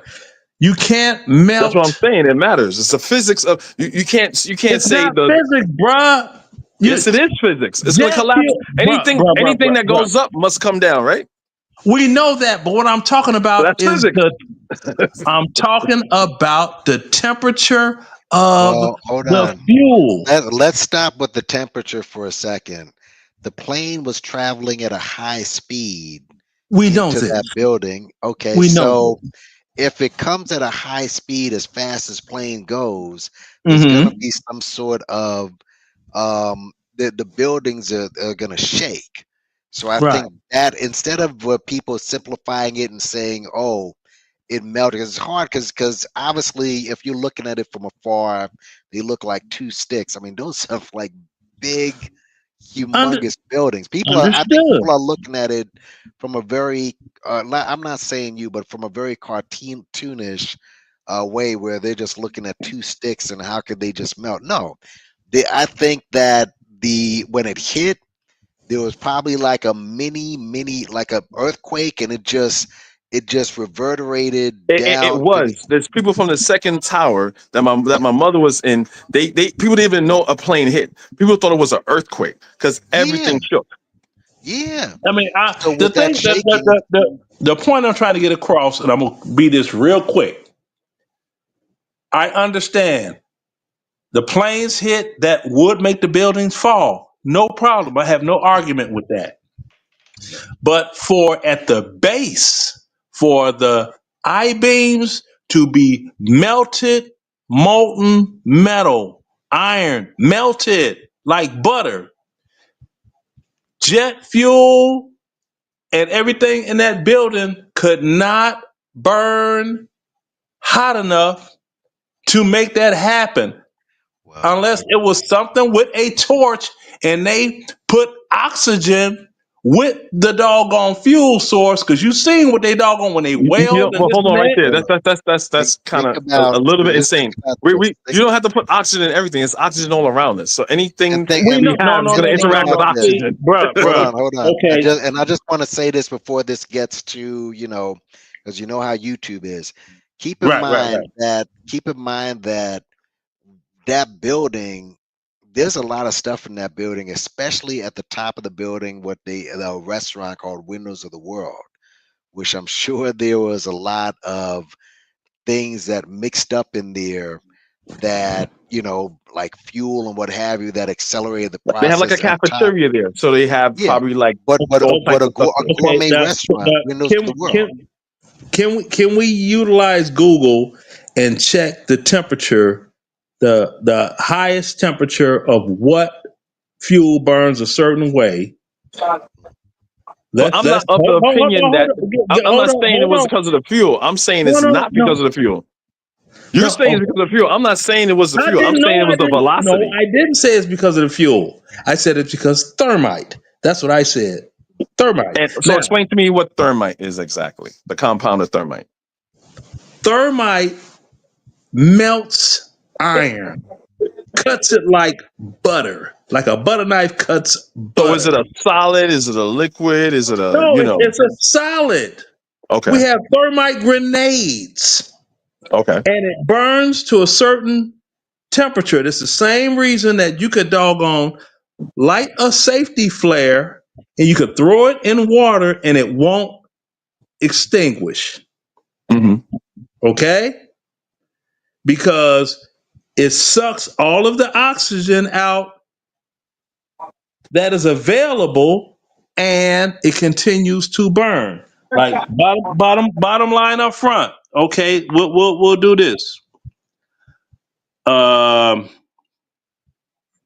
What's the maximum temperature that jet fuel burns? Hope it talks. Oh, it didn't talk. Okay. It says that it burns up to 2,000 degrees, you know, or okay. What's this? It's at 36, 32, 3,632 degrees Fahrenheit within a combustional chamber. The maximum temperature in open air burn, and then this screwed up phone I got that's a piece of crap. So what's the melting temperature of iron then?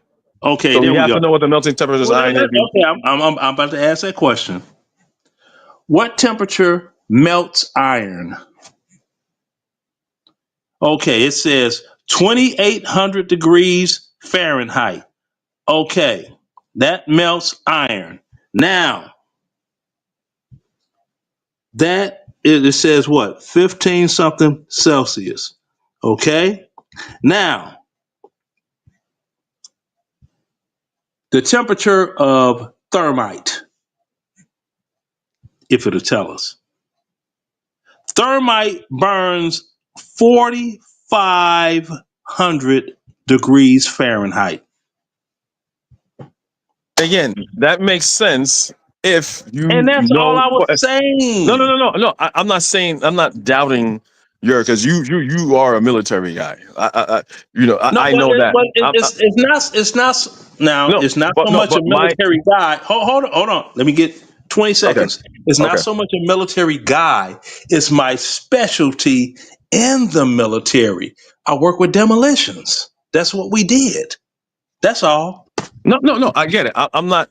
I'm saying, if what I'm saying for you to convince me if there's some type of government document or something of a smoking gun saying like, oh wow, no. they went into the Never let World that Trade happen. Center. They went into the World Trade Center, went into the structure of the World Trade Center, which probably would take months or years, and put thermite in the main structure, going through office buildings and all types of stuff in order to do a false flag operation. To me, that is so many red flags of conspiracy. What I'm Right, but that's the saying thing. is that That's the black velocity. ops. But hold on, I'm saying the velocity of a 747 jumbo jet going at 300 something miles per hour will cut through. Even it didn't cut through the whole building. It cut through like half of the building. But once we all know on what is Jenga, where you take the one piece out or whatever. Once you take the one piece out, that's what I'm saying. That from an architectural point of view is which one I'm coming from. You take one major piece out of a structure, the whole structure will go down. All you gotta do is take one part out, and it falls down like a cart of dominoes. You're the But one see, saying thermite. I'm not even saying that. But no. Hold on. No, What wait a I'm minute. saying. Plus understand too, the World Trade Center is right above a subway, right? So right I don't know. underneath. That's true. That's I'm true. not from Yeah, New I mean, York. I'm so not that there's The familiar. ground is hollow. the ground's hollow. So there's a lot of factors besides, and I'm not saying that, you know, it's not that's not the case, but you just don't have the bottom line is there's more of a case as to why it went down the way it did. You know, with the speed of the plane, the weight of the plane, all right, the fact that it happened one after the other, so both buildings were shaken, and then all of a sudden, also the heat, and there's other factors there. I just don't think we give this white hegemonic system too much credit. It's almost like they're God. You know what I mean? Where that like they were able to plan this out so perfectly, and they just don't. Okay, you can just tell how the government works. They're so sloppy with the government, but they're so organized with conspiracies. Come Well, on. the And that's thing is why the this. reason one Okay, thing like I 5 seconds. understand. 5 seconds. This is why they never built the World Trade Center back to that height again, because it just Right, made no sense. but see, the brother, he made perfect sense when he said Jenga. And I'll tell you why. If you go back and look at old footage on how the World Trade Center was built, each building, it was built floor by floor, attached to itself, floor by floor by floor. Same as if you're playing Jenga. So if you blow through one floor, everything is going to fall. It's not like it was one solid. I mean, just put it like this here. If you get some 2x8s and you make a doggone square, right? And you get another 2x8 square and put on top of it and attach it to the one below it and attach another one above it, and you continue on and on and on and on. When you hit one, it's going to doggone deteriorate the structural value of the building, and it's going to fall. Yo, I just want to say something real quick. My phone's about to die, but I'm Oh going to try to man, see if I I can hate charge that. it. But what I'm I gonna. want to do, my I cousin is hate a that structural because engineer. this My is cousin is a good. structural my cousin is a structural engineer. He worked on the 59th Street Bridge and things like that. He works nights. So if I can, I'm going to try to call him and see does he believe if he believes this, or he could give Yeah, me, some Just type of. talk to it because I'm not a structural engineer. All I know is what thermite and C4 and detonation cord and time fuse, electronic and non-electronic firing systems for demolitions, doing abortees and stuff like that. You know, I know all about that. That's what we do. Uh, So All right, I'm gonna I'm pick gonna. his I'm brain. gonna. Hopefully, my phone won't die. So let me. I'm If you're gonna. still on Nappy, if I come back, you're on. You know what I'm saying? I'll catch you. But if not, peace. Good show, brother. It was Absolutely. nice meeting you, man. I'm All proud right. to. I don't care how Republican you call yourself. I am happy that I met well, someone like you. thanks, bro. Yeah, I like to and have I like to have good dialect. yeah, We and I'm everybody can gonna. learn something off somebody else. We can't Exactly. that That's leads true. us nowhere. I Yeah, learned a lot from you. I learned a lot from you. yeah. And I'm So and surprised that no one had called into the brother's show. Like, remember I told you, I caught the you was about to go off and sign off. Yeah, true. No. I was saying if they didn't come up, because these guys, they don't have any sensible points. But I said, come up and try to make your points for the effery that I showed you. And what I'll do is this, Kofi, it might go off, but I'm gonna go ahead and just show the video as to why I did this live. And this is Roland going after the fundamentally broken Africans. But here it is. Hold on a second. Let's go play ahead, what roll Roland with said. that. All y'all, I could run the tables on Vicky Dillon, Boyce Watkins, Tariq Nasheed, Umar Johnson, Philip Scott. Oh yeah, Black Authority. All y'all. Look at them, they chilling. Look at them, they chilling for the Democrats. They just chill. Yeah, look at y'all, just shit. I could run the tables on Vicky Dillon. So basically, and he wasn't lying. I mean, you may not like him, and like I said, he is a Democratic shell, and he stands for Democrats. But what do these guys stand for? Yeah, Right? and that's the thing. They're not standing for anything political on either side. Yeah, but no, I'm talking At about the least I'm FBAs. willing to say I stand for a particular party. I'm taking a struggle and I'm sticking with it because it's ridiculous. It's like you have Jasmine Crockett, right? And she's doing her best sister girl stuff, right? The neck rolling and all of that. And I'm sitting here like, okay, Jasmine Crockett was privileged upon conception. Every school that she went to was a private institution all the way up until she got her first college degree paid for by her parents. Now she want to make so she from the hood and I be out in these streets and this and that. And it's like, Jasmine, you can't get away with that one. Look, I know where she's from. Also, AOC, she's another one, right? I had thought for a minute that she was from Corona. Turns out she's not from Corona. She's she's from Upper New York. Corona, Queens is heavily Latino, and it's middle class, what have you. But she tried to front like she came from the mud. It's just not the case. So again, and I understand, like I said, okay, you're Republican, but just as long as you understand, because you started off saying, yeah, well, Roland is trying to make excuses and saying, okay, I understand they're doing that, but your side is doing that for white folks. Just as long as you understand. Right. We understand that because now let me throw this in the pond. Right. Okay. If you do the actual look at the graphs and do the actual math for welfare recipients, do you know that there's almost twice the population of Black Americans as of white folks that are welfare recipients in this country? Wait, you're saying that blacks are the bigger welfare recipients than whites? Hell no, not even close. Oh, okay. I'm saying you have twice as many white folks on welfare as the 48 million blacks that are in this country. All you got to do is just look at it. It's like, okay, 30% of white America is on welfare. It's easy math. They take up 72% of the population. So you find out what's 72% of 334 million? Boom. Okay, that gives you that number. Then you say, what's 30% of that number? And that'll give you 59 million people.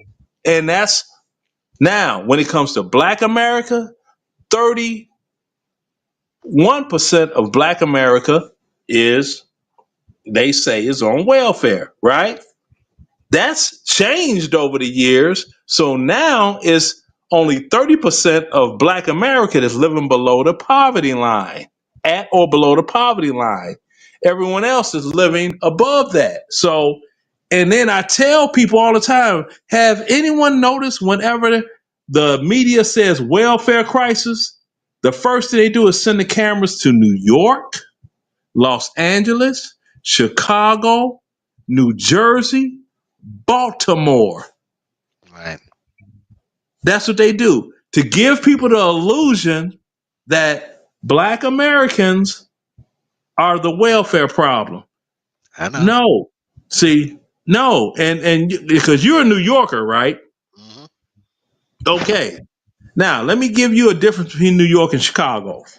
Chicago is the most segregated city in the United States, bar none, still today. Right. Now, you probably grew up around Puerto Ricans, Dominicans, other folk, right? I'll just say other folk to cover everybody, right? Mm-hmm. Chicago ain't like that. Mm. Chicago is squares. You have, and it, I mean, it's so defined. Most from the south side of Chicago are Louisianians. Mm-hmm. Most from the west side of Chicago Mm-hmm. are Mississippians. Mm-hmm. You have Humboldt Park, that's where the Puerto Ricans are. You have Little Village, that's where the Mexicans are. Mm-hmm. You've got 1% of the Cubans that came across to Little Havana in Miami that live in Chicago, and those are the Cubans that look black. Okay, the Afro-Cubans, as they call them. You don't have those Ricky Ricardo, Liva Galega Loca looking Cubans. You don't have them in Chicago. Right. You got Jewtown, you got where the Irish people are, you have the Italians, Little Italy. Everything in Chicago is divided up, chopped up in squares. Nobody crosses any boundaries. I've never been to Chicago. I got to go there, eventually. Oh, I do want to visit. if you go there, make sure you with somebody that's reliable, that know where you shouldn't be going, because the Chicago is dangerous. You could be an accident just because you were standing there. I don't know if you ever seen the video with Method Man when Meth went to Chicago, and he was astounded. He was like, "Yo, these niggas here, they real with this. Chicago Yo, is to he do. hit like this. He's like, yo, we be in New York. We be like, yo, you can't wear your hat like that in Chicago. Depending on where you at, you gonna get smoked. You can't This wear is your hat to just. the left in certain neighborhoods. You can't wear your hat to the right. Your best option is right here, regular, straightforward. See, so Keep. Chicago is really an experience, and like I said, it's the most racist, segregated city in the United States. You've got all of the whites, the people that are in biracial relationships, and the rainbow mafia, they stay on the north side of the city. Right. It's really that if you could get with somebody and you actually can go and they could take you all these the different sides of the city, you'll see it. It'll blow your mind. You'll be like, wait a minute, but everybody's black. Yeah. Nah, y'all from Mississippi. We from Louisiana. We the light skins. Y'all not. It's divided up like that. Still today, 2025. I kid you not. Yeah. Well, I need to take a look at it, man. Like I said, I want to go out and visit there one time.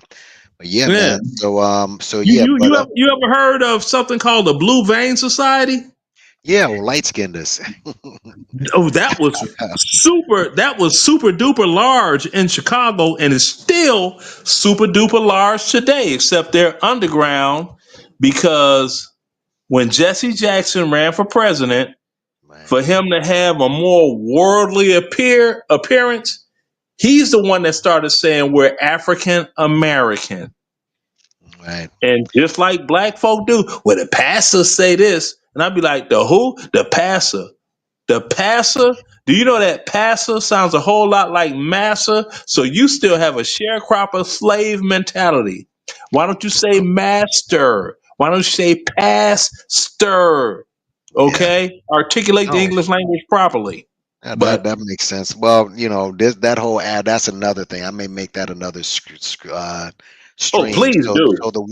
the word African American, a 37-year-old term, is worse than the damn near 600 plus the years of oppression you've had in this country. This is what I'm saying. This is the FBA bullshit. All right. Okay. So this is more of that FBA bullshit. But yeah, man. So I'm gonna go ahead and shut it down. Okay, but it's like this. Remember this and take this with you. Right. In 1969, 68, 69, James Brown said, "Say it loud. I'm black and I'm proud." We became proud black people. Yeah. Malcolm called blacks Negroes. Martin called blacks Negroes. Blacks were never called African Americans. The closest they came to it was Malcolm X saying that we are Afro Americans, as are the blacks in this country at best. So that African American, what people don't understand is if you say you're African American, that essentially makes you an immigrant, which if it gets to the point, if any reparations for slavery were to be paid, and you are listed as an African American, that would in turn say, well, you're not from your bloodline doesn't go back in this country long enough to be a Negro / Black American, Jim Crow, You're African American, then you are an immigrant to America. You So see what I'm Kofi, saying? yep. Words mean stuff. And all of a sudden, Kofi, you got something for us? Yeah, I was not gonna go because I know you're trying to shut it down, but I mean, I love this good brother here, and I like the diatribe that we're having. But what he's saying is historically incorrect, right? Okay. Well, historically incorrect, and you had black people here that were enslaved that call themselves African. So we know if we go linguistically speaking here, them calling you nigger and all this stuff. I mean, if you know who John Henry That's Clark is, hard, R. I'm gonna use African American scholars and African American history. We all know the Spanish word for black is negro, negra. That's what I it know is. that. And I then found it out when I was overseas my first time in the 80s. Yeah. Okay, so what I'm trying to say is when the Irish and the English got a hold of that word, it just became nigger, right? And then and we all know it means black. We all know that there's Africans coming from here that they're doing what they did. I said America and the colonial and what the colonists did in America and in the Caribbean, they were breaking African people to make themselves niggers. So they can't say, oh, you're a Wolf. They can't say you're Ashanti. They can't say you're Wolof. They can't say you're Igbo or whatever. They said, no, you're a nigger. That's it. So African people knew they were African. And even when we had the church, there's churches in the South, all throughout the South, there was on Freemasonry societies that called themselves Africans. There's people in South Carolina, there's people in Mississippi that goes way back during the time of slavery where they call themselves African. This place is called Africa Town. There's places that have West African names there. So what you're saying is not correct. And hold on. That is key. What you said is key. Once you cross the Mississippi River into Louisiana, things were different there. No, I'm talking about even in the South. I'm just telling you how far. That's what I'm saying. Louisiana's in the South, where all my people are from. Yeah. So what they call my ancestors, what they call not to cut you off, just to add to what they call my ancestors from the past. They call us free people of color due to Code Noir because it was, and that's a French colony, and you had a lot of Haitians going there.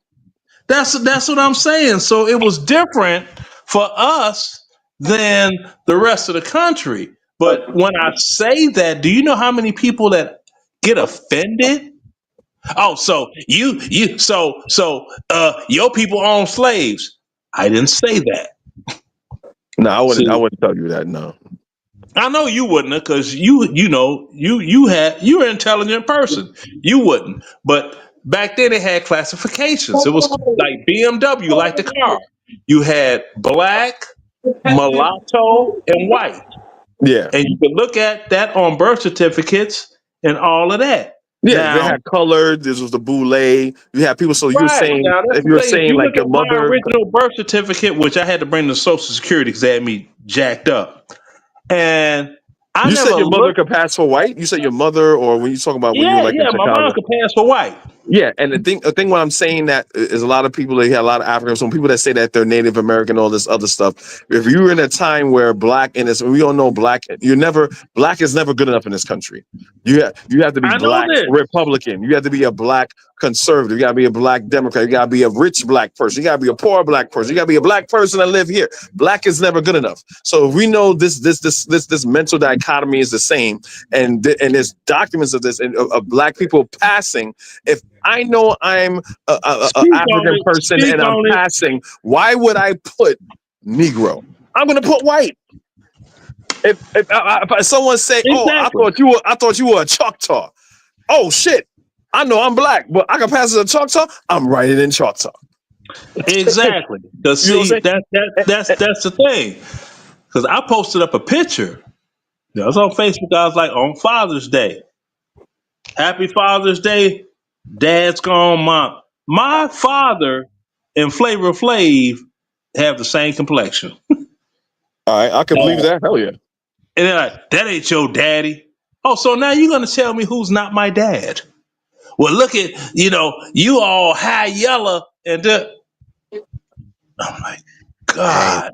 hey, Nah, those look at people are look just at ignorant. look at look They're at Pat ignorant. Mahomes. Look at Pat Mahomes' father. So, I mean, basically, yeah. I mean, look at his father. I So, mean, so yeah, man. it's. I mean, it's a total trip. And then And you then had, because like I said, you had all of those Louisianians, and that's how things went. And like I said, now to today's standard, my mom would pretty much pass for Beyonce's mom. oh, okay, I got you. But back in the day, I mean, remember Vanessa Williams when she won Miss America? Yeah. Didn't they think she was white? I wouldn't think she was No. white. I No, thought no, Mariah hold on. Carey was white. I thought Mariah Carey was Hold white. on. We going back to 1983 now. I got No, you. actually, Cause yeah. I was. Ebony never thought she was white. I I mean, know, but the thing is, I thought, it's like not I thought, but 1983, I'm 20 years old, and everybody's like, "Ooh, look at that!" You know, they were like, we thought that when she won, she didn't get any attention until it's two things. Number one, she said, "I'm Black American," and then Larry Flint tried to exploit her for the photos, right? The naked photos. Then, like I said, with Jennifer Beals, people thought they're like, well, that white girl can dance. It's like she ain't Now white. I thought she was white. I didn't know she was mixed. She looked straight She's white to me. not white. She's not. Look her up. Wow. I Look thought she was up white. her. Look up her bio. When Like I Flashdance said, came out, I kind of thought she was maybe white Latina, but I didn't no, think she no, was no, no, black. no, no, no, no, no. Just matter of fact, because I'm not trying to. Dude, doggone it, boy! I wish we would have all linked up on this brother's channel so much earlier. Because I know the brother tired. He's like, man, I'm trying to. And I no, but what just I'm wanted to saying? 'Cause correct on the African American This thing. is really getting good because it's good. I love having yeah. dialogue with people that don't get in their emotions and get stupid and start insulting people. No, there was no need to get like Jennifer again. If Bill. I was, I mean, like I said, when you came in, if I was more left and more party person, then yeah, I would have. But that that right there, it was just easy to diffuse. But I'll bring some more because these FBA dudes, if like I said, I think it's going to turn up a bit based on the information I got in this stream. But you know, check out from the beginning of the stream. You'll see why it's problematic and the shit that Tariq Nasheed is still on, and you'll see, man. I mean, Yeah, because it gets pretty ugly. Because they see what you and I, all three of us is happening. They cannot have this particular conversation. They can't. Because it's an emotionally charged thing. We're not, again, like I said, I will never call all African Americans FBA. It's only a small segment. It's all idiots in every segment of society. And these people are the idiots in the Black American society. So I will never look at them and say, well, all of you Black people, Americans are like this. I don't look at people like that. That's a very narrow-minded way of doing it. But see this conversation? They don't want the, like, look, when you can call it conspiracy, whatever. You know, I said I don't believe in conspiracy theories. The United States government doesn't want this happening. Me, a Guyanese person, Neff, a Jamaican person, you, a Black American person, having commonality and loving each other as well. White people do it. You think white people are extremely tribalistic, but you know what they say? You know what? We gotta stop this. Oh, you're from England. I'm from Ireland. You're from France. You know what? We gotta play the white game. And when they are loud and proud as you should be being Black American, you're an ability to beast and all that. So you should understand the system. So why are you divvying yourself up? You should understand the system. Check this out. Check this out. When I talk about Jennifer Bills, said Bills was born and raised in the South Side of Chicago, the daughter of Jenny Anderson, an elementary school teacher, and Alfred Bills, who owned a grocery store. Her father was Black, her mother was Irish, and then, you know, when her father died, okay, her mother, it says that her father died when she was 9. So, okay, so that fits right around when I was talking about how old I was when we were at the dry cleaners. Then her it says that her mother married a guy and his name was Cohen. Okay, that means he's a small hat. Cohen, because it was That's true. Yeah. It's a small hat chick. Either Cohen or Schwartz. This is small hat chick. I was getting it in, and she worked at this mall that Tim Horowitz owned. Yeah, small hat in Chicago, and she was sneaking and creeping on that curiosity about the brothers, and we was getting it in on the job at work, you know, just so it fulfilled her curiosity. And me, you know, being how I was, you know, all I wanted to know is where I'm gonna get some nookie and where I'm gonna get some more. That's you know what I'm saying. That's you know, that's it for me. But yeah, man.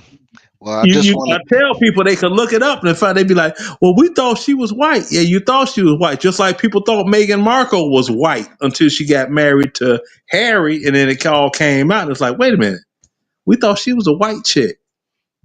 Well, I never thought that. Let me just end this to say this, that I know that I've got on FBA, but remember, ADOS is no different.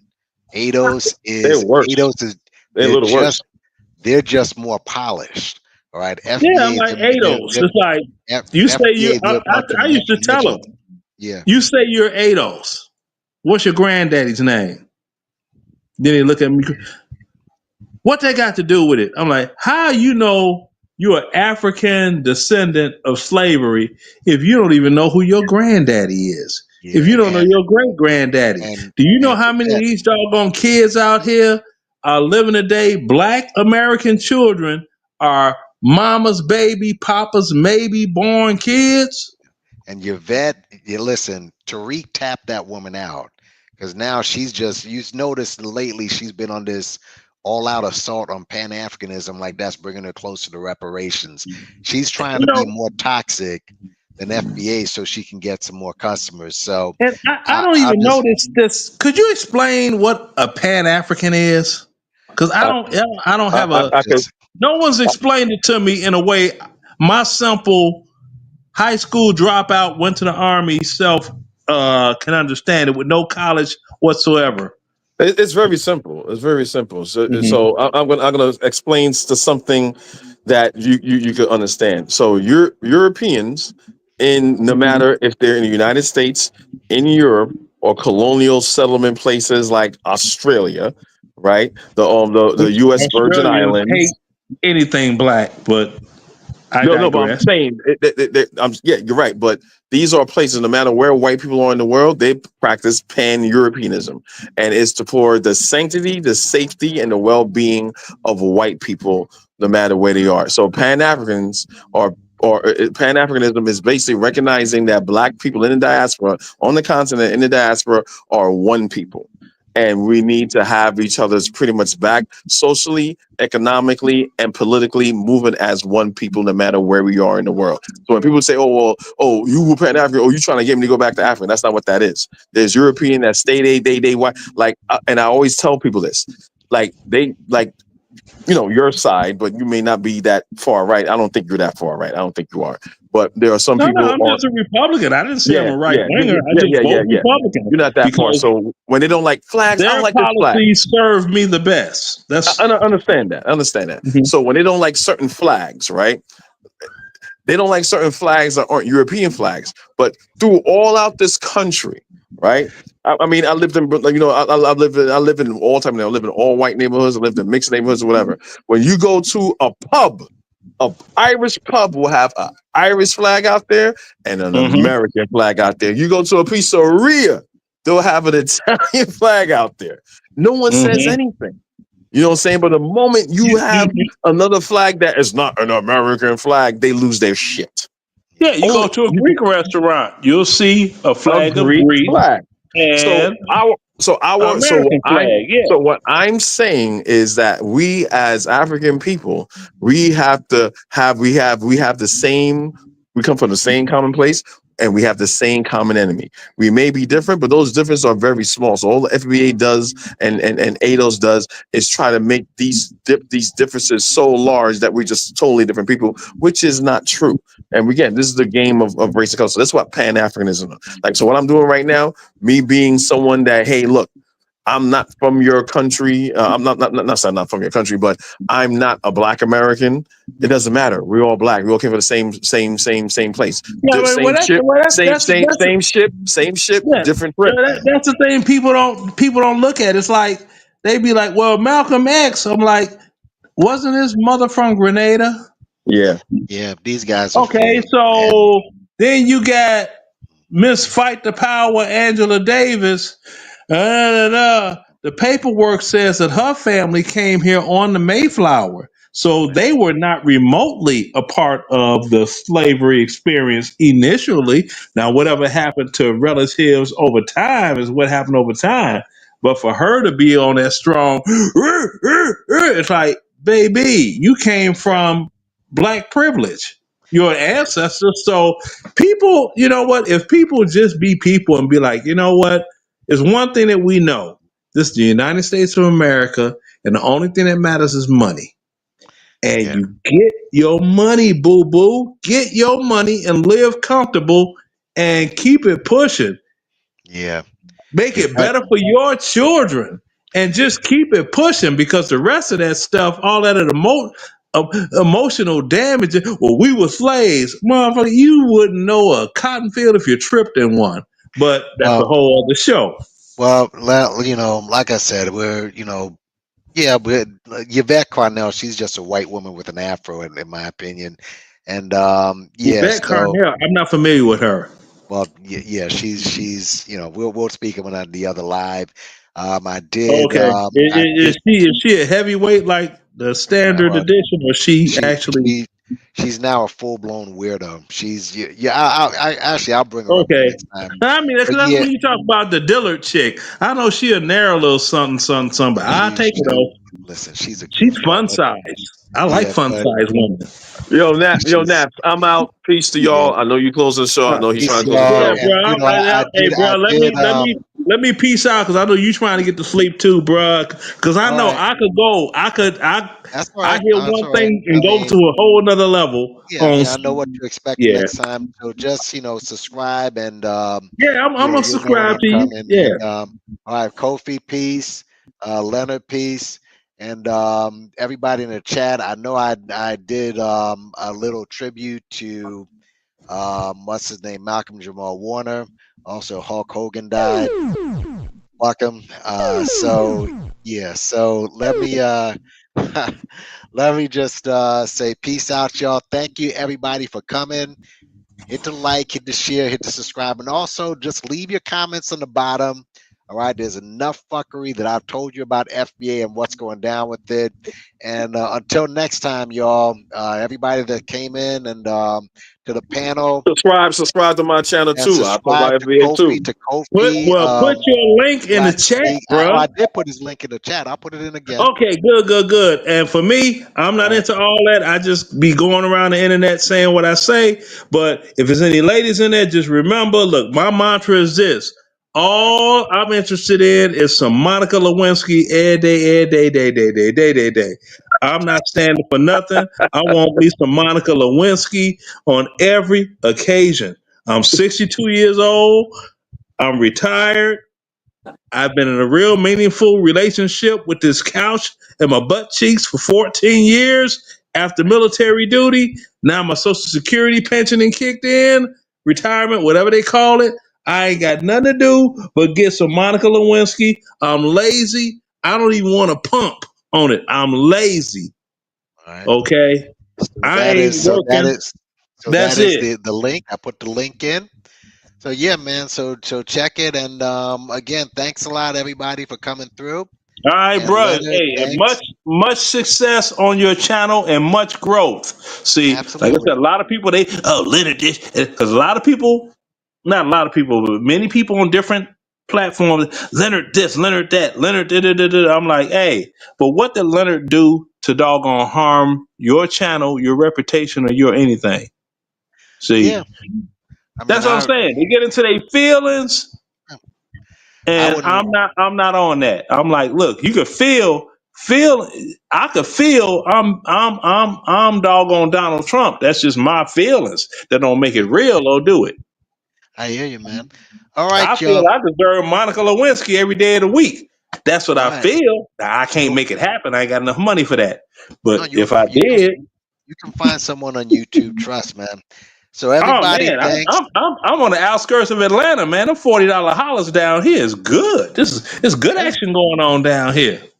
All right, you got all these doggone dudes down here, hot pockets, man. These are thirstiest black women on earth. Well, make sure those black women don't have a package on them. So, I strap up. Make sure they don't have any equipment on them. But anyway, no, you ain't got to worry about you ain't got to worry about the equipment. Cause see, what I do is I look at them foots. Cause I wear size 12. If you look like we could wear the same size shoes. I know what you is. They don't have a surgery to doggone make them feet small or them. See my hand here? I'll cover my whole face. That means I'm a man. So Okay. Yeah, right, man. You got to do the hand and foot test. Damn, the Adam's apple. They got a surgery can remove that.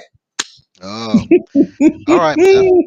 Okay, all right, guys. Bro. Hey, you take it easy, man. I hope I catch you again. Absolutely. Be good. Straight up. Thanks all again. Right. Bye-bye. Love.